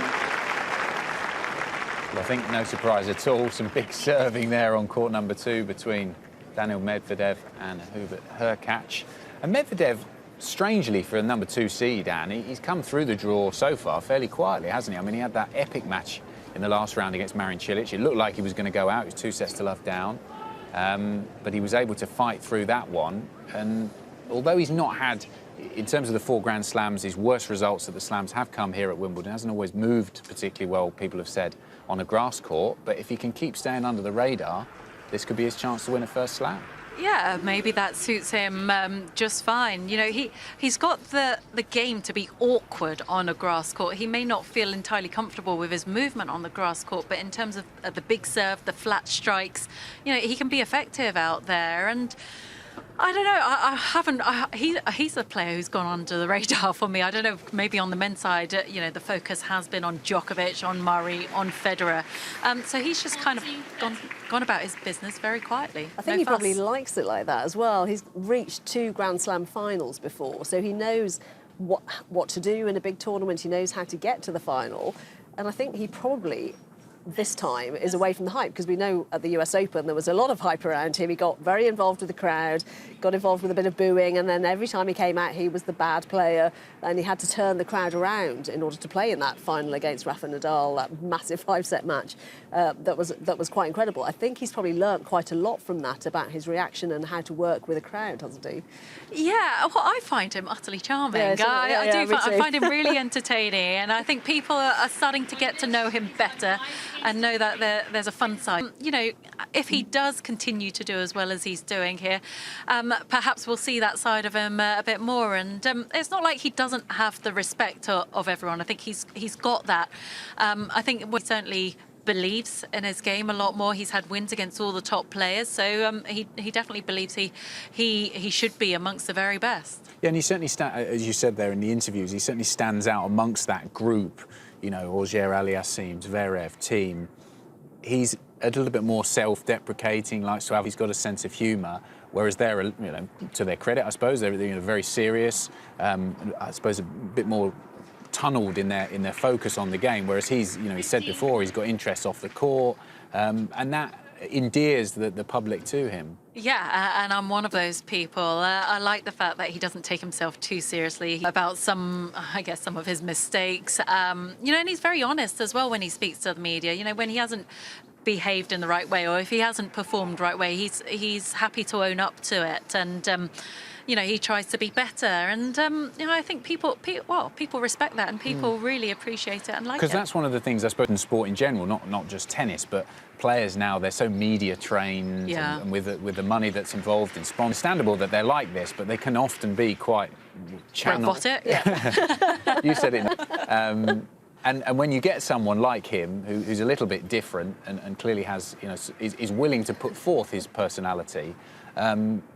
Fans love that, because, you know, in the past, when there weren't PR advice, media trainers and all that, there were loads of them like that. Yeah, but also I think that's off court. On court, he's happy to play the villain as well, and he plays up to it. And, you know, I personally enjoy players who are expressive out there on the court and are not you know, I respect those who like to stay in their zone and whatever. But, you know, when a player gives you something else to talk about and are happy to show that other side of their personality, I do refreshing. He also has this funny thing at the end of matches which came up because he didn't have a celebration. So he said, my thing is going to be nothing. So he just shrugs his shoulders. So it's almost as if he doesn't... And it adds into this idea of not quite knowing, I suppose, if you're not a big tennis fan. But he finishes a match, he just does that, and then he walks to the net. And so I suppose you think, oh, does he really celebrate this match? It's quite an odd celebration to have, isn't it? Yes, he doesn't conform to what everyone kind of expects all the time. But he's got that twinkle in his eye, and you know, he's a different tennis player to a lot of the others as well. And you know, he's very tall and gangly, and you know, a lot of the times whenever I watch him play, I do wonder how he gets from A to B, because it looks awkward. It doesn't look natural, but he makes it work. Which again, you know, when you think about, you know, the traditional kind of tennis player, he isn't that. He's different, and it's great. Yeah, it certainly works. We'll keep you right up to date with that match. And let's catch up with another one of the characters from the men's draw and the winner here on Manic Monday at the Championships. Denis Chapovalov is with Jenny. Well, what an incredible day for Denis Chapovalov into his first Wimbledon quarter-final. Denis, I mean, on paper it looked quite simple and straightforward against a tough player, Roberto Bautista Agut, but it's hard to close out those sorts of matches. Yeah, definitely. I think, not sure actually on paper if it looked easy. He's definitely a super, super tough opponent, and I knew that going into it. And honestly, don't think I could have played much better today. And even though I had the drops in the third set, I was still able to come back and play some exceptional tennis. So I'm really, really happy. What do you make of your level at the moment? Obviously, your first round match was a real tough fight out there, but it's been a little bit more straightforward from then. Yeah, definitely. I feel like with every match I've been able to improve and just raise my level time and time again. So hopefully I can continue to do that. But sometimes that's not the case, and you have to really, really fight and gut out some matches. And you know, especially like the first round I did against Philip, it was a super tough opponent to get in the first round. So I was really happy to get through that, and obviously super happy as you know, as the week has gone on, I've been able to play better and better. What kind of opportunity is this for you to potentially reach the semi-finals at Wimbledon, playing Karen Khachanov next? You've beaten him once before, but you know, he had a great win today. Yeah, I mean, he's a super. Thank you. He's a super, super tough opponent, and it's going to be a very difficult match. But you know, I think it's still better to play Karen than to play Novak or Roger at Wimbledon. So you know, I'm definitely happy, but for sure I'm not taking it easy in any case. You know, he's definitely played some great matches, and it's going to be a battle. And finally, I mean, obviously a lot of your life is about tennis, but it's also about music too. And given the fact that you've had to be at a bubble so many tournaments over the last, say, 18 months, 2 years, has that allowed you to, has it been a nice distraction to have the music too? Because there's a lot of downtime. Yeah, it has. You know, obviously it's pretty easy to find time nowadays to just like write lyrics and write notes, but honestly I do it more in the downtime when I'm not playing and competing. Then I kind of get into the music. I feel like I have more thoughts. You know, when I'm in the tournaments, it's just like it's hectic. You know, I have to play a match, do press, go recover. You know, so I don't have time to get all those thoughts. You know, when I'm not playing, then the thoughts start coming. You know, so it's easier. Then the music creativity begins after the slam. I see. Exactly. Okay. Yeah. Well, Denis, congratulations on your win. Good luck in the semis. Thank you. Sorry, the quarters. And the quarters, yeah. One ahead. Yeah. Thanks, Denis. Thank you. Denis Shapovalov, a fun character to have in tennis. This is court 18. We saw Madison Keys, the 23rd seed, drop the first set on a tie-break against Victoria Golubic. And this is Golubic now serving for the match at 5-3 up.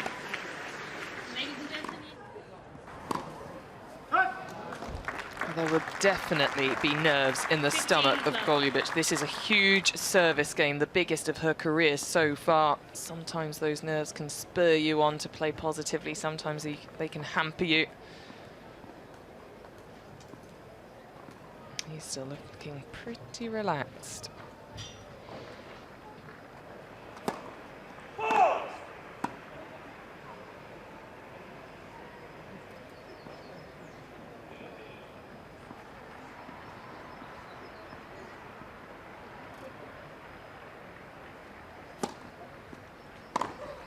Yeah, set up for the taking.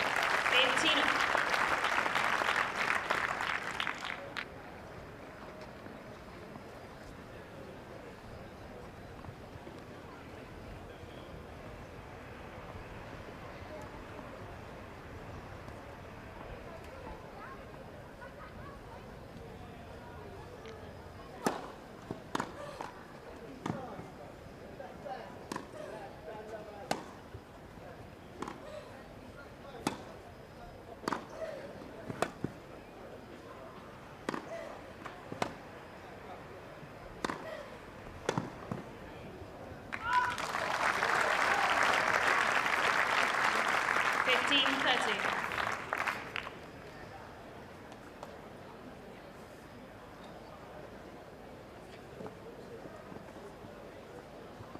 Golubic just taking her time here.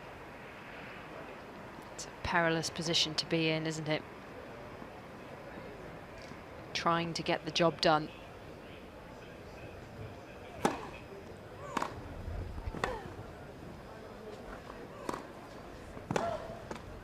Oh, it's caught the line.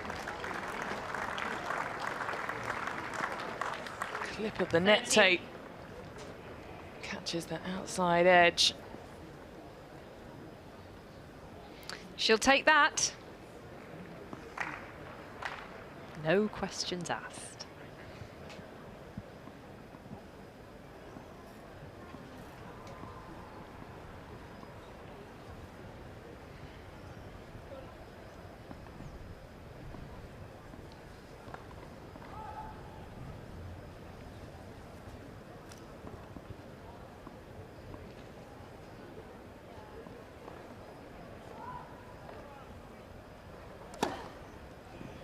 Oh. 40-30. What a way to bring up a match point.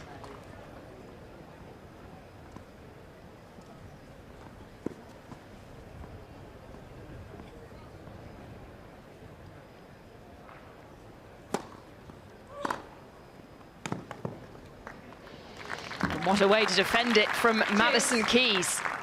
Still fighting, the American. Golubic didn't go for that first serve, did she, though? She just put it into the middle of the box. Needs to get that placement right.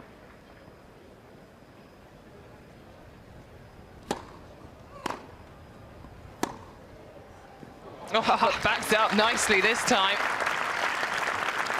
Pummeling that backhand.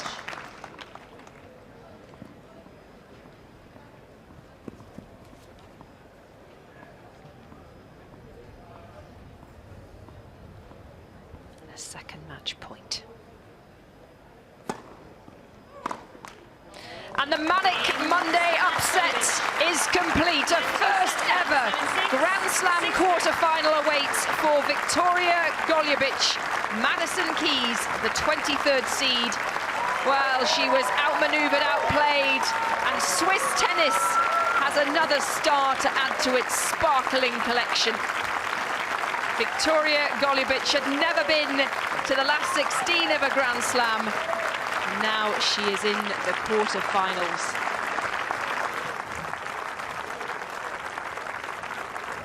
And you can see just how much it means to Victoria Golubic and her coaching team as well. They just can't quite believe it. She's through to the quarterfinals of a Grand Slam for the first time here at Wimbledon. And she kisses the turf. What a lovely moment for her, the world number 66. Certainly didn't expect that coming into Wimbledon this year. So that is just finished on court 18. Let's hear from winner in the first match out there. A real ding-dong men's match between Karen Khachanov and Sebastian Korda, the young American. 10-8 in the fifth, the Russian won. And here he is speaking to Jenny. Well, also into his first quarterfinal here at Wimbledon, Karen Khachanov. Karen, what an absolute battle you had out there on court 18. Can you talk me through particularly the fifth set? It's tough to explain. I think I still have a lot of thoughts in my mind, like how we break each other every game. But, you know, you see it's tennis. It's not happened only to me. It was happening to him as well. And at the end, who deals better with his nerves and with his emotions, I think, won the match. So I'm extremely happy to pull it off, because I think it would be painful for both of us, obviously, to not get the win. But here I am in the quarterfinals, so super happy.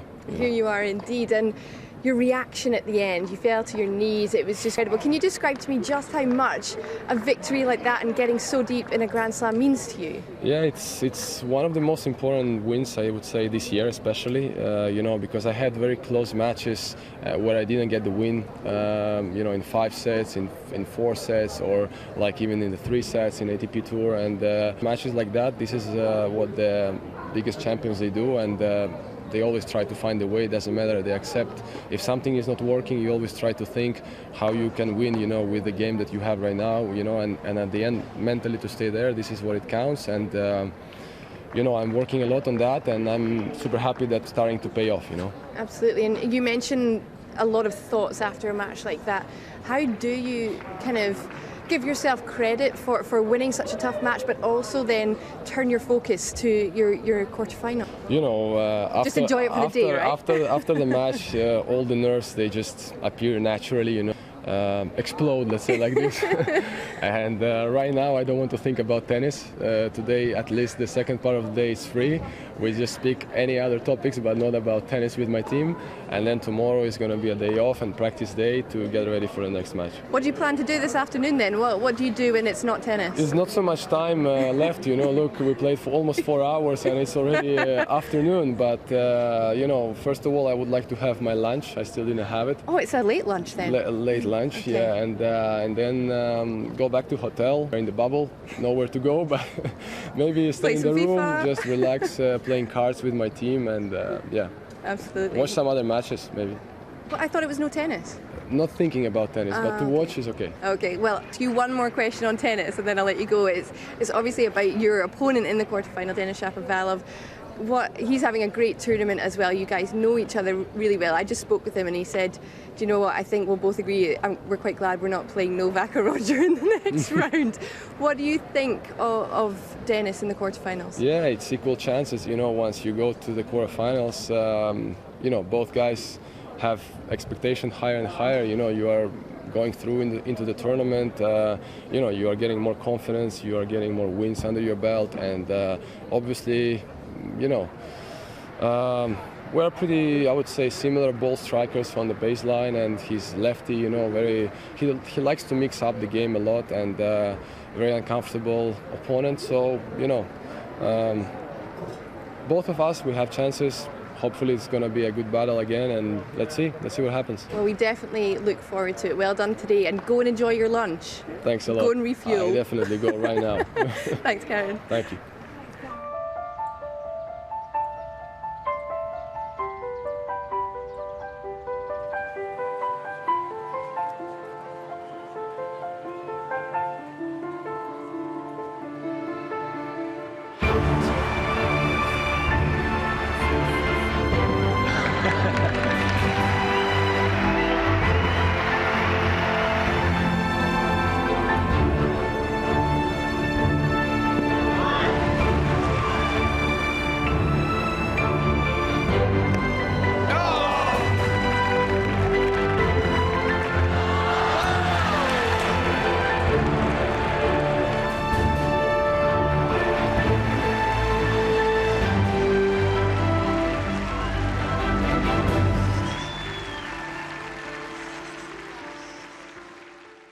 Welcome to Wimbledon Lessons, brought to you by Sipsmith Gin. Now, this place has witnessed a fair share of drama over the years, none more so than in 2012, when a young Rufus the Hawk, the official pigeon scarer, was hawk-napped. The theft caused global outcry and many sleepless nights for those who knew him. I myself slept like a baby, but I didn't know him that well, just through friends, really. The story does, however, have a happy ending. Rufus was found 3 days later on Wimbledon Common, healthy, fit, with a slightly sore leg. So let's raise a glass of perfectly poured gin and tonic to Rufus. Quite right. It's incredible because you get to experience it in a completely unique view. It's the best seat in the house. You get such an incredible view of the match. It was back in 2018. We were on centre court. The doubles game was going on. They gave me the racket first. I don't know what to do with it because I've never played tennis before. You can see in the clip, like, I'm looking around like, should I be standing here? And then the world's most competitive ball boy scored the point to end the match. But I still feel bad for Morgan a bit about how short I cut the time on court. So it was pretty special to then hear the whole crowd. Yeah, the whole crowd get up and go crazy. Yeah. So you hear a lot of cheers as a ball kid, but that none of them are ever really for you unless you like catch a ball. The reaction it got online was immense. Yeah. How many views did it have? 6 million. 6 million views on social media. Best seats in the house, pretty much. Yeah, best seats in the house.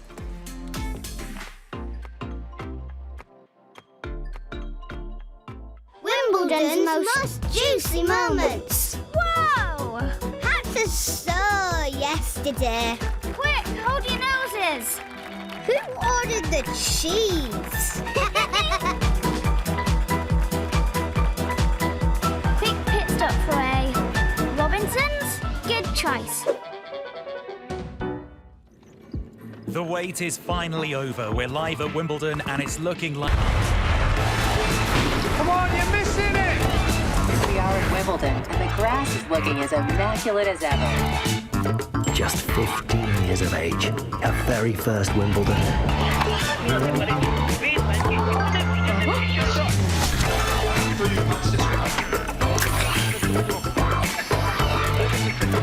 Get that! Oh, hey, where's the strawberries? We're out. You cannot be serious.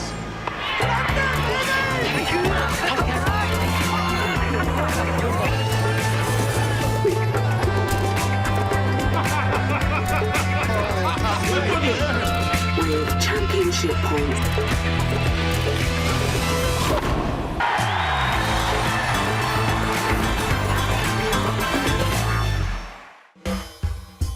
It's Wimbledon, my favourite 2 weeks of the year. Maybe for you, but there's people everywhere.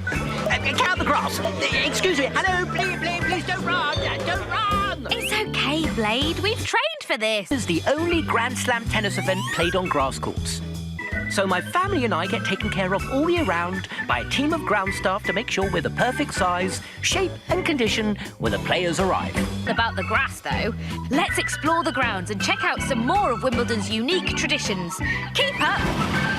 Where else to start than here? The gates to the grounds on one side and the home of the famous queue. Every day, we welcome 42,000 people into Wimbledon, and some of those have queued for hours to get in on the day. People even camp overnight with their families and friends to get the best tickets. The queue has become a part of it's been going since 1920. That's about as long as we've been waiting for Blade to catch up. What did I miss? Not much yet. Off we go! Whee! Wimbledon wears white. That's not a coincidence, it's a rule. Right, Blade? I, for one, love rules. It gets very hot and sticky out here on centre court, so a long, long time ago, white clothing... Not off-white, not cream, white. It's just another thing that makes Wimbledon so unique. And around here, we enforce the rules pretty strictly, you know. Even I used to wear white. I only started wearing yellow in the 1980s, so people could see me better on TV. In centre court, our players are presented with the trophies. They're as old as the tournament itself, so they're an important part of Wimbledon's history. The trophies have been around since the 1880s. The gentleman's singles trophy is made of gold, uses silver. Both the trophies are engraved with the names of lots and lots of champions down the years. And the men's trophy even has a pineapple on the top. Where should we go next? I know. Let's check out The Hill. One of my favourite spots at Wimbledon. Thousands of people pack out this spot to watch the big matches if they don't have tickets for centre or number one court. It has lots of different names, but me and my family call it our living room. We get to stay here all year round. It can get pretty crazy out here. Some of the best matches in history have been watched here. Next stop. It's a long day at Wimbledon, so it's important to enjoy the local cuisine, and ours is particularly delicious. Strawberries and cream are my favourite. People have been enjoying them around these parts since before they even started playing tennis. The fruit is hand-picked each morning, and a typical tournament can see us go through nearly 200,000 portions. That's a lot of strawberry. You hungry, Blade? Well, I only eat soil. We don't serve that. I'll just get a glass of water for now, please, if that's okay. I hope you've enjoyed our tour around the grounds. As you can see, we love Wimbledon's traditions. Hopefully we can see you here in person someday soon. Say goodbye, Blade. Goodbye, Blade. Goodbye.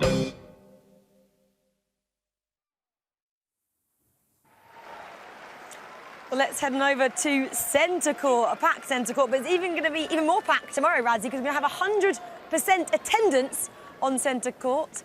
The first sporting venue to do so in the last 16 months. But Angelique Kerber, the 2018 Wimbledon champion, is serving for the match over the youngster, the young 17-year-old Coco Gauff.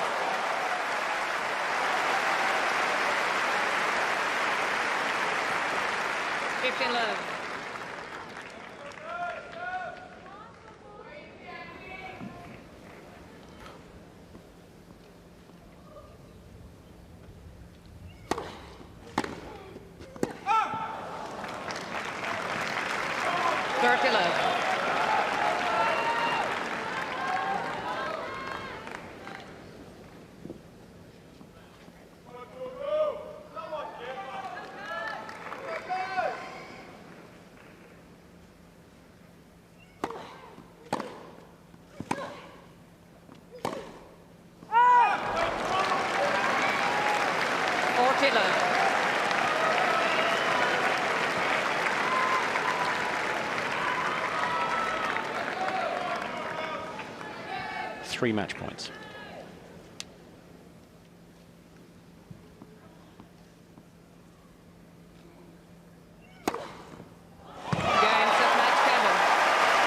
What a way to finish. The first love hold of the match. The former world #1, the former Wimbledon champion, has beaten the youngster. She fell out of love with the sport, Kerber, she says at times, when she'd achieved so much. Today, and this tournament, she's falling back in love with tennis again. Former coach, been with her so many times throughout her career, brings back winning memories. If she keeps that up, she's going to be tough to beat. She really is. That match right there sends a message to the rest of the locker room. Kerber is back and playing well. And for Coco Gauff, it has been a wonderful spring for her. Quarterfinals in Paris. Won a title in Parma right before that. Another matched her fourth round from a couple of years ago. She's gained so much experience and such a bright future. Absolutely, and for Angelique Kerber, a fifth quarterfinal here to look forward to. She seems to be playing better with each and every match, and that's what you want as you try to get through 7 matches, 7 match wins in a major.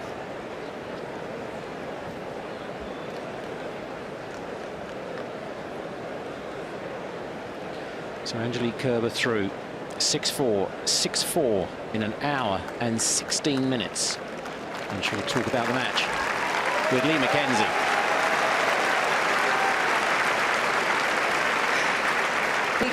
Huge congratulations. You hadn't actually played each other before, but you certainly knew each other's reputation. She's such a dangerous player, but some of the angles of your returns were equally as dangerous. You must be delighted with how you played. You know, I have to say, I mean, Coco is such a great, talented young player, and she's for sure a newcomer. She has such a great future. I'm really sure that she will have a great career, and yeah, and for sure she will play here so many times again, and maybe one time she will get the title, because I like how she's playing, how she is professional, and yeah, I think she has a great future in front of her.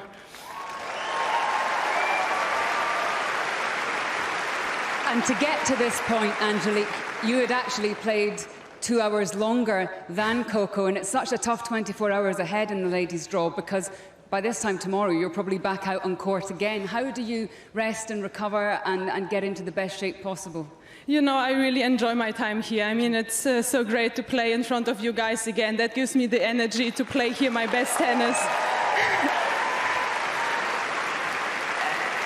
And you know, I'm really looking forward to play tomorrow my next match, because this is such a magic place for me, and I will try to do my best tomorrow. And I was going to say, you are the only Wimbledon champion left, so you have a target on your back. Do you mind that pressure? How do you handle that pressure? You know, I will try to play match by match, and you know, every single match that I win here is a win, and you know, I'm not looking too much ahead. I just try to stay in the moment, enjoy every single moment here, and it's great to be back here to see all of you, so thank you so much for the support. Very well done, and congratulations. Thank you. Thanks. well, 16 years separated and 5 seeding places. It was age versus experience, youth versus experience, and indeed it was experience that won the day, the German going through to the quarterfinals. But drama continuing in SW19 over on court 1, where Felix Auger-Aliassime plays Sasha Zverev. Zverev, a very strong start in the first set. Felix, a breakdown, then winning 4 games on the trot to take the first set 6-4. But we join the action in the second set, where it's indeed a tie-break between the two.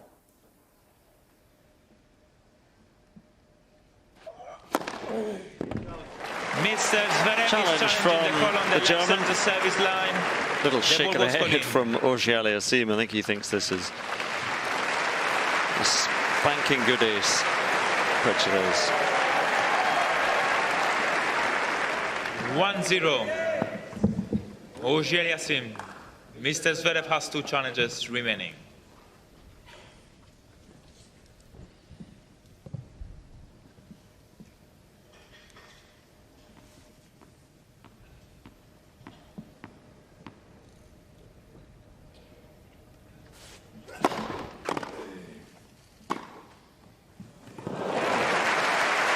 Nice backhand down the line. 1-1. He's got to play his best tennis now. Wants to equal the scoreline.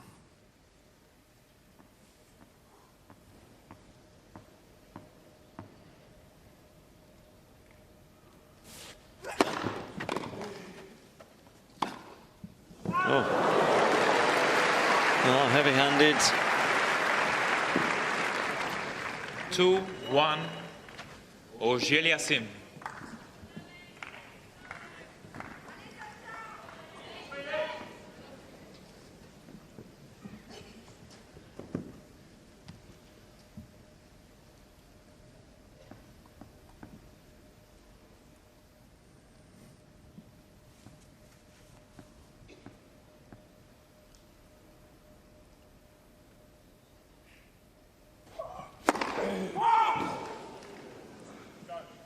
Mr.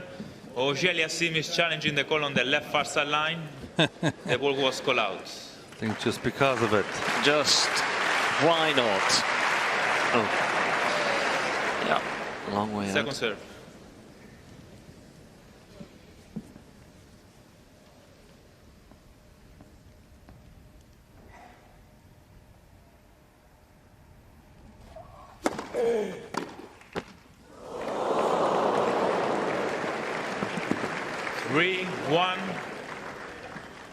Auger-Aliassime. Mr. Auger-Aliassime has 2 challenges Was remaining. an expensive mistake by Zverev. Second serve return. His favorite backhand.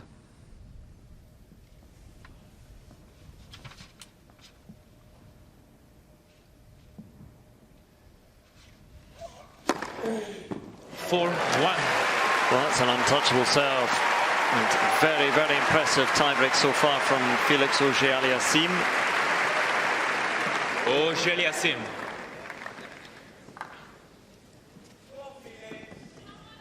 Look at that. Zverev, no aces in the second set.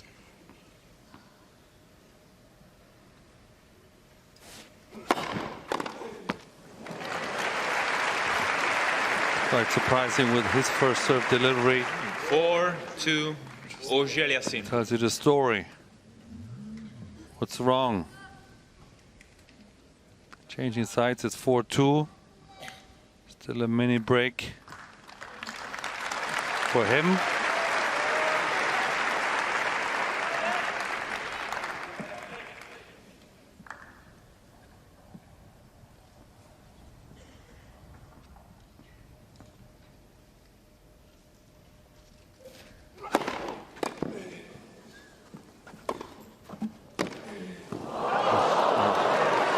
Auger-Aliassime frustrated because he was given the chance. 3. Auger-Aliassime. Now, how does the youngster respond to the pressure? Because again, he is looking to do something that he hasn't before. Hasn't been to the quarterfinal of any Grand Slam.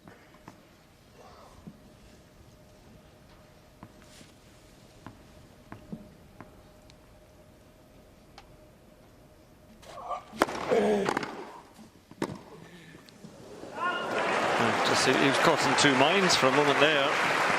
Yeah. Surprised by the return. Couldn't get his footwork going.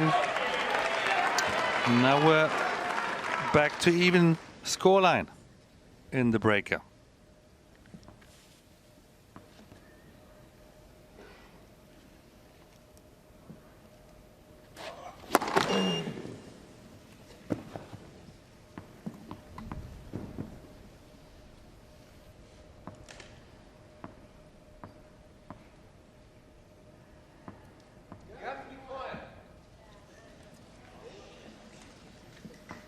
Just unsettled.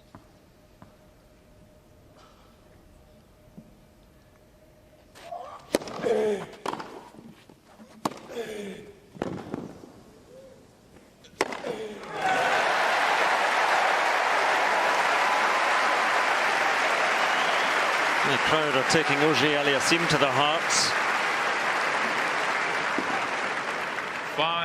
5-4. Auger-Aliassime. Pressure is on Zverev now. Now, will that serve remain solid? That's the question.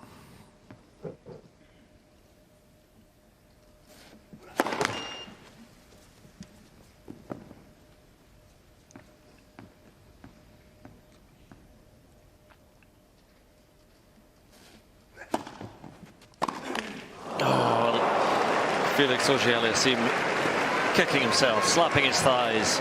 5-all. Because that was a, it was a kicker's second serve, but it was a second serve.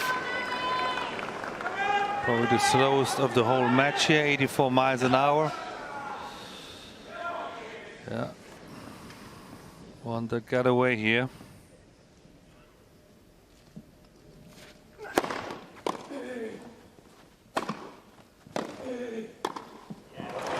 Now, looks ever stronger, Zverev, in this tiebreak. And all of a sudden, the German has a set point. 6-5, Zverev. So still effectively on serve, but more crucially, set point for Zverev.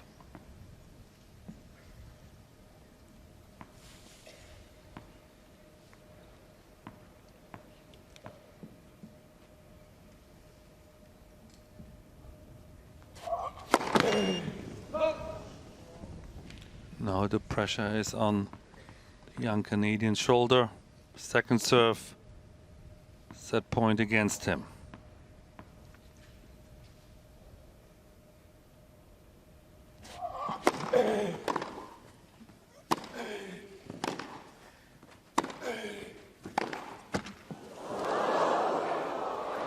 Oh, wrong-footed. Well done, Felix Auger-Aliassime. He got a little bit of fortune in there as well.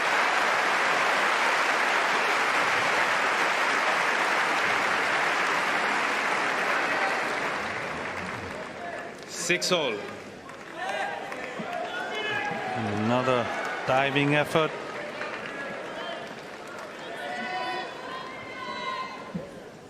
Kept it cool when things got hot.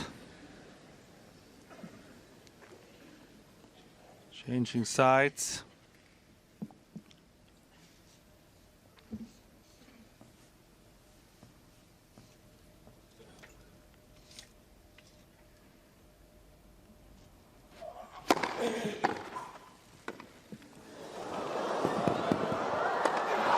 Put away so well.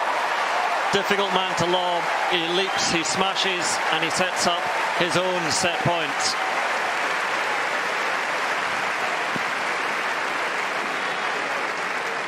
Seven, 6, Auger-Aliassime. And Alexander Zverev, who has had the demons on serve, has to fight them off here.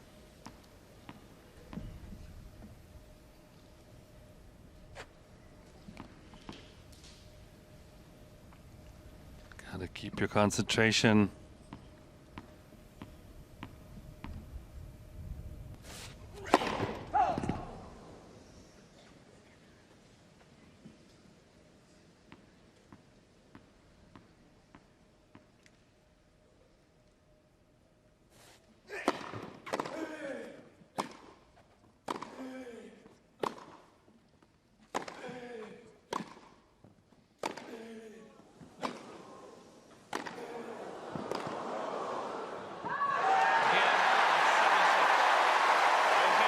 Well, court number one playing host once again. Absolute classic right now between these two. Felix Auger-Aliassime and Alex Zverev right there. Aliassime now 2 sets to love, taking that tie-break 8-6 in the end. You can continue watching that matchup on all the Wimbledon major broadcast partners. It's going to be a classic. It really is all the making. What an unbelievable athlete Felix is. Still just 20 years of age. Look what that means to him. It was Canadian Day last week and he's carrying that momentum on into this year's championship. I'm delighted to be saying, alongside Rachel, we're also joined by broadcaster, author and all-round expert Blair Henley. Blair, I'm not sure how much of that match you got to see, but Felix is about to potentially cause an upset. What do you make of that? I love it. I love seeing Felix in a position where he can grind out a match and possibly come on top of the upset of a number 4 seed. And he's never beaten Alexander Zverev before. So that would be a great win for Felix on a number of accounts, not the least of which would be reaching his first ever Grand Slam quarterfinal. And you said it, Radzi, he's only 20, and I think it helps to sort of put that into perspective. He is just months close to the same birthday as Sebastian Korda, and we're saying, wow, Sebastian into the top 50, doing these amazing things for the very first time. Felix has been around for 2 or 3 years. He's reached 8 tour level finals. He really has performed well at each level, but he hasn't quite had that confidence when he gets to the finish line. And that's what we hope to see today from Felix, as well as hopefully eventually in an ATP level final. And Blair, we're talking about a North American, we talk about Felix, a Canadian, but the other side of the border, the Americans in the form of USA, not quite so much like all the Americans out now. I'll ask the tough question to a proud Texan. What do you put that down to? I think they faced some really tough opponents today. I don't know that it was any fault of the Americans specifically. I mean, in particular, in the case of Coco Gauff, I don't think anyone in that women's draw wants to come up against Angie Kerber right now. She is feeling it. Fitness is at its highest level. She's confident on the grass, a former champion here. So I don't think that was on Coco. I think that was to the play of Kerber, to her credit. The one that I think we were expecting to maybe see a win for an American was Madison Keys facing Victoria Golubic, but props to the Swiss. She's the only one-handed backhand in the top 100 on the women's side, and she did the one-handers proud today. I think it's very tempting when you face a one-hander to have sort of a one-dimensional game plan where it's, okay, well, I'm going to go and I'm going to try to attack the backhand. The good news for the one-hander, they always know what the game plan is against them, and Victoria Golubic used that to her benefit today, mixed in the slice, mixed in the down the line, and got the job done, so good for her. What is it going to take, Blair, for a young American to succeed here at Wimbledon? Because, you know, they're getting to the second week, which is a massive achievement in itself, but just to kind of push on and go that step further. That's a great question, Rachel. I feel like when you figure that out, maybe you can send a little email to the Americans. But no, listen, there have been some great performances on the American side. I think there are some great things to look at, some positives to keep moving forward. I think we have to remember that in large part, minus Serena and Venus, so many of the American women have very little, relatively speaking, experience on the grass, and missing last year's grass season certainly didn't help with that. We don't have a ton of grass courts here in the States. I think if you had grass courts in Texas, they would spontaneously combust right now. They would alight. It's so hot here. But again, there's not a whole lot of practice on the grass. I don't think that helps the Americans. Feel free to send that weather over to us. We could do with a little bit of sunshine right now, Blair, but in terms of things catching fire, the tennis has certainly done that. We now know 7 of the last 8 successfully through to the quarterfinals in the form of the women's. So let's just take a look at that there. Obviously, the big question mark is around the match that will be happening very shortly. And no bias from Rachel or myself at all. No one's going to be supporting Ibm Radicano here. It's very much totally unbiased. But in terms of the draw, Muchova, Kerber, Golubic, Jabeur, Sabalenka, and the winner of the match later on, Ashley Barty. Anything in particular stand out to you about that one? Ooh, as you all are, I'm sure, looking forward to that matchup between Radicano and Tomljanovic. It is the land of opportunity for either one of those players, but I am really going to be looking forward to those quarterfinal matchups. Sabalenka facing Jabeur, as well as Muchova facing Kerber, I think are going to be barn burners, as we say here in Texas. In particular, that Jabeur-Sabalenka matchup, such a contrast of styles. I think Jabeur is going to be pulling out all the tools in her toolbox. I think it might tempt Sabalenka to overhit a bit. Power is her thing. I think it's much tougher to do that when your opponent is keeping the ball low and mixing up the pace. But again, very much interested to see who takes that last quarterfinal spot, who will Ashley Barty next. Tomljanovic has been so close in a lot of big matches. She's taken Muguruza to 3 sets. She's taken Halep to 3 sets. As she said, she's had some 3-set leads that she's let slip away. Against Ostapenko in the previous round for her, I think will be a big confidence booster. But Emma Raducanu, why stop now? I love it. She seems to be soaking it in. My friend Courtney Nguyen, who works for the WTA, said that when she walked on the court to face Kirstea in the 3rd round, it was like she was walking off the court. She was waving to the crowd, smiling, enjoying the moment, which is so much fun to watch. It sounds like you're a British fan there, Blair. Well, shortly, because we're over at court number 2 now. The match between Medvedev and Hurkacz. Medvedev, we join it now in a 2nd set tiebreak.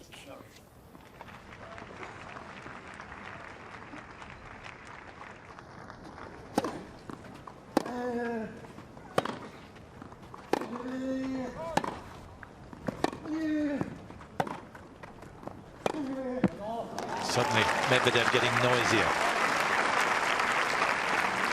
1-0, Hurkacz. He does that occasionally. That's when you know he's completely involved with what's going on. When you're receiving here, you just think, I need at least one of these 2 points somehow.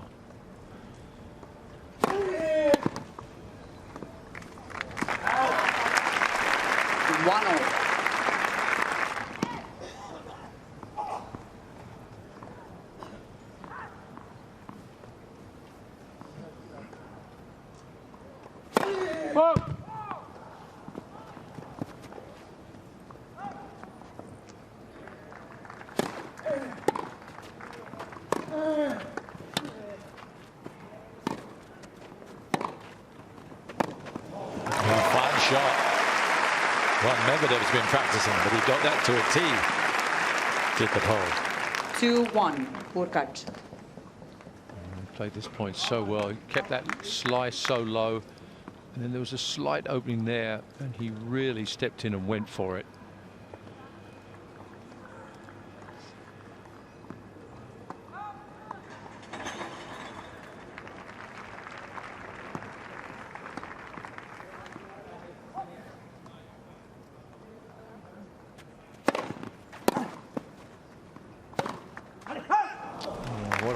Such a good serve too, but credit to Medvedev. 2-all. He stuck that ball back in court somehow. A little alley from him. He spent quite a bit of his time, his life in Monte Carlo. Stillness there.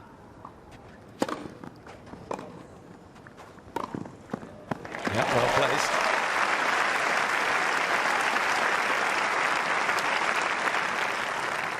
Three-2, Hurkacz.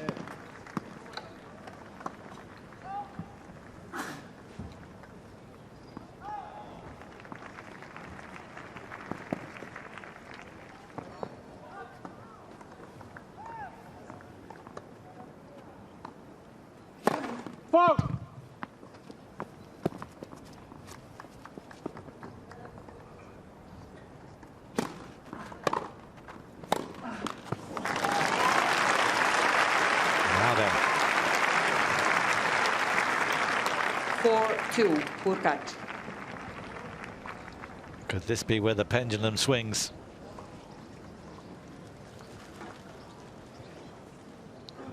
Reaction from Medvedev, but he'd be determined to snap back at this.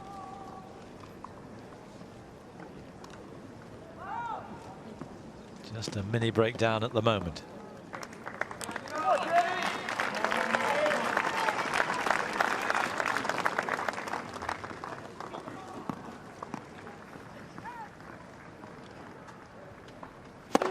Let for service.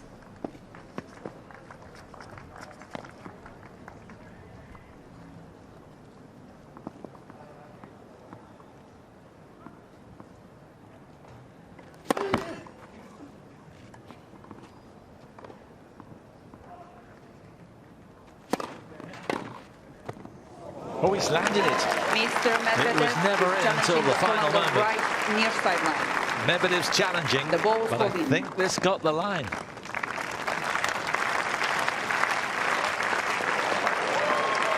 What a return. 5-2 Hurkacz. So a Mr. double Medvedev break has up now. 3 challenges remaining. Catch within touching distance of this second set.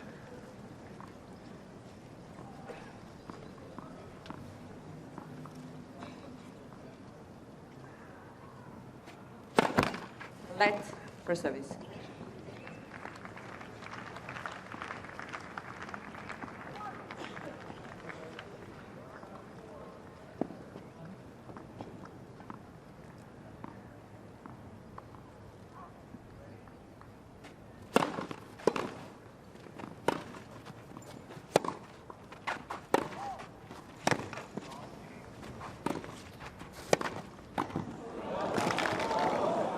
Super cool.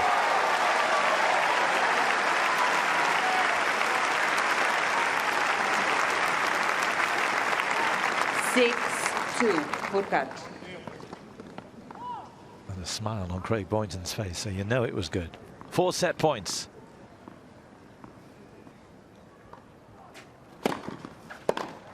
Game, second set. An excellent tiebreak from Hubi Erkac. And we're a set all here after an hour and 18 minutes. 1-0. It is game on.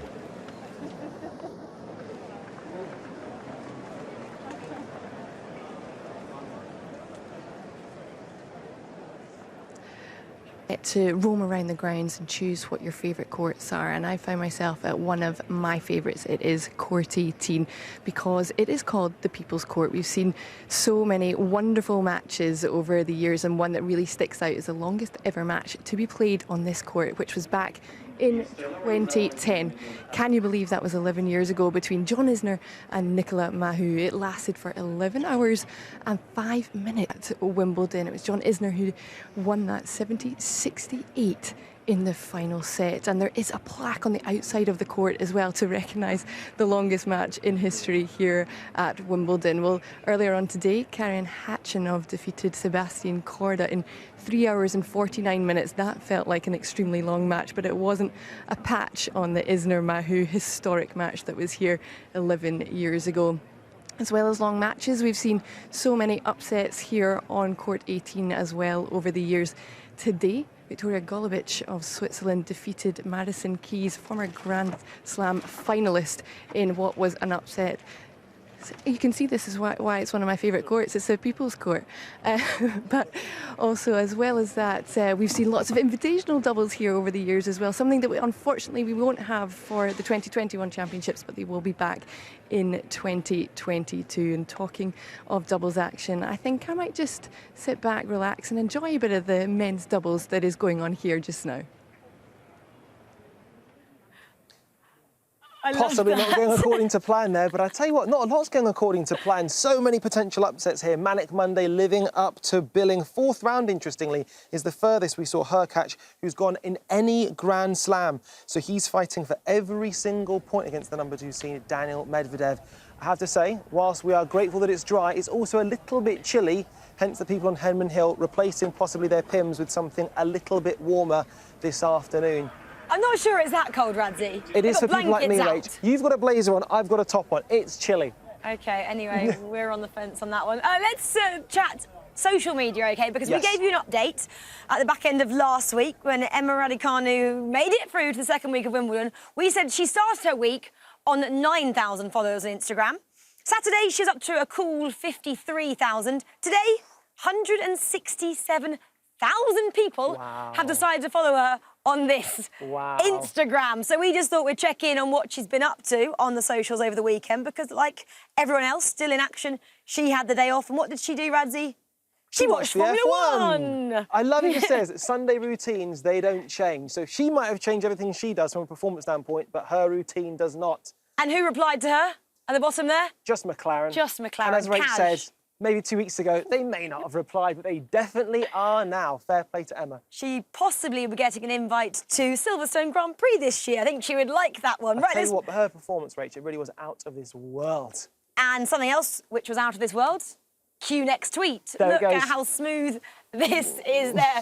After her first round win last week, she woke up to this message. Wow, it was from the astronaut himself, Tim Peake. That's a pretty cool person to tweet you, isn't it, Radzi? Especially the connection we've got with Wimbledon. The fact that the coin that determined the toss was up in space 2 years ago. Here, the man responsible now, here he is there, speaking to Emma. Absolutely love it. And the tweets in the support of Emma just keep on coming.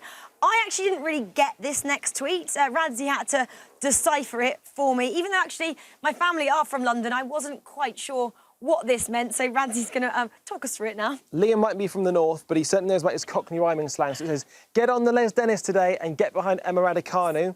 But the key is Les Dennis, tennis. Yeah. Simple as that. Has to just rhyme, I realise that. But that was what's the meta part of it is that's a good catchphrase because he was the original host of catchphrase. Some niche stuff there. We're going to move on. Woo! Moving on. Next Instagram. I do get this one, OK? Bash the cameraman liked it, though. OK, we have Lorenzo here. He's playing Roger Federer next on centre court, and he put this on Instagram a couple of weeks ago because, as all tennis stars do, he's recorded his first solo single. It's out there on Spotify for you all to listen. It's called Un Solo Secondo. Yes. So, second? We should really call him Song Ego. But is that what that stands for? Un Solo Secondo? I've got no... I mean, one single second, I'm yes. guessing, I'm deciphering that as. We hope he's actually going to be out on centre court a little bit longer than 1 single second. And out now in all digital stores. Because, Radzi, he is playing Federer. He got to the final of Eastbourne. Yes. Against Alex de Minaur. He actually defeated him there. He's up against Roger Federer, who actually was, in fact, his idol growing up. Wow, He said the Grand Slam he favoured the most watching was, in fact, Wimbledon. That's music to his ears. I don't know how he's going to feel being with Roger Federer now, but he's out there for the first time on centre court. So I'm excited to see how he goes here. Shall we hand over to the commentators and see how this one goes? I was only intimating me. I suspect that the coaching panel, if you like, can do a lot of that work for him. So this is a big moment for Lorenzo Sanuk. Play. Do you rise to the occasion? Or do you freeze because of it?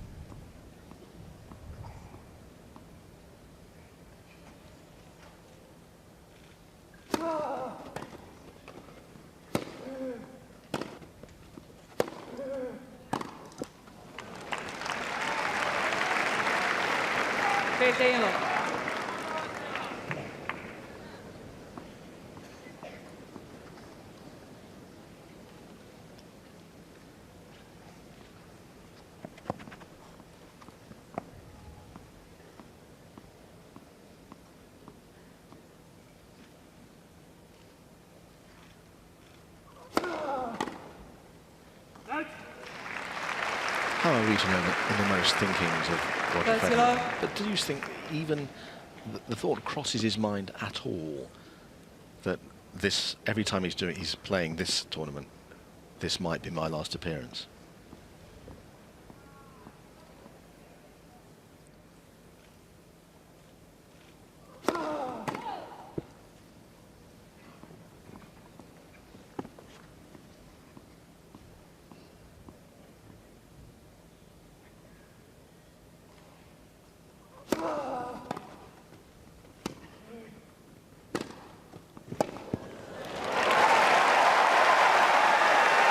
Yes, I do. I think it's inevitable at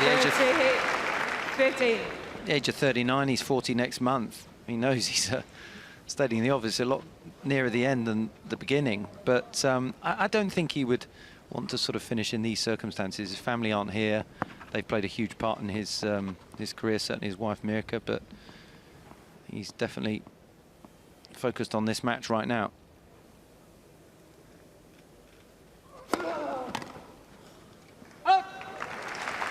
And for me, in the context of this contest, I think the start is very important for Sonego. Out on centre court for the first time, it's familiar surroundings for Federer.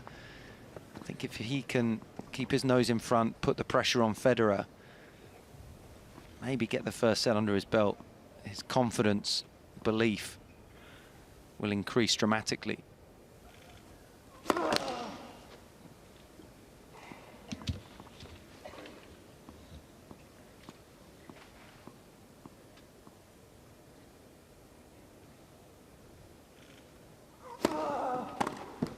Game, Sonego. Without too much ado. First game.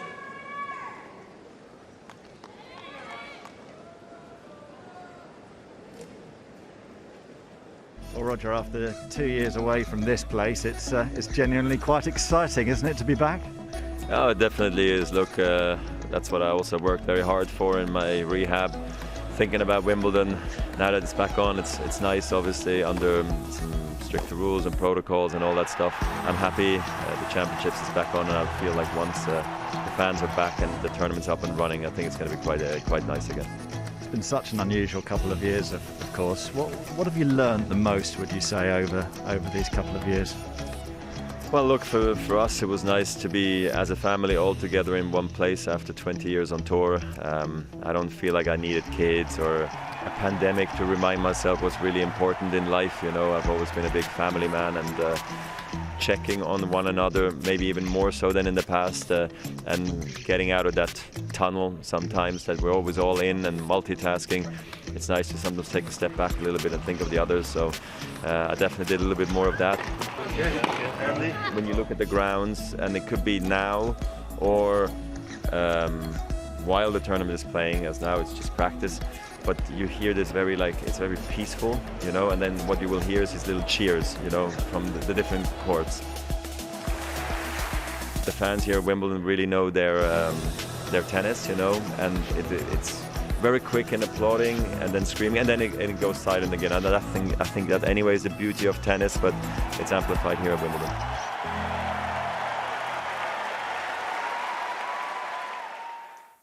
Well, the 8-time ambassador, 8-time champion, as ever the ambassador of this sport. How many more times will we see him play at the very top of his game?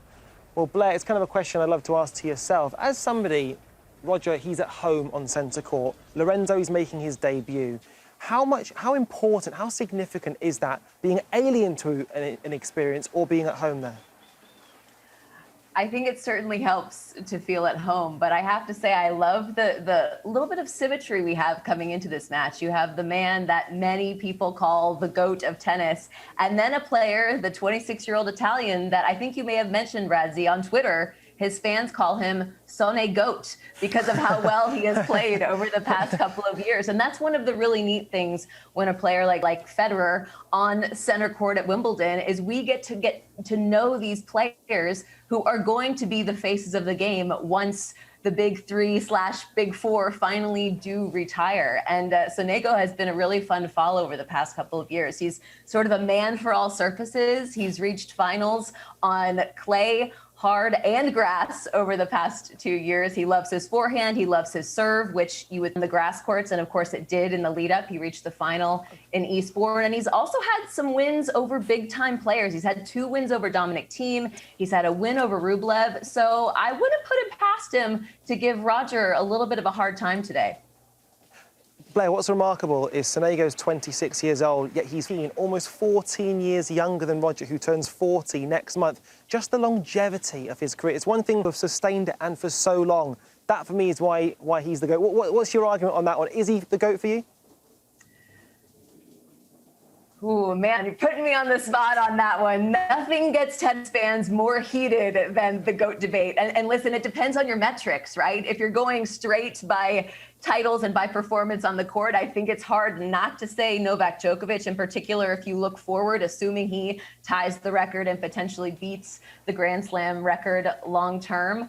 But Roger certainly has, as you said, the ambassador of tennis thing going for him. He really sort of checks every single box on the court and off. And I'm sure you all saw the little middle Sunday tour he did on his social media yesterday. And I think that got some people talking in the comments saying, does this mean this is his last time at Wimbledon? But I have to say, I don't think Roger would have gone through all of the rehab that he's had to do in this last of his 2 knee surgeries to come back and only play for a couple months. I think safely we're going to at least see Roger hopefully through the end of the year. That's the hope, at least.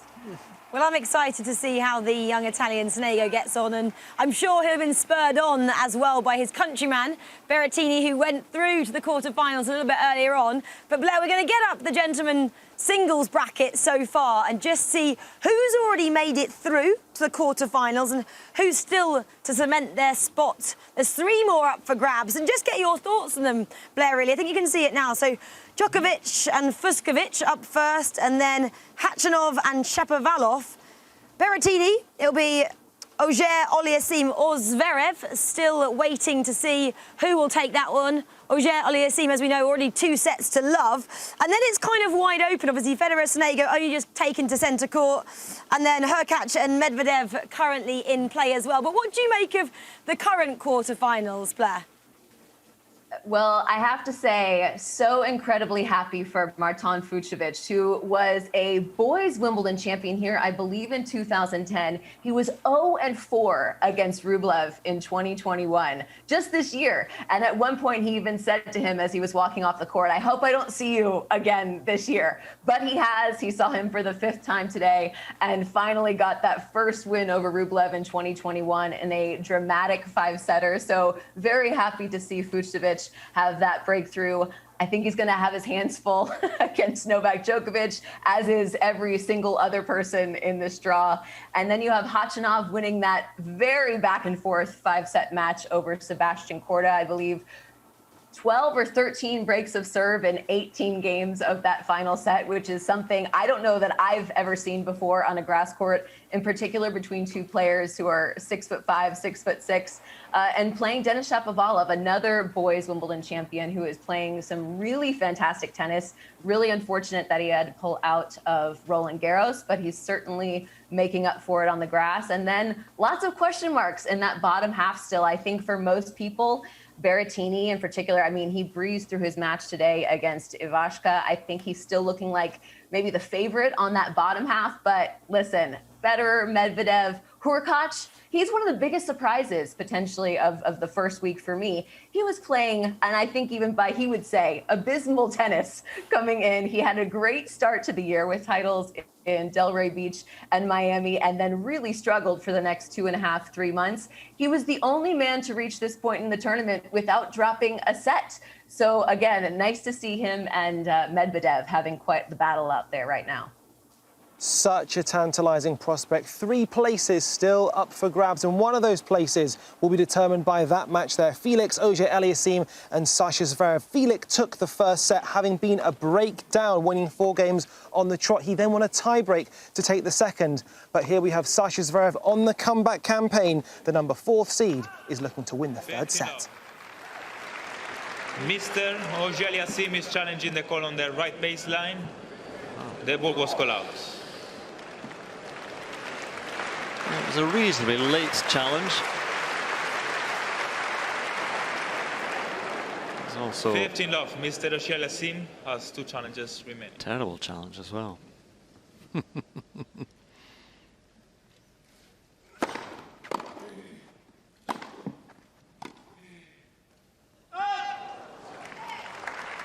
That's it, love. And once the rally starts, the German a lot more dominant now than he was, particularly in that second set.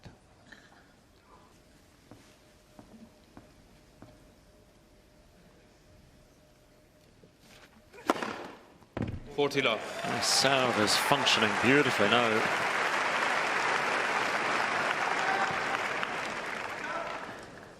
Three set points.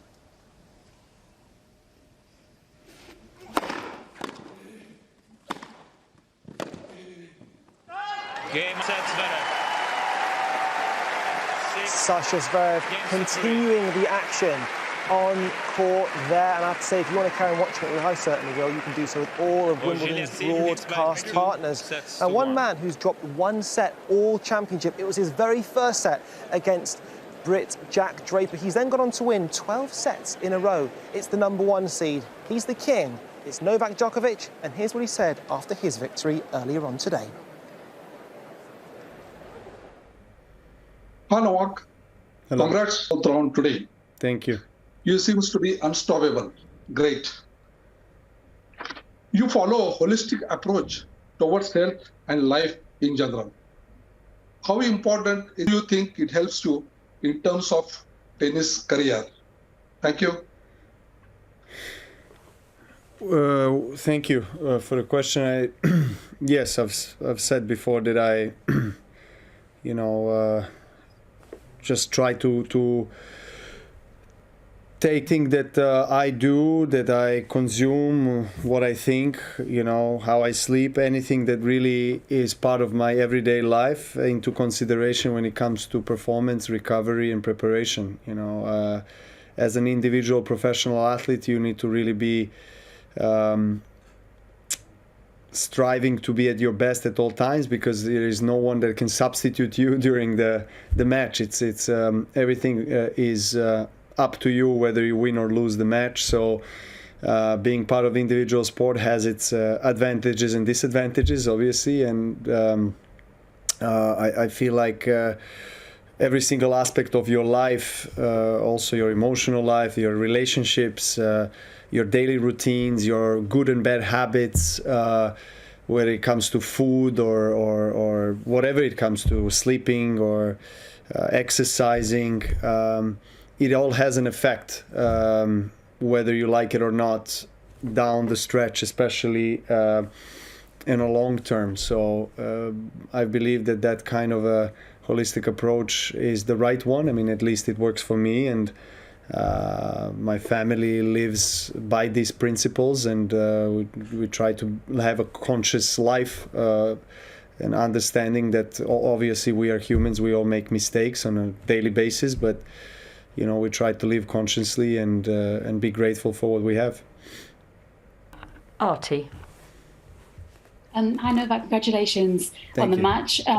I know you said before that you often feel like 90% of your games you play not against your opponent only, but the stadium as well. I imagine that's something that probably comes with being #1, but why do you think that is, and how does it affect your game, if at all, or affect you?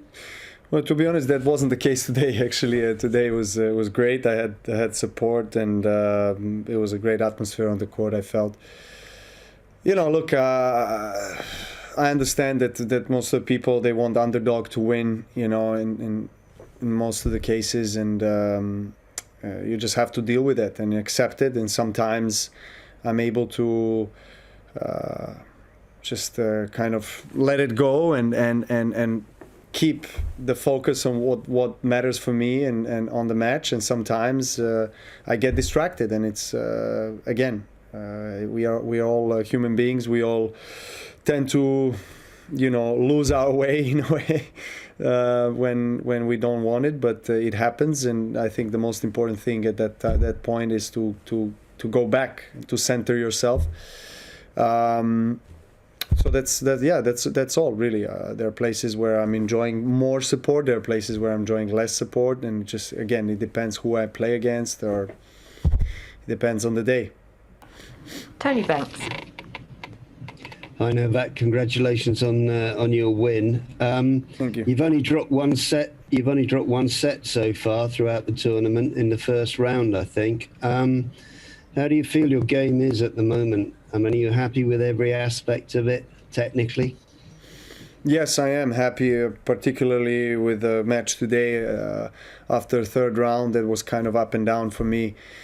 But today was a very solid performance from the first to the last point, and I was mentally present. I was serving much better and using the court well.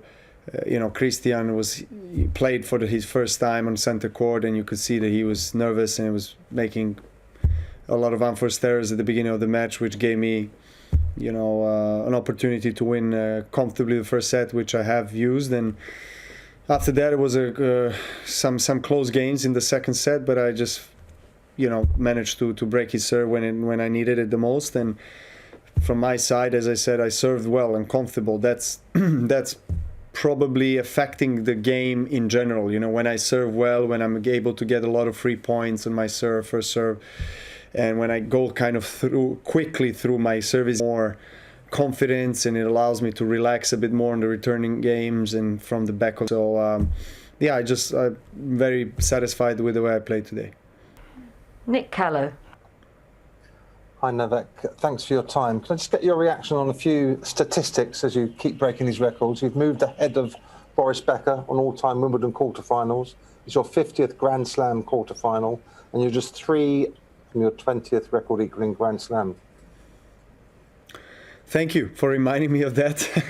You always enjoy, obviously, hearing those stats, and it's a privilege to break records in the sport that I truly love. I'm devoted to this sport as much as I think anybody out there on the tour. So, I just try to do my best, and of course, there are a motivating factor. I am aware that there are many records on the line. I'm not aware of all of them, but of course they do inspire me to play my best tennis. 5 games to 3, that's it. Yeah, Novak Djokovic, cool, calm and collected. Pretty comfortable win for him today, 6-2, 6-4, 6-2 first up on centre court. And this is the 4th round match for you on court 2 at the moment. It's been an interesting battle between Hubert Hurkacz and the man in your picture now, Daniil Medvedev, the number 2 seed. And we are at the end of the 3rd set with Medvedev serving for it at 5-3. 15 love.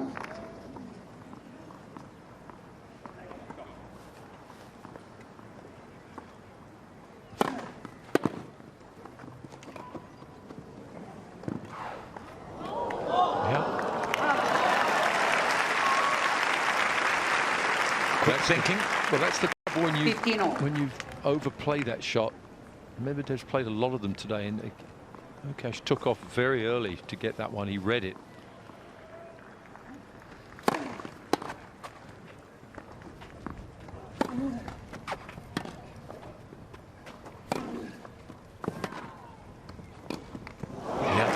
Did enough from the back, didn't he, Hurkacz, to make it a difficult shot?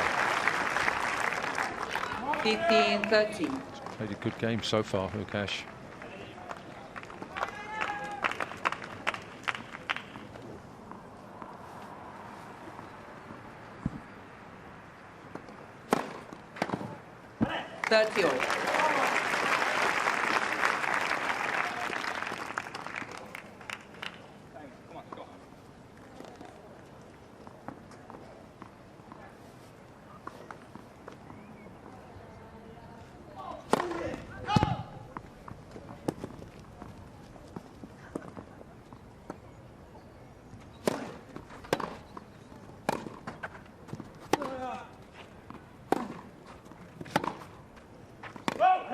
There's a present. 40-30. So set point number 3.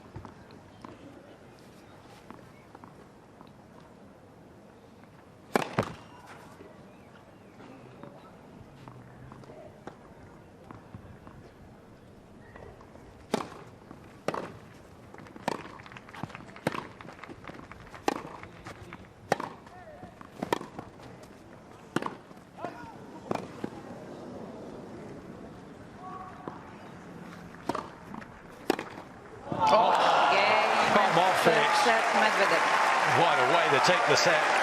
I think he got a little lucky. The wind brought that ball back in, which he floated, but He deserved it, didn't he? Fantastic play. By 16 So the to 3. second Medvedev leads set by for 2 Medvedev, sets to and he 1. leads by 2 sets to 1.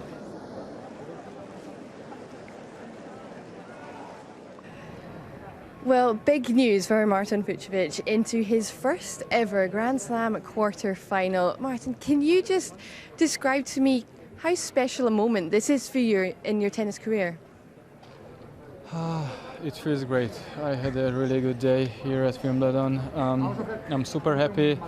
I really wanted to win this match finally, play the quarter-final first time, so I was just focusing about the next points. Is it even more significant for you, given that you've played Andre 4 times already this year, lost them all, and you did say on the court when you were leaving, I hope I don't play you again this year, to then beat him here at Wimbledon to reach your first quarter-final? I was not thinking about the previous matches. I knew that Andre is a tough opponent, and he will play with a big confidence against me. He beat me so many times, but I knew that grass is a different surface, and I have a lot of experience on grass. I won the juniors 11 years ago, so Wimbledon is always a warm place in my heart.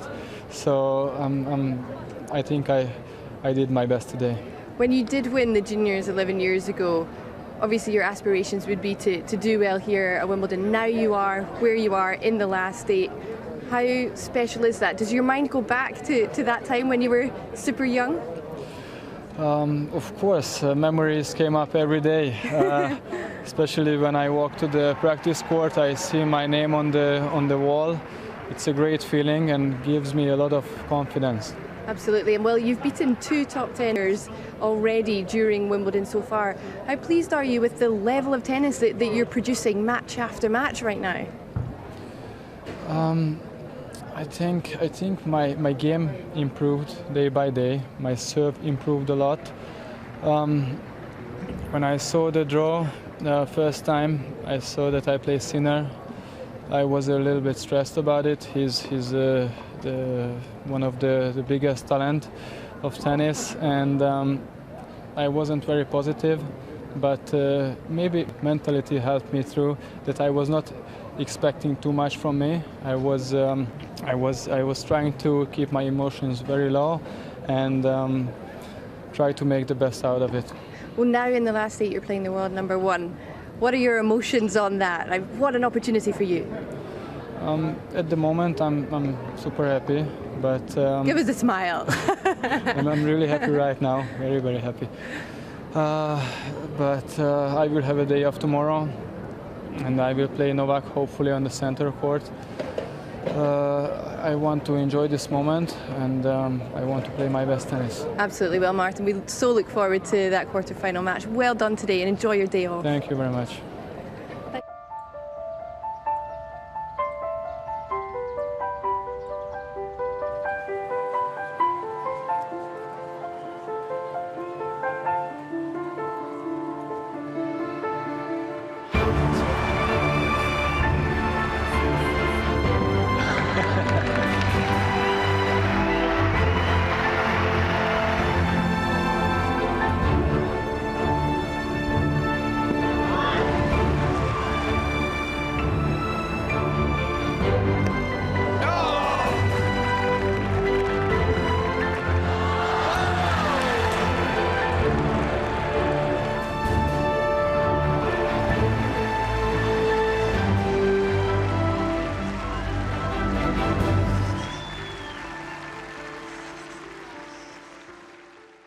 Welcome to Wimbledon Lessons, brought to you by Sipsmith Gin.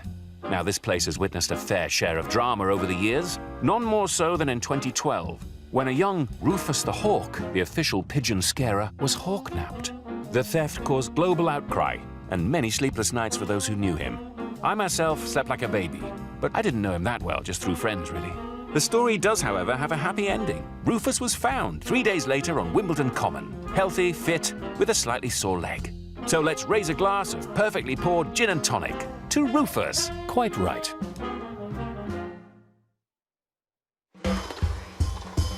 Great match. I agree, Bounce. Blade, I didn't see you down there. Why don't you pull up a chair and join me? Now that play is over for the day, what should we watch next? Oh, well, there's an interesting documentary on soil patterns. How about a film of the funniest moments in Wimbledon history? Are you sure? This documentary is supposed to be really interesting. Yeah, Blade, I think this is more our kind of movie. Here, trust me, you'll enjoy it. OK. Oh, it's my cousins. Shh, Blade, the movie's about to start. You know how lucky we are to get so close to the matches here at Wimbledon? Sometimes, if the fans are really, really lucky, they can get as close as us. Like this spectator. He got so close, he had to save Serena Williams. Just don't step on the grass. And David Beckham got to meet me. Can you keep a secret, Blade? Well, as long as it doesn't get me in trouble. Sometimes, if you're really lucky, you might even get invited onto the court. This was back in 2017 in the Ladies' Invitational Doubles, and one of the fans caught Kim Clijster's attention and, well, just watch this. He shouldn't be on the court. He's not wearing white clothes. This is in violation of so many rules.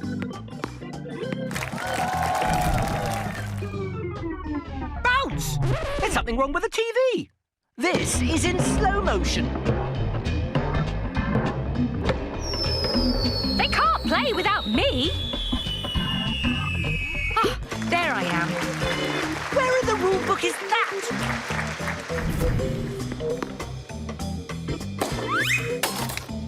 At Wimbledon, you have to have your wits about you 100% of the time.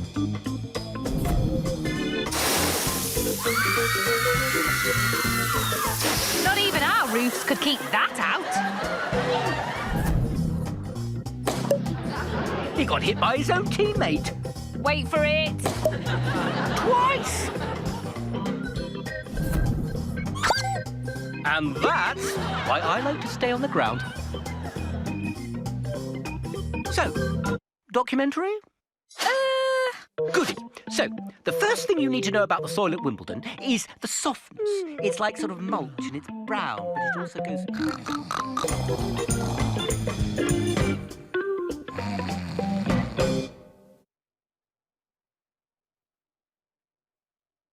Wimbledon's most juicy moments.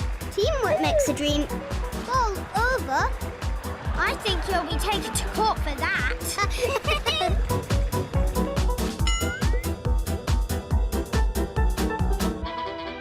Twice. Well, that's one way to play doubles.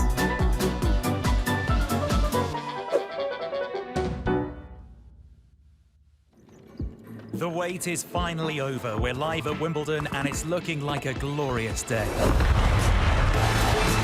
Come on, you're missing it! We are at Wimbledon and the grass is looking as immaculate as ever. Just 15 years of age. Our very first Wimbledon.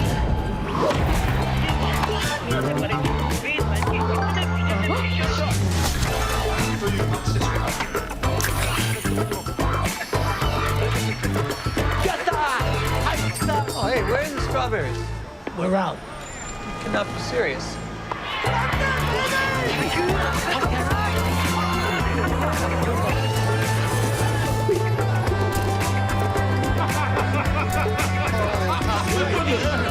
With championship points.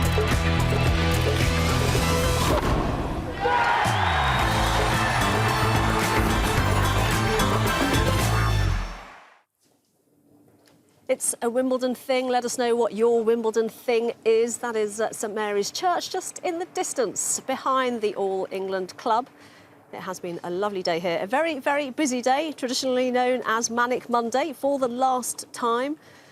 There will be play on the Middle Sunday next year, but we have enjoyed seeing an awful lot of tennis, lots of people in the grounds there, and we saw some kids' content a little earlier on. There's also a virtual hill if you want to get involved from home, if you haven't managed to get any tickets to Wimbledon this year. There's also a Wimbledon hamper this time around that you can get delivered to your door at home in the UK. And there have been, I think, fairly inundated with requests for that Wimbledon hamper. So if you do want one, I'd get in quickly. Wimbledon.com, plenty of content on there. But let's talk about the tennis because Daniela Hantuchova has joined us. Daniela, there's so much today. We really have been spoilt for choice. Let's talk about what your favourite has been so far, because there's still plenty of tennis to come, isn't there? Yeah, like you said, Carty, so hard to pick anything, but I would say to me the most exciting story on the women's side has been Ons Jabeur. I'm such a huge fan of her game, and you know what she brings on the court is very special. She is loved everywhere she comes, and it's because not only her amazing personality, but how much she's in her game. What I'm so impressed is that other than, you know, doing all those wonderful drop shots, slice backhands coming to the net, she now has all the power and the fitness to go all the way. And to me, today was the biggest test of the tournament so far for her. And the way she's handled it, she's starting to look really, really good, potentially to go all the way. So I'm super happy for her. And to me, that has been the highlight on the women's side. You mentioned, Danny, the drop shots and the variety that she used and has used in her matches so far. But actually today, she seemed to want to go toe-to-toe as well from the baseline. That rally we just saw was a great example. You know, Swiatek hits the ball so powerfully from the back of the court. That helped to win Roland Garros, as we know. But Jabeur was also willing to try and beat her at her own game. Yeah, exactly, Adam. That's what she's been so impressive throughout not only this tournament, but in Birmingham as well, that I feel like physically she's in such a great shape that she goes toe-to-toe with all the powerful players as well. The way she hits the forehand, I think it was a little bit of a tactical mistake from Swiatek. She was doing way too much to Ons' forehand, and we saw how effective and dangerous she is on that side as well. So, you know, she has become a complete player more than ever, and that's why, you know, she's been so successful on grass as well. Yeah, Ons Jabeur, that winner in the first match on court number 2. She lost the first set against Iga Swiatek 7-5, but then fought back 6-1, 6-1 after that in the next 2 sets. But let's focus now on the second match-up on centre court. Angelique Kerber, she's been resurgent here at Wimbledon over the last week or so. The number 25 seed, a former champion from Germany, winning 6-4, 6-4 against Coco Gauff. And here she is speaking in her press conference. Hi, Angie. Congratulations. Thank you. What are your thoughts on the Coco posed to you in this match and how you were able to handle it? You know, I think it was, I think it was a good match, and it's never easy to play against someone who never played, especially against someone, like Coco. She is like really a youngster, a player which I think has a really nice career in front of her. So I was trying, you know, just staying focused, trying to playing my game, and and going forward if I have the chances, especially at the second set, like in the middle of the second set, and then closing the match with my serve. If there's time for a follow-up, what do you see in her at age 17 as a predictor? You know, I think she's really professional when you see her practicing really hard, and also like her mindset is really like going out there, winning matches, you know, and she has a great serve. Also, her backhand is unbelievable. So, you know, when she will have more and more experience on the big stages, I think she will for sure have a really great future and career. Courtney. Hi, Angie. WTA Insider Courtney. Can you just reflect on the last 2.5 weeks or so? What is it for you that has clicked so hard in terms of finding consistency on the court again and playing with a joy that it seems like you're bringing to the court right now? You know, I really enjoy to play on grass. I think this is also always really special for me, playing 2 tournaments in Germany, starting the grass court season like this, and then winning, I don't know, like my tournament in Germany, playing in front of the crowd again. I think this yeah, this give me again like new energy, you know, to go out there enjoying my tennis. I really worked hard in the last few months, and you know, being able now to playing matches like this, winning close matches, and you know, going out there enjoying it and feeling my tennis, it's always a good sign. And being now in the quarters here again, it's really great, and I'm looking forward to the next round. Go ahead, Courtney. Yeah, and just a quick follow-up on that. Everybody talks about how slams are like 2-week events in terms of the first week is one set of issues, and then the second week is kind of a whole new type of tournament. I'm curious, your experience, especially at Wimbledon in the second week, what is the key to getting through the second week and putting yourself into the final? You know, I think the key is, you know, just being focused on every single day, because you never know what can happen. I mean, 2 weeks are really long. Also, the condition can change. It can rain. Then it's really hot outside. So you have to really stay focused in your own way and on your routine, and just taking every single day by day. Also, the matches are completely different, and you have always like a fight in some way. So for me, it's like more, you know, to stay on my way and focusing how I played the last few weeks, but especially, you know, to going with the mindset that every match starts from zero, and I wanted to win it. So it's more like, you know, also the confidence from the first week, taking it to the second week. And then if I could just ask one quick follow-up question, which is just Mukova, if you could just talk about your next opponent. I think she's really a tricky opponent. She plays well on grass with her slice, and we played few times, but never on grass. So I think it will be an interesting match. I know it will be another tough battle out there, but you know, like I played the last few matches, it's more the thing to focusing on my game, being aggressive, and enjoying my grass court tennis.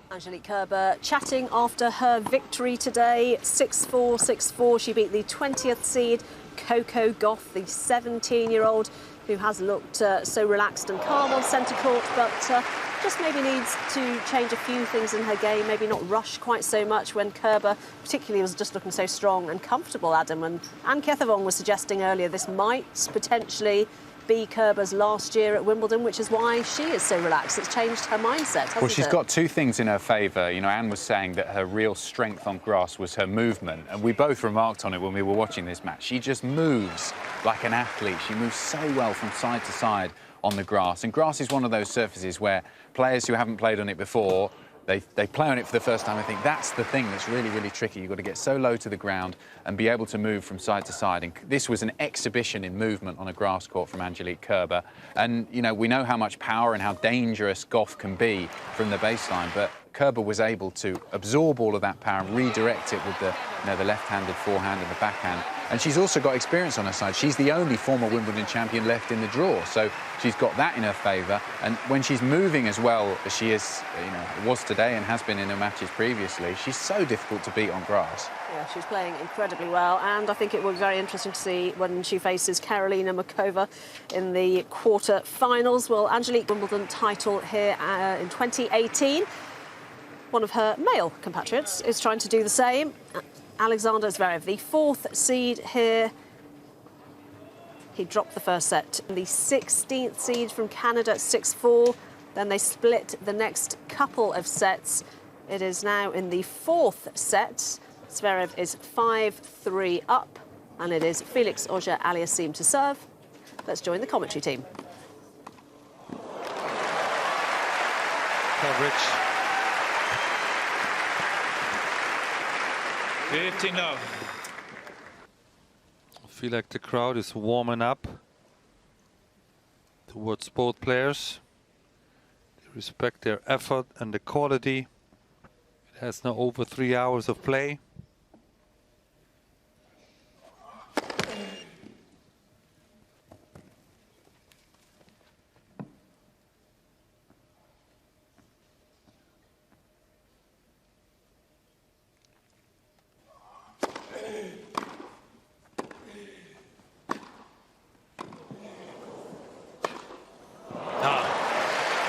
Cleanly, confidently taken. 15-all.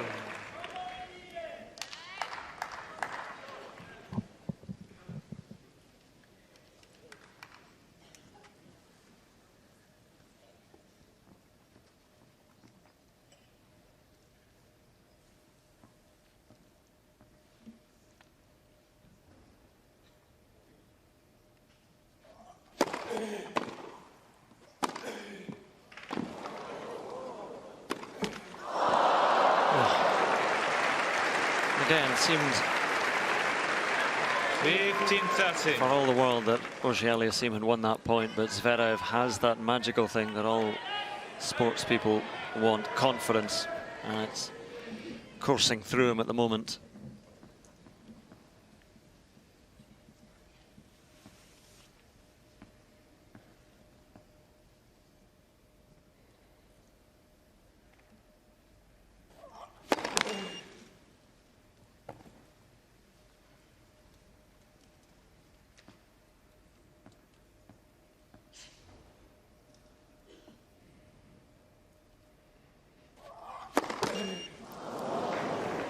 Well, I talked about it being some time since Zverev had served the double fault.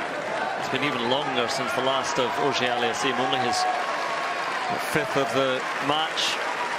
And it brings Zverev to 2 set points.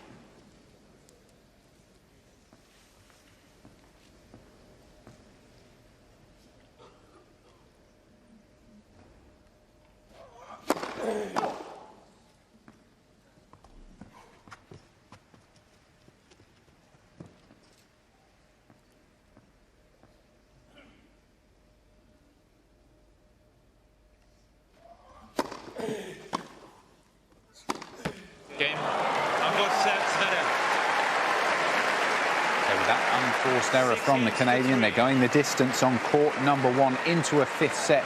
And it's Alexander Zverev who will have the momentum heading into that decider. Don't forget you can continue watching that match on Wimbledon's major broadcasters all around the world. Daniela Hantuchova is still with us. Danny, we were just talking about Angelique Kerber. Great performance, another great performance from her today. Looking back through the head-to-heads, you played her 5 times during your career. You beat her twice. What was she like to play against? We were talking about her movement there, which has really helped her on grass, and one of the reasons she won Wimbledon a few years ago was that movement across the baseline. Was that something you were always impressed with? Yeah, absolutely, Adam. When I think of Angelique, I think movement. And I always said Kerber at her best, I would put her top 3 best athletes we ever had in women's tennis as far as the footwork goes. And that would be Steffi Graf, Kim Clijsters, and Angelique Kerber. I've never seen anyone moving better than that. And to me, you know, we saw signs of that today against Coco. But it's not only that, because she's been around for such a long time. She's got an incredible eye for the ball. So she kind of moves before the opponent even hits the ball, knowing where they're going to go with the shot. So that makes her even faster. And I think that's where she is using those experiences now. Even though she's not as explosive and as fast as before, she knows where to cover the court. And to me, one of the most impressive shots in women's tennis is that backhand low that she hits, that she squats all the way down. First of all, I don't know how she keeps the balance. And second of all, how she gets out of it and sprints to the next one. I mean, if I had to do it, I would just hit the shot and probably that would be it for the rest of the rally. So it just shows what an incredible athlete she is.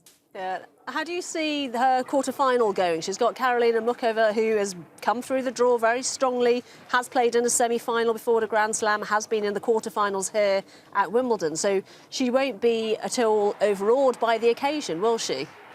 Yeah, we haven't really mentioned Muchova, have we, Karti? And it's because, you know, there's been so much attention on Krejcikova, Pliskova, and all the other Czech girls. But Muchova, to me, she's one of my favorites, especially on grass. She feels so comfortable here. She loves to come to the net. I think she could be such an amazing doubles player if she would be playing more often that as well. And she's a full package. So to me, it's going to be so important how aggressive Muchova is. If they get into longer rallies, I think that's where Angie's got experience. But I just feel like Muchova has too much power these days against Angie. And also the fact that, you know, they not even have 24 hours to recover. when you are older, even 1 hour of extra recovery makes a big difference. And this is where Angelique, you know, also playing the 3-hour match the other day last week, might be a little bit short on energy. So to me, Muchova is more of a favorite in this one, but, you know, Angelique knows what it takes to go all the way. So it's going to be, again, the experience against the youth and the power. Yeah, should be a really exciting match in the next round. Danny, stay there. We'll be back with you in just a second, but let's head out around the grounds and catch up with Jenny again. Wimbledon is synonymous with tradition, and there's nothing more traditional than a manual scoreboard. It is only one of the very few tournaments to have a manual scoreboard. At the end of every match, someone comes down as quickly as possible to update both the name and the score. It's a really popular area for the spectators to come and take lots of photos. And I'm 5'9" in height, so you can really see how big these scoreboards are. We've got them for the men's singles, the women's singles, all 3 doubles competitions, and of course the order of play as well. This ladder here is used because they are so big. I have to say it's quite tempting to hop on it and slide along, but I shan't do that because I have to get special dispensation to do. Here at Wimbledon, we start with 128 players in both the women's and the men's draws. In the men's side, we are almost down to our final 8. We have still 3 spots available for the final 8 position, and in the women's we have just 1 spot left. It will either be Ayla Tomljanovic or Emma Radicano, the British teenage sensation. We will find out later on today after Manic Monday is finished to see who the final 8 in both the men's and women's will be.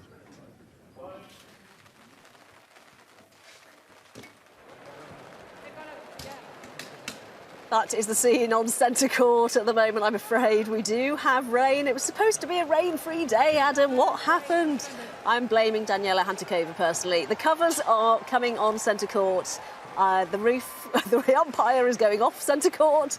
The roof will come on centre court. It will all take about 20 minutes, so there will be a slight break in play. And Daniela, I do want to ask you how this could affect Emma Raducanu, the 18-year-old British teenager who is into the 4th round. She is the only woman who hasn't even started her 4th round match. All of the others finished their matches several hours ago. She hasn't started. She's now got a rain delay to contend with, as well as a 5th set in the match before her on court 1. Does it make any difference to her, or is she just very excited to be? You know what it's like to be an 18-year-old in a Grand Slam. Is it just all exciting and you don't really care, you just want to get on court at some point and play?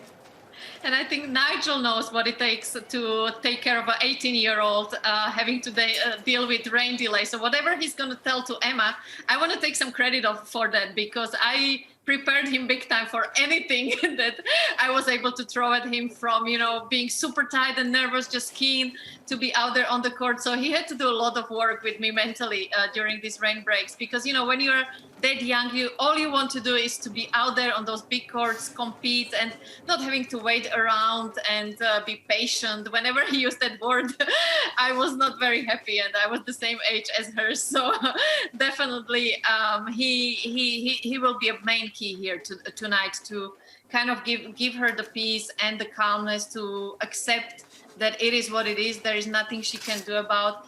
I don't think it's going to affect her too much today, but if she wins, it's going to be a huge difference tomorrow, not having as much time to recover as the rest of the field. Having said that, though, she's 18 and she's full of energy, and you know, all the adrenaline and the support she gets from the crowd. If she gets through, she's going to use that tomorrow as well. So, you know, this is where, like I said, the team is so important, just to kind of calm down the players. And yeah, Nigel had to deal with many different things I would throw at him during rain break. So definitely they are ready to battle this. I suppose, Danny, that's one of the difficulties of being the top match, the prime time match. You're going to get to play in front of a huge TV audience, as Emma Raducanu is going to do all around the world, you know, on centre court, one of those big arenas. She's on court 1, but you know that, you know, the BBC and all the broadcasters all around the world will be focusing on that match. But you were also last on, so if there's any rain delays or any delays, you're not quite sure when you're going to be starting. When you were playing in your career and you had that, you were on, you know, on a show court later on, and there was a rain delay or long matches that went on. What did you learn about, you know, when to eat, when to warm up? Was there a formula to it that worked well for you?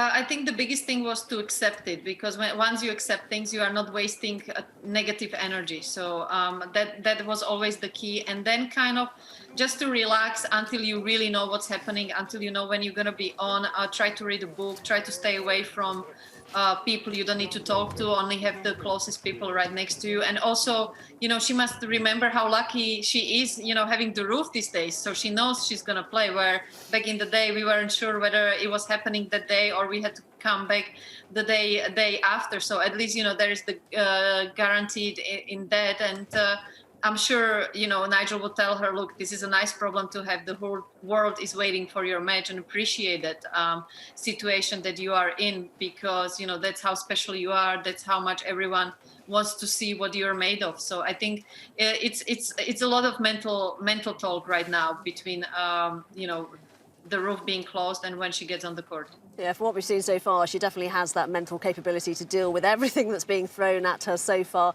Let's have a look at the draw then, Daniela, because should she come through the match against Ilia Tomljanovic, she will be facing the world's #1, Ash Barty, the French Open champion from 2019. From what you've seen so far of Ash Barty, how do you think she's been playing? Because she seems to have improved as she's gone through the tournament, doesn't she? It's just doing enough. I wouldn't say, she's been playing unbelievable tennis. And going into second week, I think that's great news for her, because she hasn't played her best tennis, and yet she's already in the quarters. And I think that should give her a lot of confidence that, she can go through matches not playing great. I think that's been one of the keys for her this year, that, in Miami first round, she was match points down.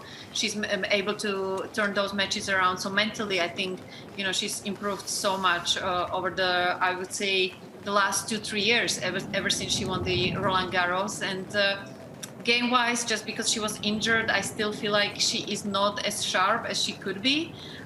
So this is where, if Emma gets through, again, a great opportunity where she is, to see for her where she is playing against #1 in the world. But let's just focus on the match today, because she's playing against Ilia Tomljanovic, who I believe can play so well on grass. Her boyfriend Mateo Beretini is having a great tournament himself. So to me, she's the favorite, actually, Tomljanovic, just because of how big she serves and how aggressive she can be. Beautiful volleys too. So let's just focus on today, and then let's see what happens tomorrow. Danny, let's jump down to a match in the bottom half of the draw now. Karolina Pliskova, the #8 seed, against Victoria Golubic. Now, Pliskova's sort of drifted through the draw without having too much attention on her, but I know that from Wimbledon's in the past, we've always said that Pliskova's game really should suit the grass courts. We can see some highlights of her win today against Ludmila Samsonova. She's got that big serve, big forehand. She's never quite been able to do it, really at any of the Grand Slams, but particularly at Wimbledon, where it really should suit her. Could this be her year? Well, that's where I'm always so careful with getting too excited with Karolina, because I believe her game, it's good enough to win slams. And, she would have so many great tournaments in the past. And I'm thinking, right, this is her time. She's going to do it. She's going to go all the way. And then suddenly she has one of these random matches where she doesn't really show up at all, like we saw in the Rome final. So that's where I'm like, as far as quality of a player, yes, especially on grass. She won with Eastbourne a couple of times as well. She loves this surface. So there is no reason why we shouldn't be talking about her more. But just because of those sometimes random, shocking matches she would have, I don't put her in the category when I make my predictions before slams as one of the potential winners. Yeah, we saw her opponent, Victoria Golubic, beating Madison Keys, the 23rd seed, in straight sets today. Golubic very much in confident form and very excited as well to be in the quarterfinals, which can take you a long way, can't it? Absolutely. The excitement levels in the second week and the confidence are super important. And by now, everyone is playing great tennis. And that's been the case with Golubic. I've only practiced with her a couple of times. And she's one of those players that when you hit with her, it feels like, there's not really much she can hurt you with. But then she also doesn't have any weaknesses. So it's one of those players that you have to really work for it to win, because she's not going to give anything away. Very solid off the ground, moves incredibly well, and mentally she's there for every single point. Yeah, and I think she surprised herself how well she's done here at Wimbledon this year, but she's deservedly through to the quarterfinals. And as you say, she'll have an opportunity if Pliskova isn't bringing her best level to that match. Victoria Golubic of Switzerland is going to have a great opportunity. There were lovely scenes as well at the end of that match, her kissing the grass and celebrating with her support team. And that's the thing for a player who's through to this stage of a Grand Slam for the first time and, you know, on the world stage at Wimbledon. It is a special moment, isn't it? Not just for the player, but for the team around them. Yeah, it is special, Adam, just because it's Wimbledon and just because of everything you go through as a player on that middle Sunday, where you suddenly have the entire club to yourself and you realize, wow, I'm still in the tournament. It's so special. And I think that's why all the players loved it that much, because it gives you opportunity to kind of have that gratefulness, a little bit breathe in, not having the crowds around. We saw it with Roger, you can kind of walk freely to places that you normally can't go to because of all the fans being there. And because of that Sunday, it creates a new momentum. And every match afterwards, it's even more special. And that's why I think, you know, she was so emotional after that match.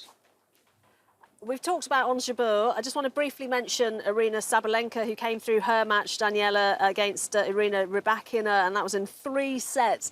I think from what you've been saying about Ons Jabeur, you think she could get through to the semi-finals here?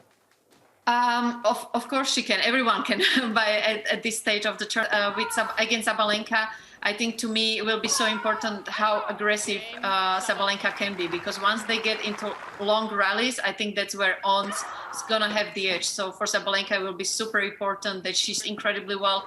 She stays aggressive on the first 2-3 shots, and she doesn't let Ons do all the magic, tricks and let her dictate the rallies, because then, you know, Ons is the best in the world at the moment, where she can just outmaneuver her opponent. So it's important that Sabalenka stays aggressive, keeps going for her shots. Obviously, Ons is going to make it super awkward and try to throw her off the rhythm. So I would say that match, whoever gets through that has a huge, huge chance to go. Yeah, plenty of players in that ladies' singles quarterfinals with points to prove or hope pick up their first Grand Slam title here at the Championships. Danny, we've looked through the ladies' draw there, and we can move over to have a look at the men now at the quarterfinal stage and pick out the runners and riders and see who's got the opportunity to perhaps get through to the semis. I suppose with the men, it's very different to the women's draw, isn't it? That Novak Djokovic, it's just so hard to see past him. You know, he's got Martin Fucsovics in the next round. Some people were saying that he might have struggled a bit more to play against Andrei Rublev, the number 5 seed, but Rublev lost in the end in that match against Fucsovics. But Djokovic is, you know, he lost that first set of the tournament against Jack Draper, but since then, he's looked pretty imperious. He has, Adam, and today, with all the respect to his opponent, it felt to me like he was still in that Sunday mode, you know, just having a nice, easy hit on center court, and he manages to win in 3 sets. You know, that's how he is to me, on a different level as far as everything goes, mentality, the movement, the precision on his shots.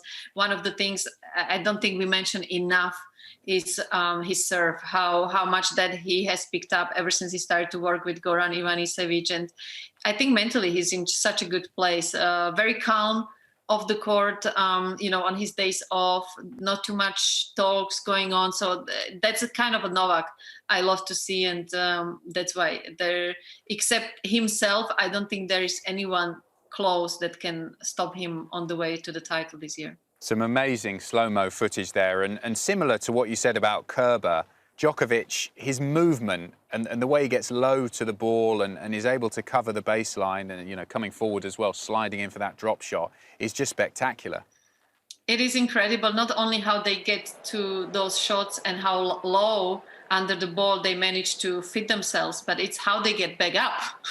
That's another thing that's even more impressive, and still be able to stay in the rally, recover, and slide to the next shot. And I think that's where his athletic ability is so special, because he's got the combination of being almost like a gymnast as far as his flexibility goes, but at the same time having that incredible endurance and explosiveness. And I think this is where tennis is one of the most tricky sports, because you need the combination of being able to stay there with the guys 4 or 5 hours, as we saw 2 years ago in the finals against Roger.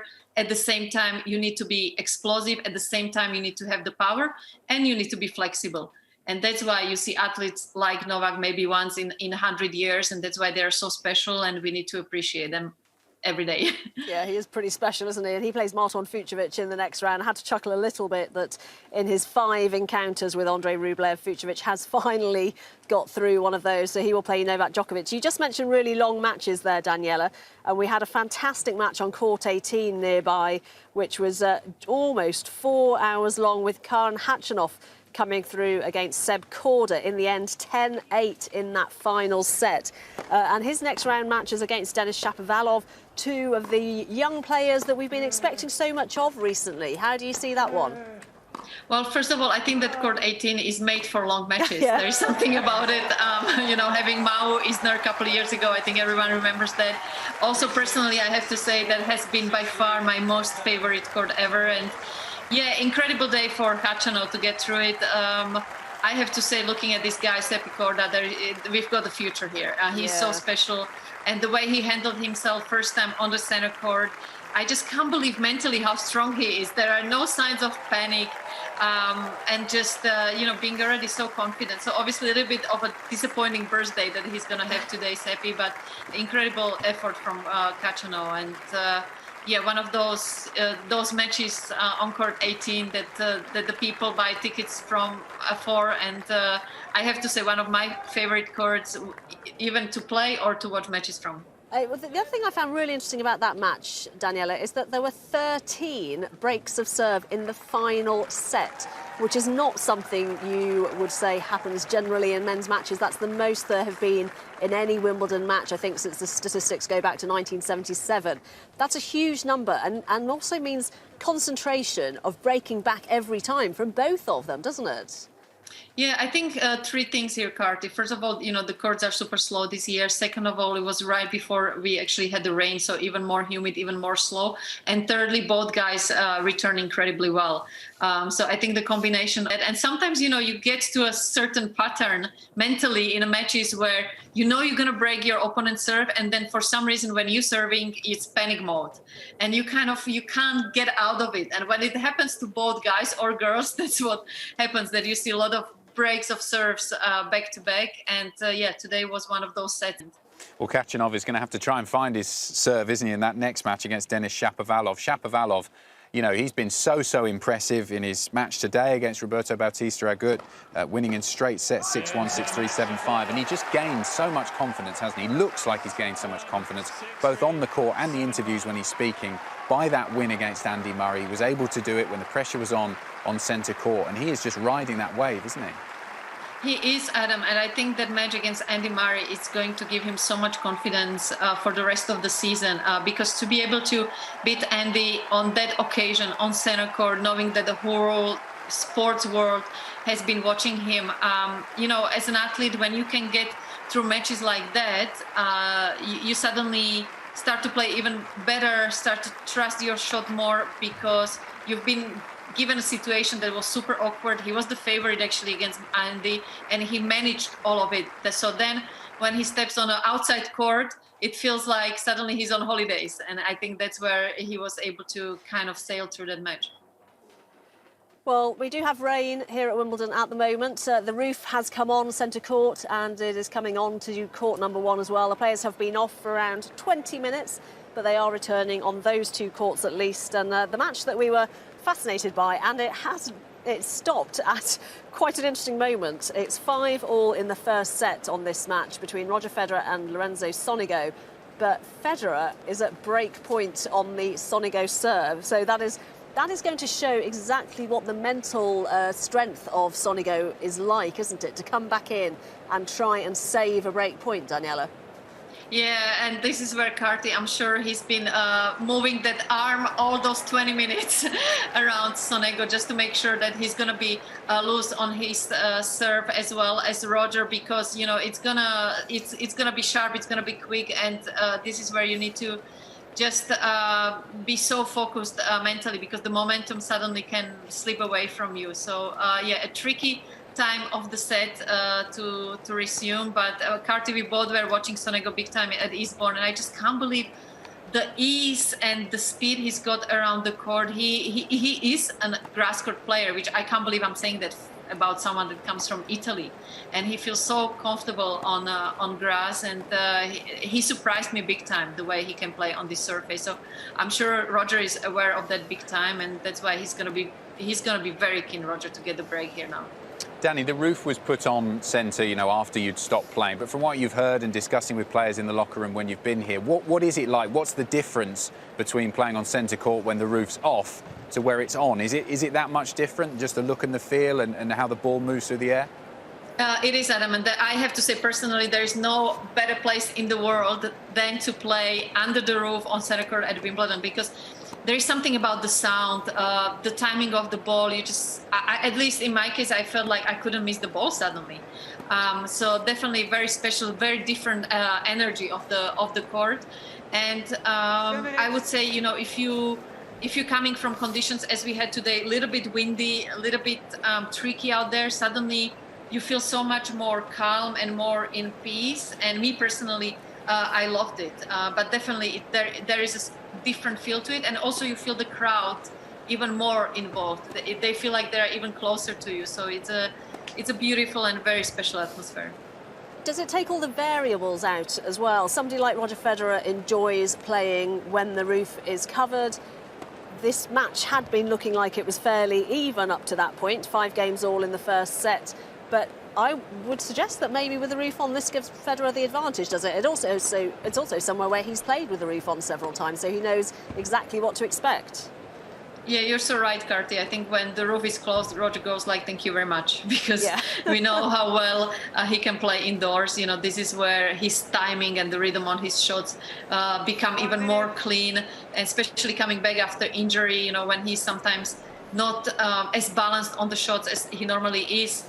In the roof and kind of an indoor tennis is going to give him the opportunity to feel even more comfortable on the court. So definitely, you know, when Roger saw the forecast and saw potential rain for his match, I'm sure he was happy about that. Yeah, it'd be really interesting, Danny, to see how both of these players, Federer and Sonego, cope with that little break in proceedings, you know, the time that they spent off the court and then back on with the roof on. Certainly Federer more experienced playing under that roof than Sonego would be. We're still waiting for the players to come back out on court 1, taking slightly longer to get everything ready to get them back out in that one. Felix Auger-Aliassime against Alexander Zverev, and as the minutes tick by, who's getting further and further away from coming out there. We spoke quite a lot about her, didn't we, Danny? But let's mention her opponent, Ajla Tomljanovic.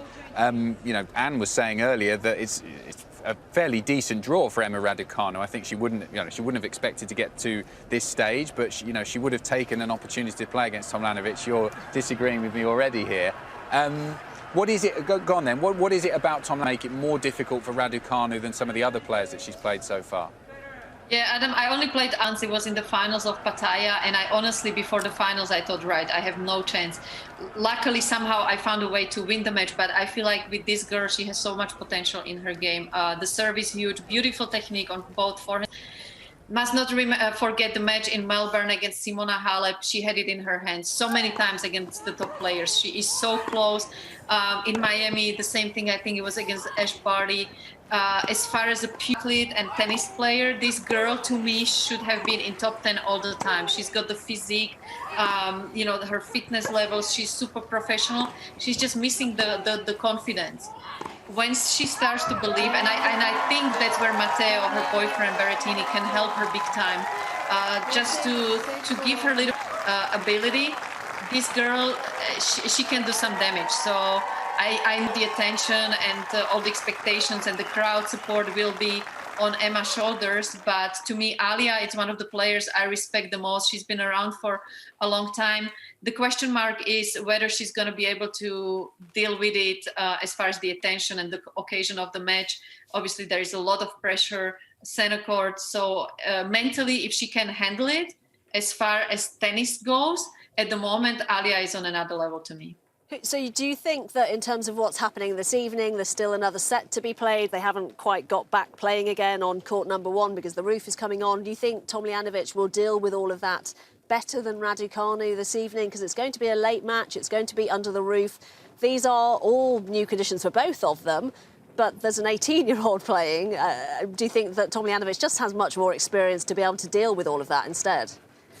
Yeah, she has been around much longer, and also this is where once again I go to Mateo, that maybe all the momentum he's got winning his matches, and he's going to be around for sure to support her. And it's so nice that all the time that now they have to wait for the match she can spend with him, and he's going to play a big part in this match for sure. And I wouldn't be surprised if he's not sitting there and supporting her as well, even though he might choose to recover instead and focus on his singles. So it'll be interesting to see whether he will be watching their live, because I feel like in matches like this she could do with his support. But at the same time, for Emma it's all new, it's all exciting. So I would say they will go about it in different ways. To me, it's more once they step on the court, how the occasion and the atmosphere and the energy of the match is going to affect each player.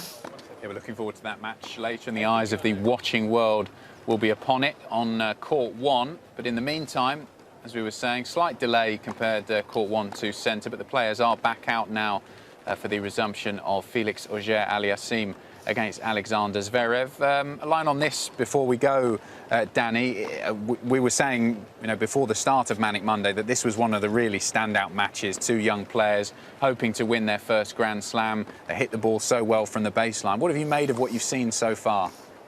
Yeah, it's been an incredible match so far, and to me, second week of Wimbledon, just to sum it up, it's not about only how well they've played at the championships this year, but also the tournaments before and the clay court season, and combined all of that, and how well Sasha has been playing and how much confidence he's been carrying around him for the last couple of weeks. He's a slight favorite, even though Felix has improved big time the last couple of weeks, just because of the results over the past months. I lean a little bit towards Sasha in the decisive set. So Felix Auger-Aliassime has that slight advantage we can see from the scoreboard there. He's got that break early in the 5th, but it is a shootout, isn't it? It's a one-set shootout. How much of an advantage will that early break be? I mean, it is an advantage, obviously, to break Sasha and be leading in the 5th set. But this is where I think the rain now delay for Sasha, it's been very, very good. And I'm sure he would be talking to his team how to go differently about the 5th set and try to get the momentum back to his side. Yep, it'll be really interesting to see how that match culminates on court number 1. But Auger-Aliassime has the early break in the 5th set when they resume in a couple of minutes' time. Danny, that's it for us. Again, here on Manic Monday. Hope you've enjoyed it. Thanks so much for joining us here on the Wimbledon Channel. We'll speak to you at the same time tomorrow. So play continuing now on centre court and court number 1. You can catch that on Wimbledon's major broadcasters all around the world. But for us, it's time to say goodbye and see you on Tuesday.